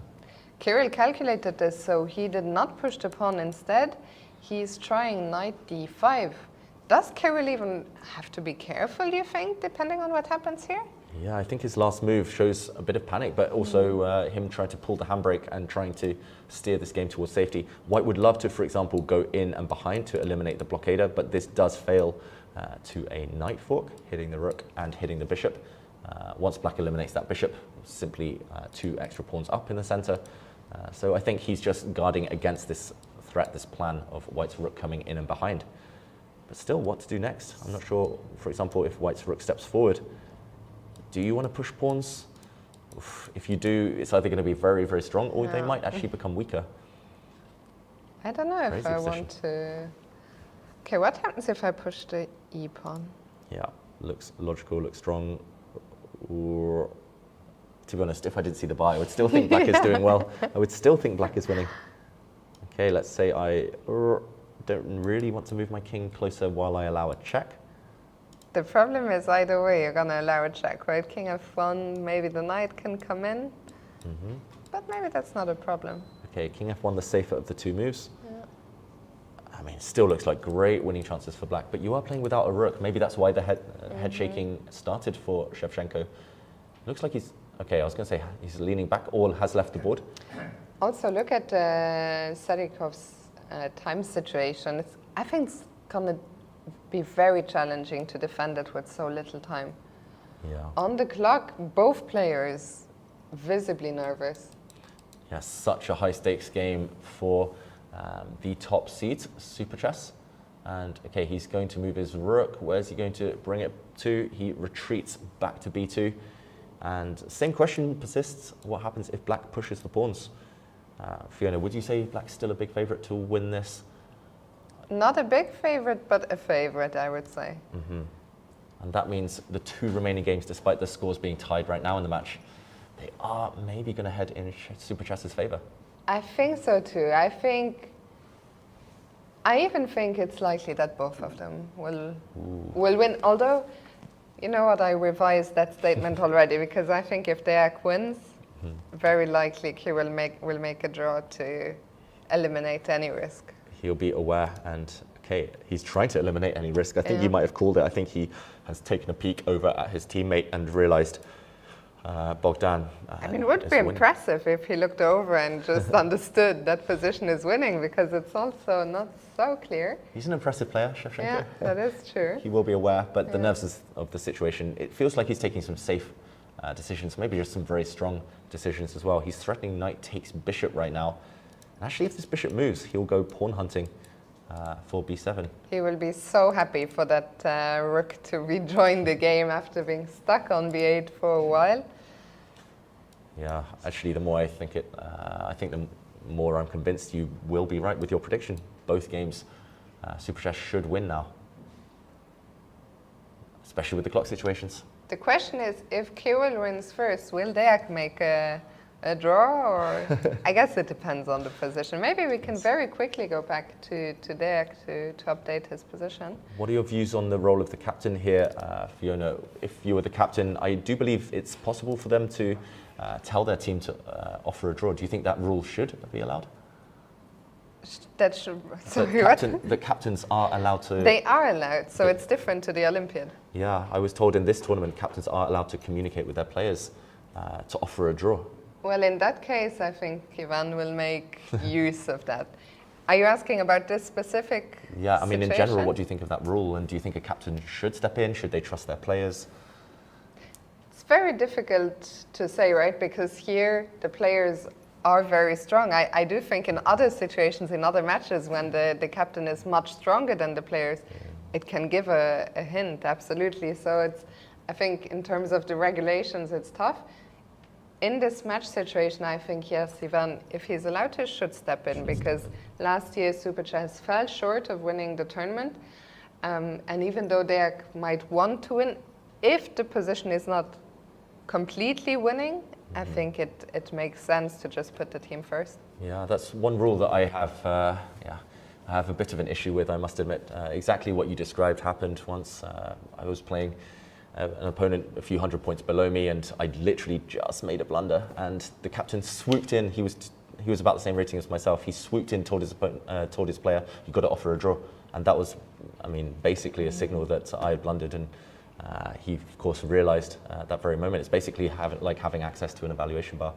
And I've also been on the other end where my captain's told me, offer a draw, and I'm like, no, but my rating points.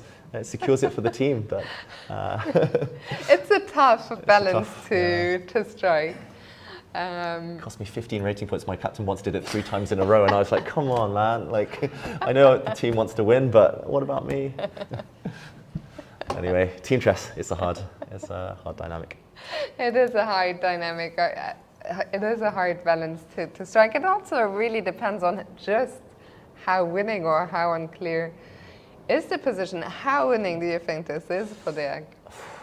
I think he'll know it's winning. He'll just do a quick count. White has this extra B pawn, but it's not immediate. I really like what Black's been doing here. Sadly, I think good practical player with the clocks ticking down, just locking up the centers we mentioned, and just kind of keeping control. Black will at some point maybe play a move such as E4. If Black ever gets the rook active, some counter-attacking chances. I'll say it's winning, but anything could still happen if the nerves kick in. Maybe this one is actually the one that has more potential to spiral out of control compared to the endgame that we were looking at. Yeah, especially with Derek down to just 4 minutes there. I mean, this match is incredibly close. Super Chess, they are the top-rated team, the top seeds. But they are facing a tough task here as early as round 3. I mean, I don't think this match is even won yet. I think they are big favorites to win it, but we are not there just yet. Maybe we have a moment to take a look elsewhere. Board match 4, we were looking at that a bit earlier. The French team, Anya, taking on the Turkish team, Göktürk. Yeah, and surprisingly, this clash between Maxime Vachier-Lagrave and Wahab Sanal is still ongoing. We kind of wrote it off. If we backtrack the whole way to, whoa, I'm going to have to go a long way back in this game. But it was around here we thought, okay, white is going to win. The extra pawns on the king's side should decide this game. You can march forward now. And somehow the game is still alive. Black has had to part with a bishop to neutralize white's kingside pawns. But if we fast forward, things are falling. Pawns are disappearing fast off this board, and despite this still being a winning position for white, if you see 2 of your pawns disappear, you'll start to fret. You need to keep at least 1 of these 3 pawns alive. You need to keep a potential queen if you want to win this game. Rook and knight not sufficient to beat a rook. Yeah, so if you're white here, what do? Do you start, you can't save the a pawn, so do you start bringing the king? Do you start going for some of the black pawns, maybe putting the rook either on f5 or on g8, just targeting that pawn? How do you go on about this? I think you mix and match both of those ideas, Fiona. I think that's very logical. Actually, yeah, I was going to say rook g8, for example, rook takes pawn, and now you have to defend this c-pawn. And it's just a question of whether these 4 can somehow trade off for white's remaining 2. I don't think they can. You can maybe give up a pawn or 2 along the process, but the c2 pawn, I can't imagine a world in which black is able to trade this one off. This should slowly but surely be winning for white, but maybe a long grind ahead for Maxime Vachier-Lagrave. He'll win this one. I think also the fact that the c5 pawn is a bit weak, a bit tender, will help white's cause here. And we're seeing something very similar in the game if we catch up with the live position. He's put his king on d2, maybe just to avoid any pawn to c4 checks, trading off, and he will gobble on g5 next. So big favourite to win, Maxime Vachier-Lagrave. Yeah, in the match, Anya leading 2-1, and the remaining positions do look good for them. So I think we can move away from here. We'll do a recap of the results afterwards, but I think we'll stick now with the top match, Super Chess against Gashimov. I think that's the last intrigue really on the top 3 boards today in each section. That's right, so let's jump back. First of all, okay, the Bogdan Daniel Dejic game hasn't changed too much, so let's jump to Shevchenko, whose clock is really ticking down now. We see just a couple of minutes for white and around 5.5 minutes for black. There's a massive threat on the board actually. Rook takes bishop, followed by a bishop check on e6. For example, black could contemplate getting greedy right now, but this would be tantamount to, I think, offering a draw, or at least going into a draw-ish type of position after a capture, a check. And okay, why is the evaluation bar so far on black side still? Maybe Those it's just pawns. Yeah, maybe it's those pawns. The white knight is still struggling to get back. Can we play d3 here? D3 doesn't quite work because a capture and white's bishop. Oh, the bishop's coming back. I'm completely blind today. Yeah, that doesn't work. So we have to save the rook, and the d pawn is advancing in the game. Actually, let's go back to the live position. D3. Wow. Is on the board. I must admit, I'm a bit shocked that he didn't take this pawn in view of the fact that it was relatively risk-free, and we thought that his team needed him to play it a bit safe. But d3 shouldn't change too much. It just asks the question whether the white knight comes back to defend. We saw something similar earlier, or whether it's the white king's turn to charge into the center to keep this, keep some watchful gaze under this over this pawn. Yeah, I think the times that you guys see just a tiny bit off, 1:20 for Ulvi Sadikov. Either way, not much time left, and such a critical decision here to make. Do you take on d5 or do you not take? Oof. I mean, my first instinct was to at least calculate taking on d5, but it's such a tough decision with no time on the clock. And there he goes. There we go. He plays the kind of most logical follow-up, the most consistent move with his earlier plan. And okay, we see a capture on d5, takes, and a check. And the stare, very brief stare. Nice. You've always got to throw in the death stare, especially when the clocks are ticking down. Mind games, psychological warfare here. Okay, the king sidesteps. This knight will be captured. There we go. And pawn to d2 played. This has to be stopped by white's bishop. I'm expecting it to drop back to f3. There we go. On the board. And black now does have the luxury of taking on b7 if desired. Finally freeing this rook. And there we go. Rook takes, after bishop to f3, rook takes bishop. Rook takes pawn, sorry. If the bishop captures, then black makes a new queen. So it must be time at some point to bring back the knight. Maybe first you need to, okay, there we go, blockade with white's bishop. You couldn't move the knight yet because there would have been a check. Now he is ready to reroute his knight into the center. Still going this game, Fiona. Maybe good drawing chances for white. Yeah, and that means that it might be the X game after all that will be decisive. Do we stick around here? Do we quickly check in with Deak? Yeah, this game, the Deak game hasn't changed too much. Just a couple of moves. White drops the queen back to e2. Seconds for Deak. He will need to have nerves of steel to wrap this one up. Yeah, I've played Deak myself so many times at Blitz Chess Online. I know he's capable. His reactions are really quick. Is he even at the board? He's not at the board. I also just saw that. He's got 35 seconds on the clock and he's not at the board. He's just chilling. Yeah, I've seen him do that before. I always get stressed just watching him. But as you say, I mean, habits, you know, at the start of today's show, you said every player has his or her quirks, and that's a big one right there. And I think, that's Offerspiel, I think, that we spot there on the... Blocking the camera? Yeah. There's a lot of matching outfits there, a lot of matching shirts. No, it is Super Chess, actually. Yeah. It looked like the Offerspiel white shirts, but it is, in fact, Super Chess. I mean, imagine now if he just plays some random, like, weird-looking move, and I mean, it will take 5 seconds to get back to the board. You have 30 seconds left to react. I mean, this is crazy. If that is him, he's looking very relaxed. I think it might just be Bogdan. I think it is. Just from the way he's standing, he often stands with his hands in his pockets.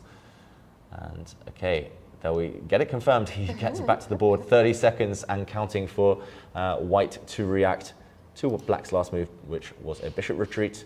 I think I would be, if I hadn't played Deak before, this was the first time I'd be thinking, what in the world is he doing? What in the world is he doing indeed? And wow, it's a mistake from white. White actually had pretty much a knockout blow there. If he had more time on the clock, for sure he would have found it, but he's off again. No sitting at the board. He does not care at all. And yeah, he knows he's got things under control still. White's last move, getting out of the gaze of black's bishop. Black's bishop was kind of X-ray attacking this white rook. But white could, in the previous position, have played knight to c4 and taken this pawn with the knight. This would have been pretty much decisive, wrapping up the victory for Super Chess. Okay, he's doing it the slow way, the safe way though. And he's not caring about a check in the center. I guess that can just be blocked by a pawn. So right now, he's still in control. 47 seconds this time. He's gaining time. He is gaining time. Meanwhile, black's time is ticking down as we see Asali about to make a move, and the king just dropping out of that H file. Yeah, I mean, I've actually been told off by captains in the past for walking around when low on time. I never did it with 30 seconds on the clock. I probably did it with 5-10 minutes on the clock, but either way, nerves of steel from the young Romanian player. Yeah, I think it might just be his way of keeping his nerves in check. I think he's one of the only top players that I've seen do this, but it seems to have worked for him. You know, he is a 2700 player, and let's see what are the developments on board 4. Yeah, let's go back to the bottom board here. Yeah, board 6. Sorry. Board 6, and again, it hasn't changed too much. Black's rook did just sidestep to c7, trying to break through to the first rank, also hinting at a threat against the knight and the pawn on g3. So this was dealt with, a knight retreat, blocking the infiltration. White's king is coming though. This could turn if white is somehow able to pick off the d pawn. Remember that there are targets as well for white's bishop, but first and foremost, he has to deal with the might of black's central pawns. I think the safe way, if you want to make a draw with black, would be to kind of bring the king forward, maybe just trade off pawns on the king side, but he clearly wants to win. You can tell body language, Shevchenko, Yes. he's not relying on his teammate here. We haven't seen him. What's interesting to me is that we haven't seen Kirill look over too much, be too interested in what's happening in their next game. He might also be relying on, if something happens there, Ivan will tell me what to do. I'm just going to try to find the best way to play for a win if needed. That might be on his mind as well. Yeah, we talked about captains. I'm not sure the captain of the Vugar Gashimov team, but he's lurking in the background there, I think, with the black shirt. And yeah, might it even be Vugar Gashimov's brother? Let me take a quick look. it might well be. At the team composition. And okay, developments. There've been a trade of knights in the other game just to show what's happened. Knight to g4 Yeah. was played here, and a trade. This helps black significantly. And David, just sorry, while we have the camera on the captain, it is indeed Serkan Gashimov, the brother of Vugar Gashimov, who sadly passed away after illness. The late Such a great. talented, Yeah. fantastic player. He was phenomenal. He's defeated me at an Olympiad. He was just a really talented, really intuitive player and really popular as well. Yes. Yeah, he was already one of the world's best players when he unfortunately fell ill. So, yeah, great to see his memory being upheld here by a really strong young team, and they're holding their own against the top seeds. Look at the nerves of the captain, though. I mean, that must be the toughest job out there. I Forget know. playing, just the stress of watching and kind of helplessly letting fate unfold. I even feel the stress just watching from here, knowing that they are close to holding the top seeds. And I mean, I don't know, are things turning ever so slightly in the day game? Yeah, definitely. I think he was maybe relying on his tactic there, Dejac, just to show what happened after the knight trade. Maybe he was hoping to play bishop takes pawn, delivering checkmate, just maybe forgetting that pawn takes queen is a check. Otherwise, white would have time, of course, to deliver the killer blow. Instead, he was forced to retreat with the white queen. But now his pride and joy, the d pawn, might be falling off the board in the near future. I'm not sure whether black takes this pawn first, or maybe it just shores up the e5 pawn by playing the move f6. Either way, white's king not entirely safe anymore. He takes this pawn on d5. David, let me ask you, do you think Ivan Sokolov, the captain of Team Super Chess right now, is regretting, if it was his decision, to tell Vishy and Jordan to keep it safe with the black pieces? Yes. This game, I mean, it's come down to the wire when on paper you would expect Vishy Anand, you would expect Jordan Van Foreest to score heavily against their opponents, even with black. And it's really kind of gambling. It's really putting pressure on your teammates after rook takes pawn. Now, wow, not even bishop takes pawn from Dejac. I thought this was the idea, to threaten checkmate with the white rook. Taking a pawn in the process. What would have been the downside here?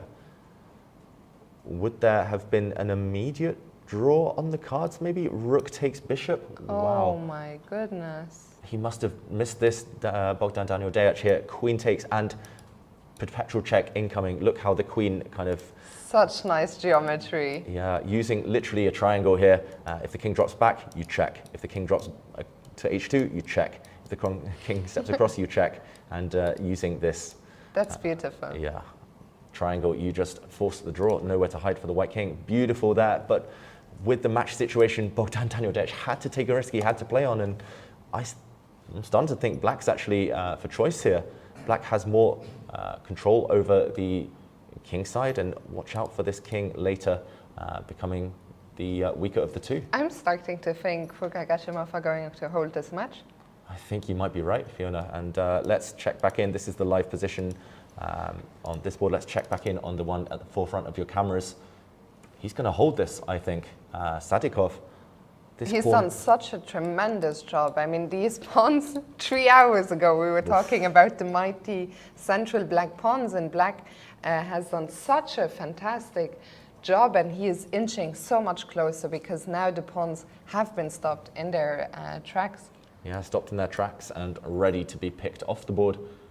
Wow, knight f1, knight takes d2. I don't see how you stop this at all. And look at Kirill Shevchenko. He's devastated, looking away from the board there. He knows his winning chances are about to disappear. I mean, what a tough moment. He might also now have looked over at Deak's game and realized that one isn't clear either. Sadikov, meanwhile, I think this is the most relaxed we've seen him in a little while. He must realize that the hardest part of the job is done. Of course, that doesn't mean you can relax. You have to stay focused until the very end. Kirill is throwing the pawns at you still, but can you just sit here? I think you can sit. You've pretty much got a fortress, actually. You can just kind of improve the white bishop. Black's idea is that knight to f1 will most likely be met by the rook coming down, saying, okay, the white knight is pinned, I say tied down to the g3 pawn. Even an endgame like this might be holdable, but black here at least would be able to pick off h4 and create two connected passed pawns.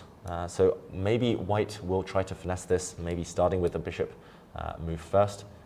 He's going to try Kirill Shevchenko. He's got the clock on his side, but this one should now be a draw due to reduced material. And let's go back to Deak against Asadli. I mean, I'm so impressed with the defense of the both Azeri players. Here, I think it's a little bit self-inflicted by Deak, who probably missed this very nice drawing idea. But still, full credit to the young Azeri players. Yeah, just incredible defense, resourceful defense. Maybe self-inflicted by the fact he's walking around with 30 seconds on the clock. It's so hard to calculate these long variations, these tactics, when you're not sitting there focused. And of course, everyone plays individual, as we said earlier. But Deak, that was where he slipped up when he was walking. And now I'm expecting the black queen to centralize, protect everything, and maybe start even hinting at some checks against the white king.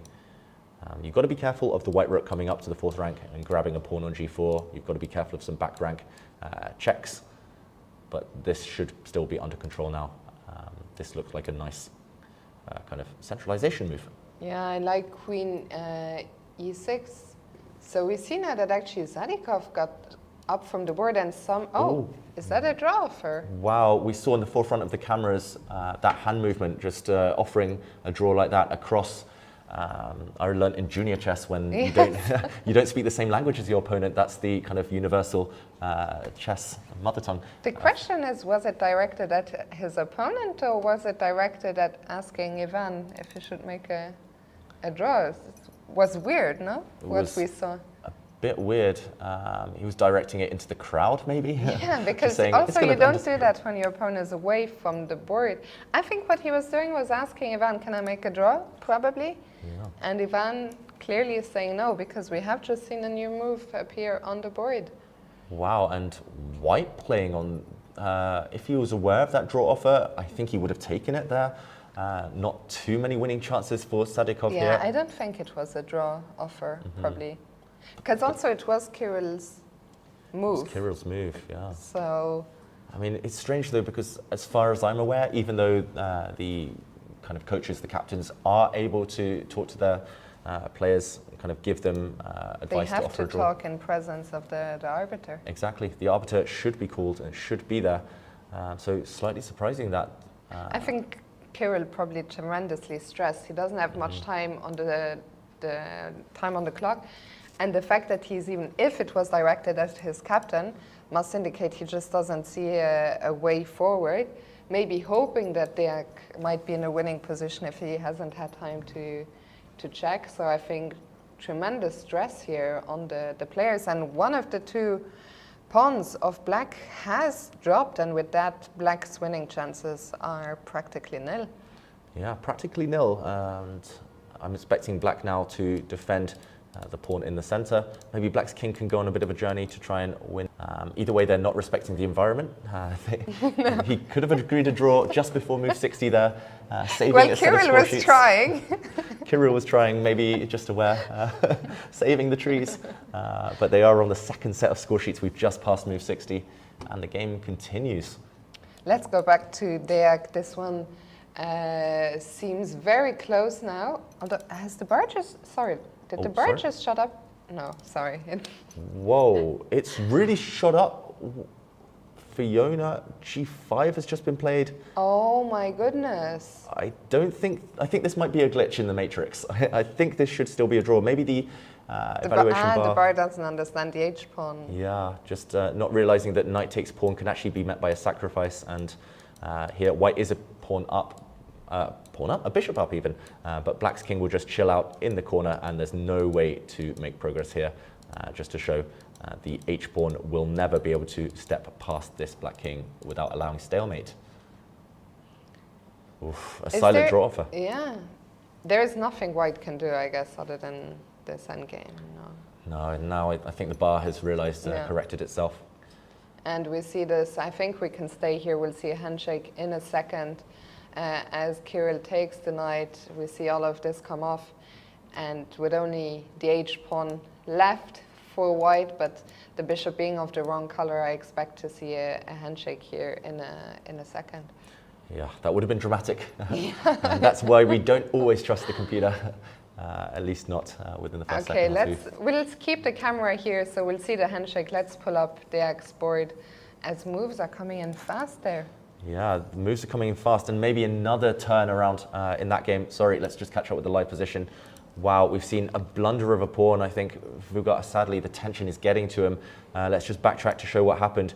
It was this position I was advocating, just centralizing the queen. He did something similar, queen to f5, but now dropping his bishop back, allowed white's rook to break in, and pure panic setting in now. Rook back to c8, simply dropping a pawn, a trade of rooks, and the e-pawn falls. And that was a big pawn. Suddenly white with the outside passer, the b-pawn, black now offering a trade of bishops. What do you make of that decision? Oh, again, I think this was a decision influenced by panic. The black king was a bit open. Bishop trade will ensure that it doesn't get checkmated, but now white's queen will most likely give a check, maybe even step into the center. I think this will be the key diagonal, and just as long as she sits here, preventing any checks against the white king, should be one-way traffic. The pawn is rolling and the black g-pawn is weak. Dayach here now, time trouble not an issue anymore. You can give a bunch of checks with the queen with the 30-second increment. He should be winning. I guess black's only chance will be to somehow get, but even if you get to queen to h3, actually, the king will step back to g1. Yeah, queen to h3 is easily met with a retreat. Okay, he does centralize the queen in a very similar way. Queen to e4, same idea, keeping an eye on the g4 pawn and advancing next with the b pawn. What a close shave for the rating favorites from Team Super Chess. It looks like they will get the job done in the end, but what a match. What a match it's been, so close, down to the wire. And this is it, just one move might have decided this. Rook back to c8, let's just show that one last time. This was a panicked move, dropping a pawn. Black instead could have just, could have just walked out of the firing line, walked out of the pin on the back rank, and this game would have been really tense. Could have gone in any direction. Instead, he is saddled with this hopeless endgame now. Simply no counterplay. Yeah, and I think we see it from the body language. From the player. I mean, these are the moments when you really realize chess is such a brutal, brutal game. Psychologically, this loss is going to be very tough to take. We talked earlier about the great team spirit of Team Vuga-Gashimov. And here you've got to feel for Vuga. Sadly, on the other hand, in the end, after some ups and downs, looks like he will be the hero that Super Chess needed today. Yeah, Super Dayach here. He's going to wrap up the win. I like black's last move, at least keeping an eye on the b4 square, but white can solve that issue by giving a check and then advancing the pawn once it's protected. Black's counterplay will be predicated on this move, f4, but that would only loosen black's pawn chain, maybe even drop a pawn or two with some checks. And yeah, I'm surprised here, Dayach. Again, the practical thing to do would be to give a few checks, gain a bit of time on the clock. He's now down to his last few seconds. As far as I could tell on the screen there, if my computer is correct, he made that move with about 1 second left on his clock. That is just insanity. There was no need to go down to 1 second. Sorry, to catch up with the live position is this one. Yeah, that is just brinksmanship of another level. Imagine his team captain. Imagine Ivan Sokolov.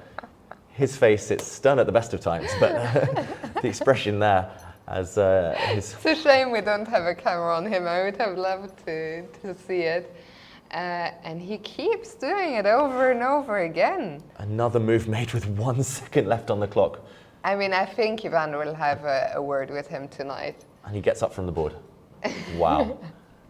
This is a bit, I think you can take certain liberties, but in a team event, I mean, why not do what you said? Give a few checks, build up your clock a bit, and never ever play with 1 second. If anything happens, I mean, you don't just lose the game, you lose the whole match. Yeah, and you don't have to be worried about, for example, the 50 move rule or anything. Wow, we see Magnus Carlsen there actually, still in the tournament hall, watching his team, but watching this game as well with keen interest. But yeah, I was going to say the 50 move rule, irrelevant. You can wait, you can give like 49 checks and then play B3. So why not gain a lot of time on your clock? Why not bank this victory? Magnus there walking off to the side.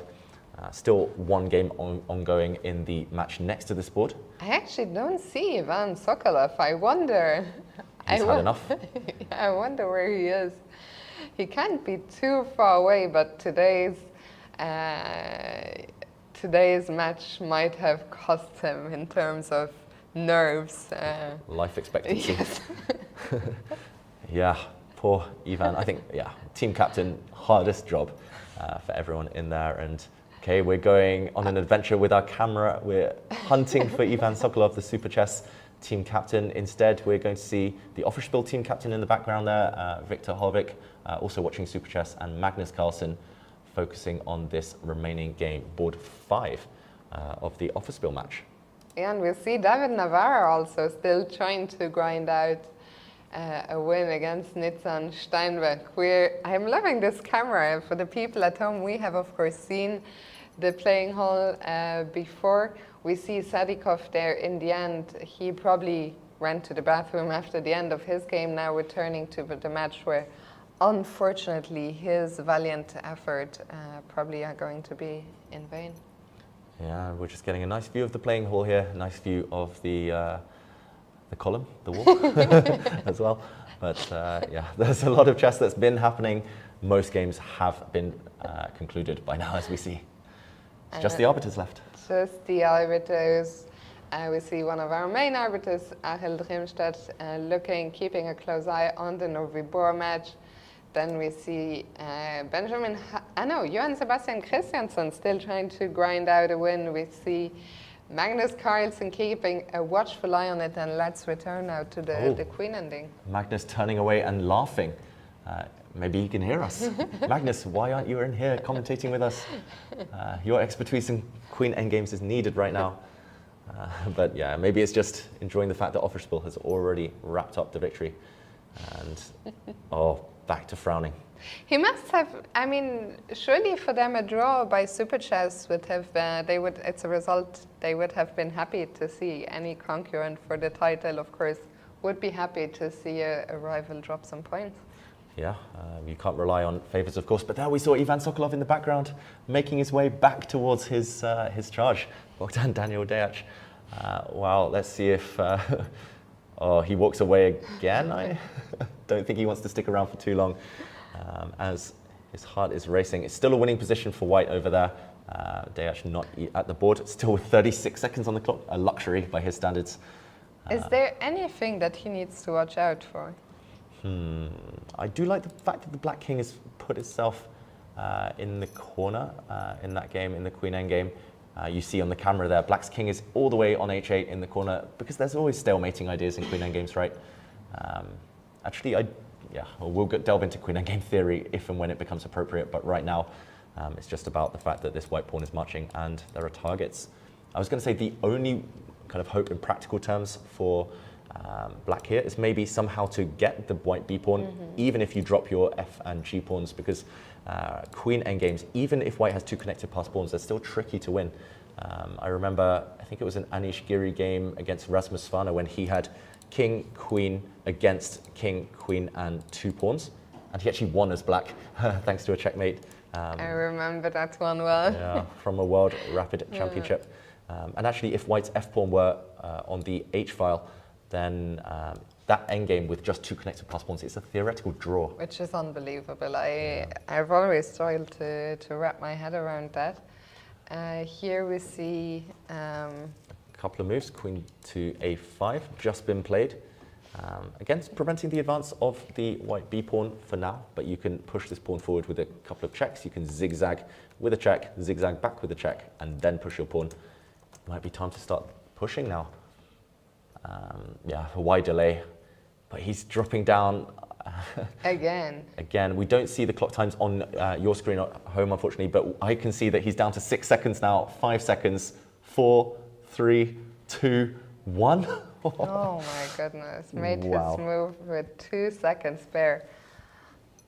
Maybe Ivan has just left the building. He's just given up right now. What happens, happens. After he made a move with 1 second to spare 3 times in a row, Ivan was like, I've seen enough of this, I'll watch the remainder in my room. And that's the thing, as a team captain, even someone kind of with such authority as Ivan, someone so experienced, do you go to your young players and kind of risk their confidence by saying, kind of change those habits during a tournament? It's hard. Maybe you just got to let them do what they do. Yeah, absolutely. Here, it's such a tough moment, really, for Vögr Asedli, who had done such a brilliant job defending this game, and then I think just crumbled under that pressure, that moment where we saw when he dropped an essential e-pawn. But time pressure, the match pressure, it is understandable, but it's going to be a loss that will be very hard to take. Yeah, very hard to take. And yeah, right now, this is the main game we'll focus on. For the rest of today's action, we can soon start recapping the results in the other matches. It looks like in the women's section, which we looked at in quite a lot of detail earlier, everything has now pretty much wrapped up on the top boards. I think we have actually every individual result now on the top 7 boards or so. So we will be focusing on the open section by now. It's resultception. I'm not sure what was going on there. I thought I was hallucinating for a moment. Too many queen endgames in that graphic for a second. But still, Bogdan Daniel Dejac. By the way, big shout out to our tournament photographer there in the background, Nikki Riga. You can find her pictures on all our social media channels and also on the tournament website, so check them out. They are well worth looking at. Meanwhile, is Dejac making some progress here? The pawn has started moving. It started pushing up the board. Why not push it any further? Okay, of course he's going to tease us with the clock situation. He's got a eternity of time. He's got 12 seconds on the clock. Oh, Ivan Sokolov has been spotted. Okay. He must be... Oh, Ivan, look at him. He's peering. He's not even looking at the board. He's checking the clock situation. And wow, he made that move with just over 2 seconds left on his clock. Dejac here. At this point, the only thing that can stop him, of course, he gets up yet again. And Sokolov. What would you say to him if you were the captain? I don't know. I think Ivan's a bit more honest and a bit more direct than myself. So I'll leave it to him to have words with Dejac. But either way, it's so impractical what he's doing right now. And Magnus also really interested, of course, in the result of this game. Queen to b2, though, the last move makes a lot of sense. He's going to push this pawn forward. The queen will propel this pawn forward, and black will have to go passive. So if I block the pawn now, I play queen b6. I will just push. And now I'll try to raid king h7. Yeah, I mean, I don't, I don't see the winning plan, but okay, let me just guard. Oof, Still some work to be done, actually. Yeah, I want to guard my pawns with the king and release my queen to go active. Can I now at some point play f5 and f4 and g3? Yeah, this is what I was a bit worried about. You do give up a pawn, but wow, we would see a total switch in the evaluation. Wow. Wow, so actually some counterplay if white isn't careful. That one in human terms still looked very appealing, but yeah, where the breakthrough is, that is another question. At some point you need to liberate your queen, you need to bring your queen, for example, to c6 somehow to kick away the blockader. I wonder if I was too relaxed about this all along. I thought the game would just sort of win itself.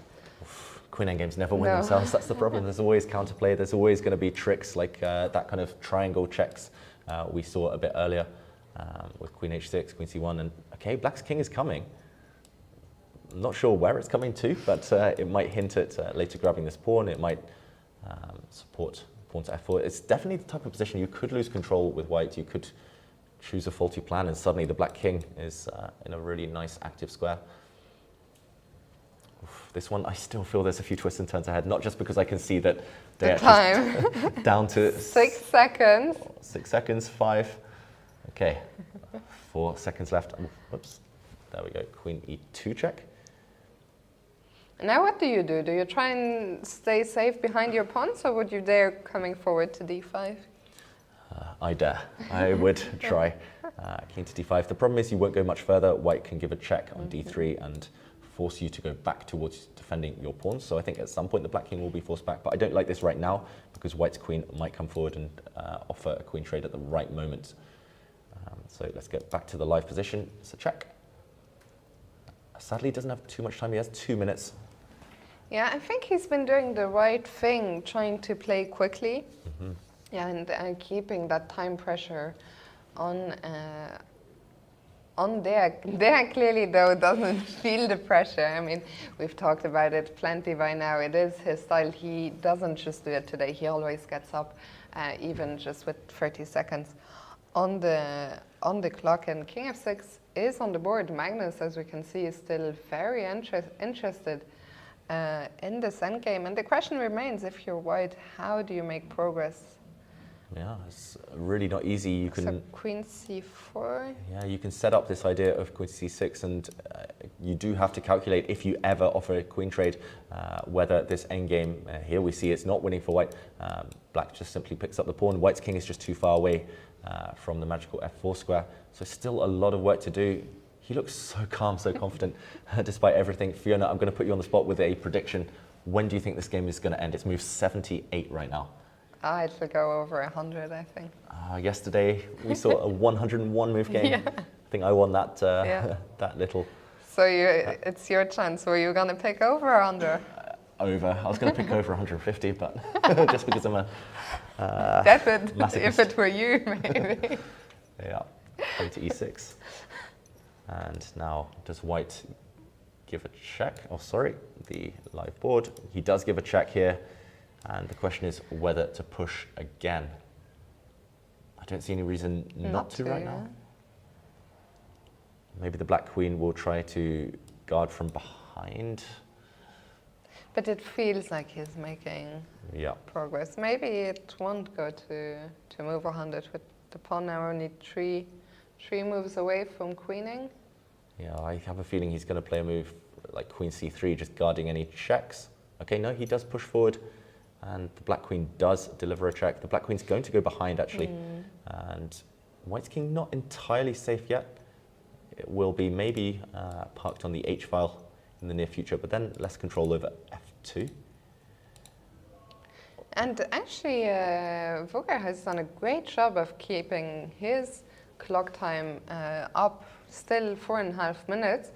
While at least with Deak, there's this consistency. Makes a move with like either 2 or 3 seconds left, gets up, comes back, makes the move again. He made that move with one second again. This is going to be a theme of the rest of this broadcast, us having a heart attack here in the studio. Imagine Ivan Sokolov. Yeah. If you'd have kept it, I would have a very serious conversation with the player. We have talked about this before. Why don't you, especially earlier in the endgame, why don't you just give a few checks, build up a little bit of time, and even if you don't do that, just don't play with 1 second, because an accident can always happen. Yeah, it makes no sense to kind of push the pawn to b6 and still have 1 second on your clock. You could have literally given 40 checks and then, or 49 checks and then push the pawn. And you'd have 25 minutes on your clock to figure out what to do next. Okay, black's king now on h5. These are just small practical things. He's likely to still win this game. Okay, he slices queen across. So the pawn is ready now to advance. And I think, sadly, at this point, he's not even trying to reply instantly because he knows his opponent's getting up from the board, and I think he knows his best bet is to win on the clock. And okay, we will see a move. Black has to threaten the f2 square, threatening to take that pawn. And he's put his queen on f1 just to ensure that the white king cannot defend f2. But of course, the queen can. So what to expect? Queen. A practical decision would be to give a few checks, play queen e8, check, check, check, check, then drop back to defend. But he won't do this, of course. And he has just over 10 seconds. That's oceans of time. The world. Okay. Here gives comes a check. Queen e8. Okay, black's king will move. Don't think it makes any difference where it moves to. Now the white queen can drop back with a check. Drop back to e3, give a check, push the white b pawn. Feels like this one should be in its final few moves now. It move 84. Yeah, I don't think we'll actually make it. I don't think so either. He's so close. Still a massive crowd. Oh, a nice little scratch in the background there from the spectator. And okay, another check on the board. He should just repeat now, just gain a bit of time on the clock, surely, but will he be tempted to push Fiona? Will he push the white b pawn? Let's take a look what happens if white plays. Apologies. So what happens if the pawn gets pushed to b7? I think this would just be a game ender. Black can only stop this pawn in two ways. You have to defend it with your queen. Maybe this is the way just to prevent white from giving a check on the e8 square, but now that the black queen has had to go so passive, he doesn't go in for the kill yet. I was going to say that with white you can step forward. Black cannot create enough counterplay in time.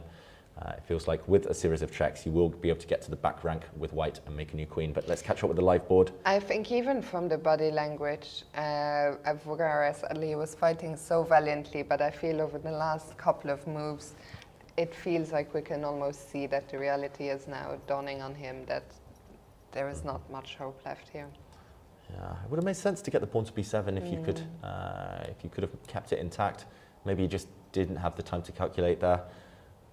5 seconds, and he does play queen c6. Have we not been here before though? Look who's having a chat. Oh, wow. I think Ivan Sokolov is telling Magnus a few words of choice about what is happening. He's giving him the recap of the day game. You can see on Magnus's face as well. He's slightly amused, to say the least, about the situation that's ongoing right now. Classic Ivan Sokolov, though. Not one to hide his emotions. And that was actually his hand on the left. He's coming back. Wow, I think he wishes he was paid by the move at this point. Ivan Sokolov looking at the clock, not even caring about the position. This is actually the second time we've seen this position, so watch out for an accidental repetition. 3 seconds. 2 seconds. Okay, second time we've seen this position as well. He's got to be really careful not to repeat the moves. Bogdan Daniel Deac, king to g5 would be the second time we've seen that position as well. He's got to be careful not to go around in a circle. Ivan Sokolov just looks like a man possessed right now. He's off again. Ivan is a good friend of ours. We know him well. And we know that he is not impressed right now. And he's talking to himself right now. There's no game in progress on that side of the screen. Ivan Sokolov was just staring into the distance. Into the mental abyss. Yeah, into the void. Fighting with his own sanity. King h5. Second time we've seen this position too. Between Ivan and Deac, they have racked up quite a lot of steps today. So at least there is that. Yeah. Look at him, he's talking to himself. Ivan Sokolov, he's trying to persuade that pawn to go forward, and it has pawn to b7. And, oh wow, will we see a shake of the head here? Queen b5, only move to keep this game going. You still have to be a bit accurate to finish this off. But he's getting there. Actually, would queen to a7 just finish the game on the spot? Queen to a7 would keep this f2 pawn protected and would make a new queen next turn. He plays it with a flourish. And there is the resignation. And did we see a fist pump there by Deak? So pumped to have won this incredibly close match for Super Chess. The other 5 boards ended in a draw. And David, wow, what did we just see? A roller coaster of emotions, Fiona. It's been an up and down game, an up and down match between these two great teams, and heartbreaking stuff, of course, for Fuga Asadli, who played so well. But in the end, Ivan Sokolov is vindicated. He gives his. We talked about how he lost a bit of life expectancy It was in worth that it match for the win. today. Anything for the win. Absolutely. Yeah, disappointment, of course, heartbreak for Team Vugar Gashimov, who fought so unbelievably well in this match. I wonder if we can keep the camera on Ivan and Bogdan as they walk away. Ivan does not look impressed, to say the least. Wow, and the stroll out of the tournament hall, raising the eyebrows, and it's almost hard to tell that they've won. he needs a glass of wine, Ivan Sokolov. He certainly does. David, I think all that's left for us to do as we see the players exit the playing hall there is to recap what happened on the other top matches, and then I think we also deserve to call it a night after that roller coaster of emotions. Yeah, that's right, Fiona. It's been a long day, packed full of drama, of course. Let's start with the open section. We have been following those games for that last stage of round 3. Super Chess, we saw won eventually by the narrowest of margins, 3.5 to 2.5. Dejac being the match winner. We saw Offerspiel, a big win. Big win from them, 5.5 to half. Magnus Carlsen thrilled about the day's play.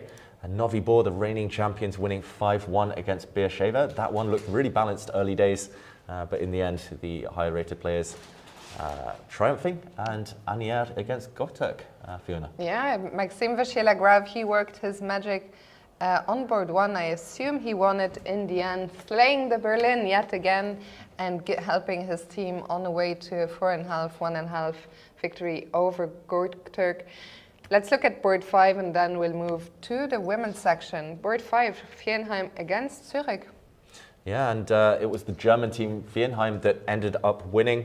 The score was 4-2, and they could thank their bottom 2 boards, Sebastian Mazet and Fabian Lipasevsky. Absolutely, the Frenchman helping their long-time team on the way to a big match win. And meanwhile, in the women's section, we already saw that on the top board, the local team Teuta fell to their first defeat in this tournament, going down 1.5, 2.5 against the Hungarian team from Garuda. Meanwhile, on board 2.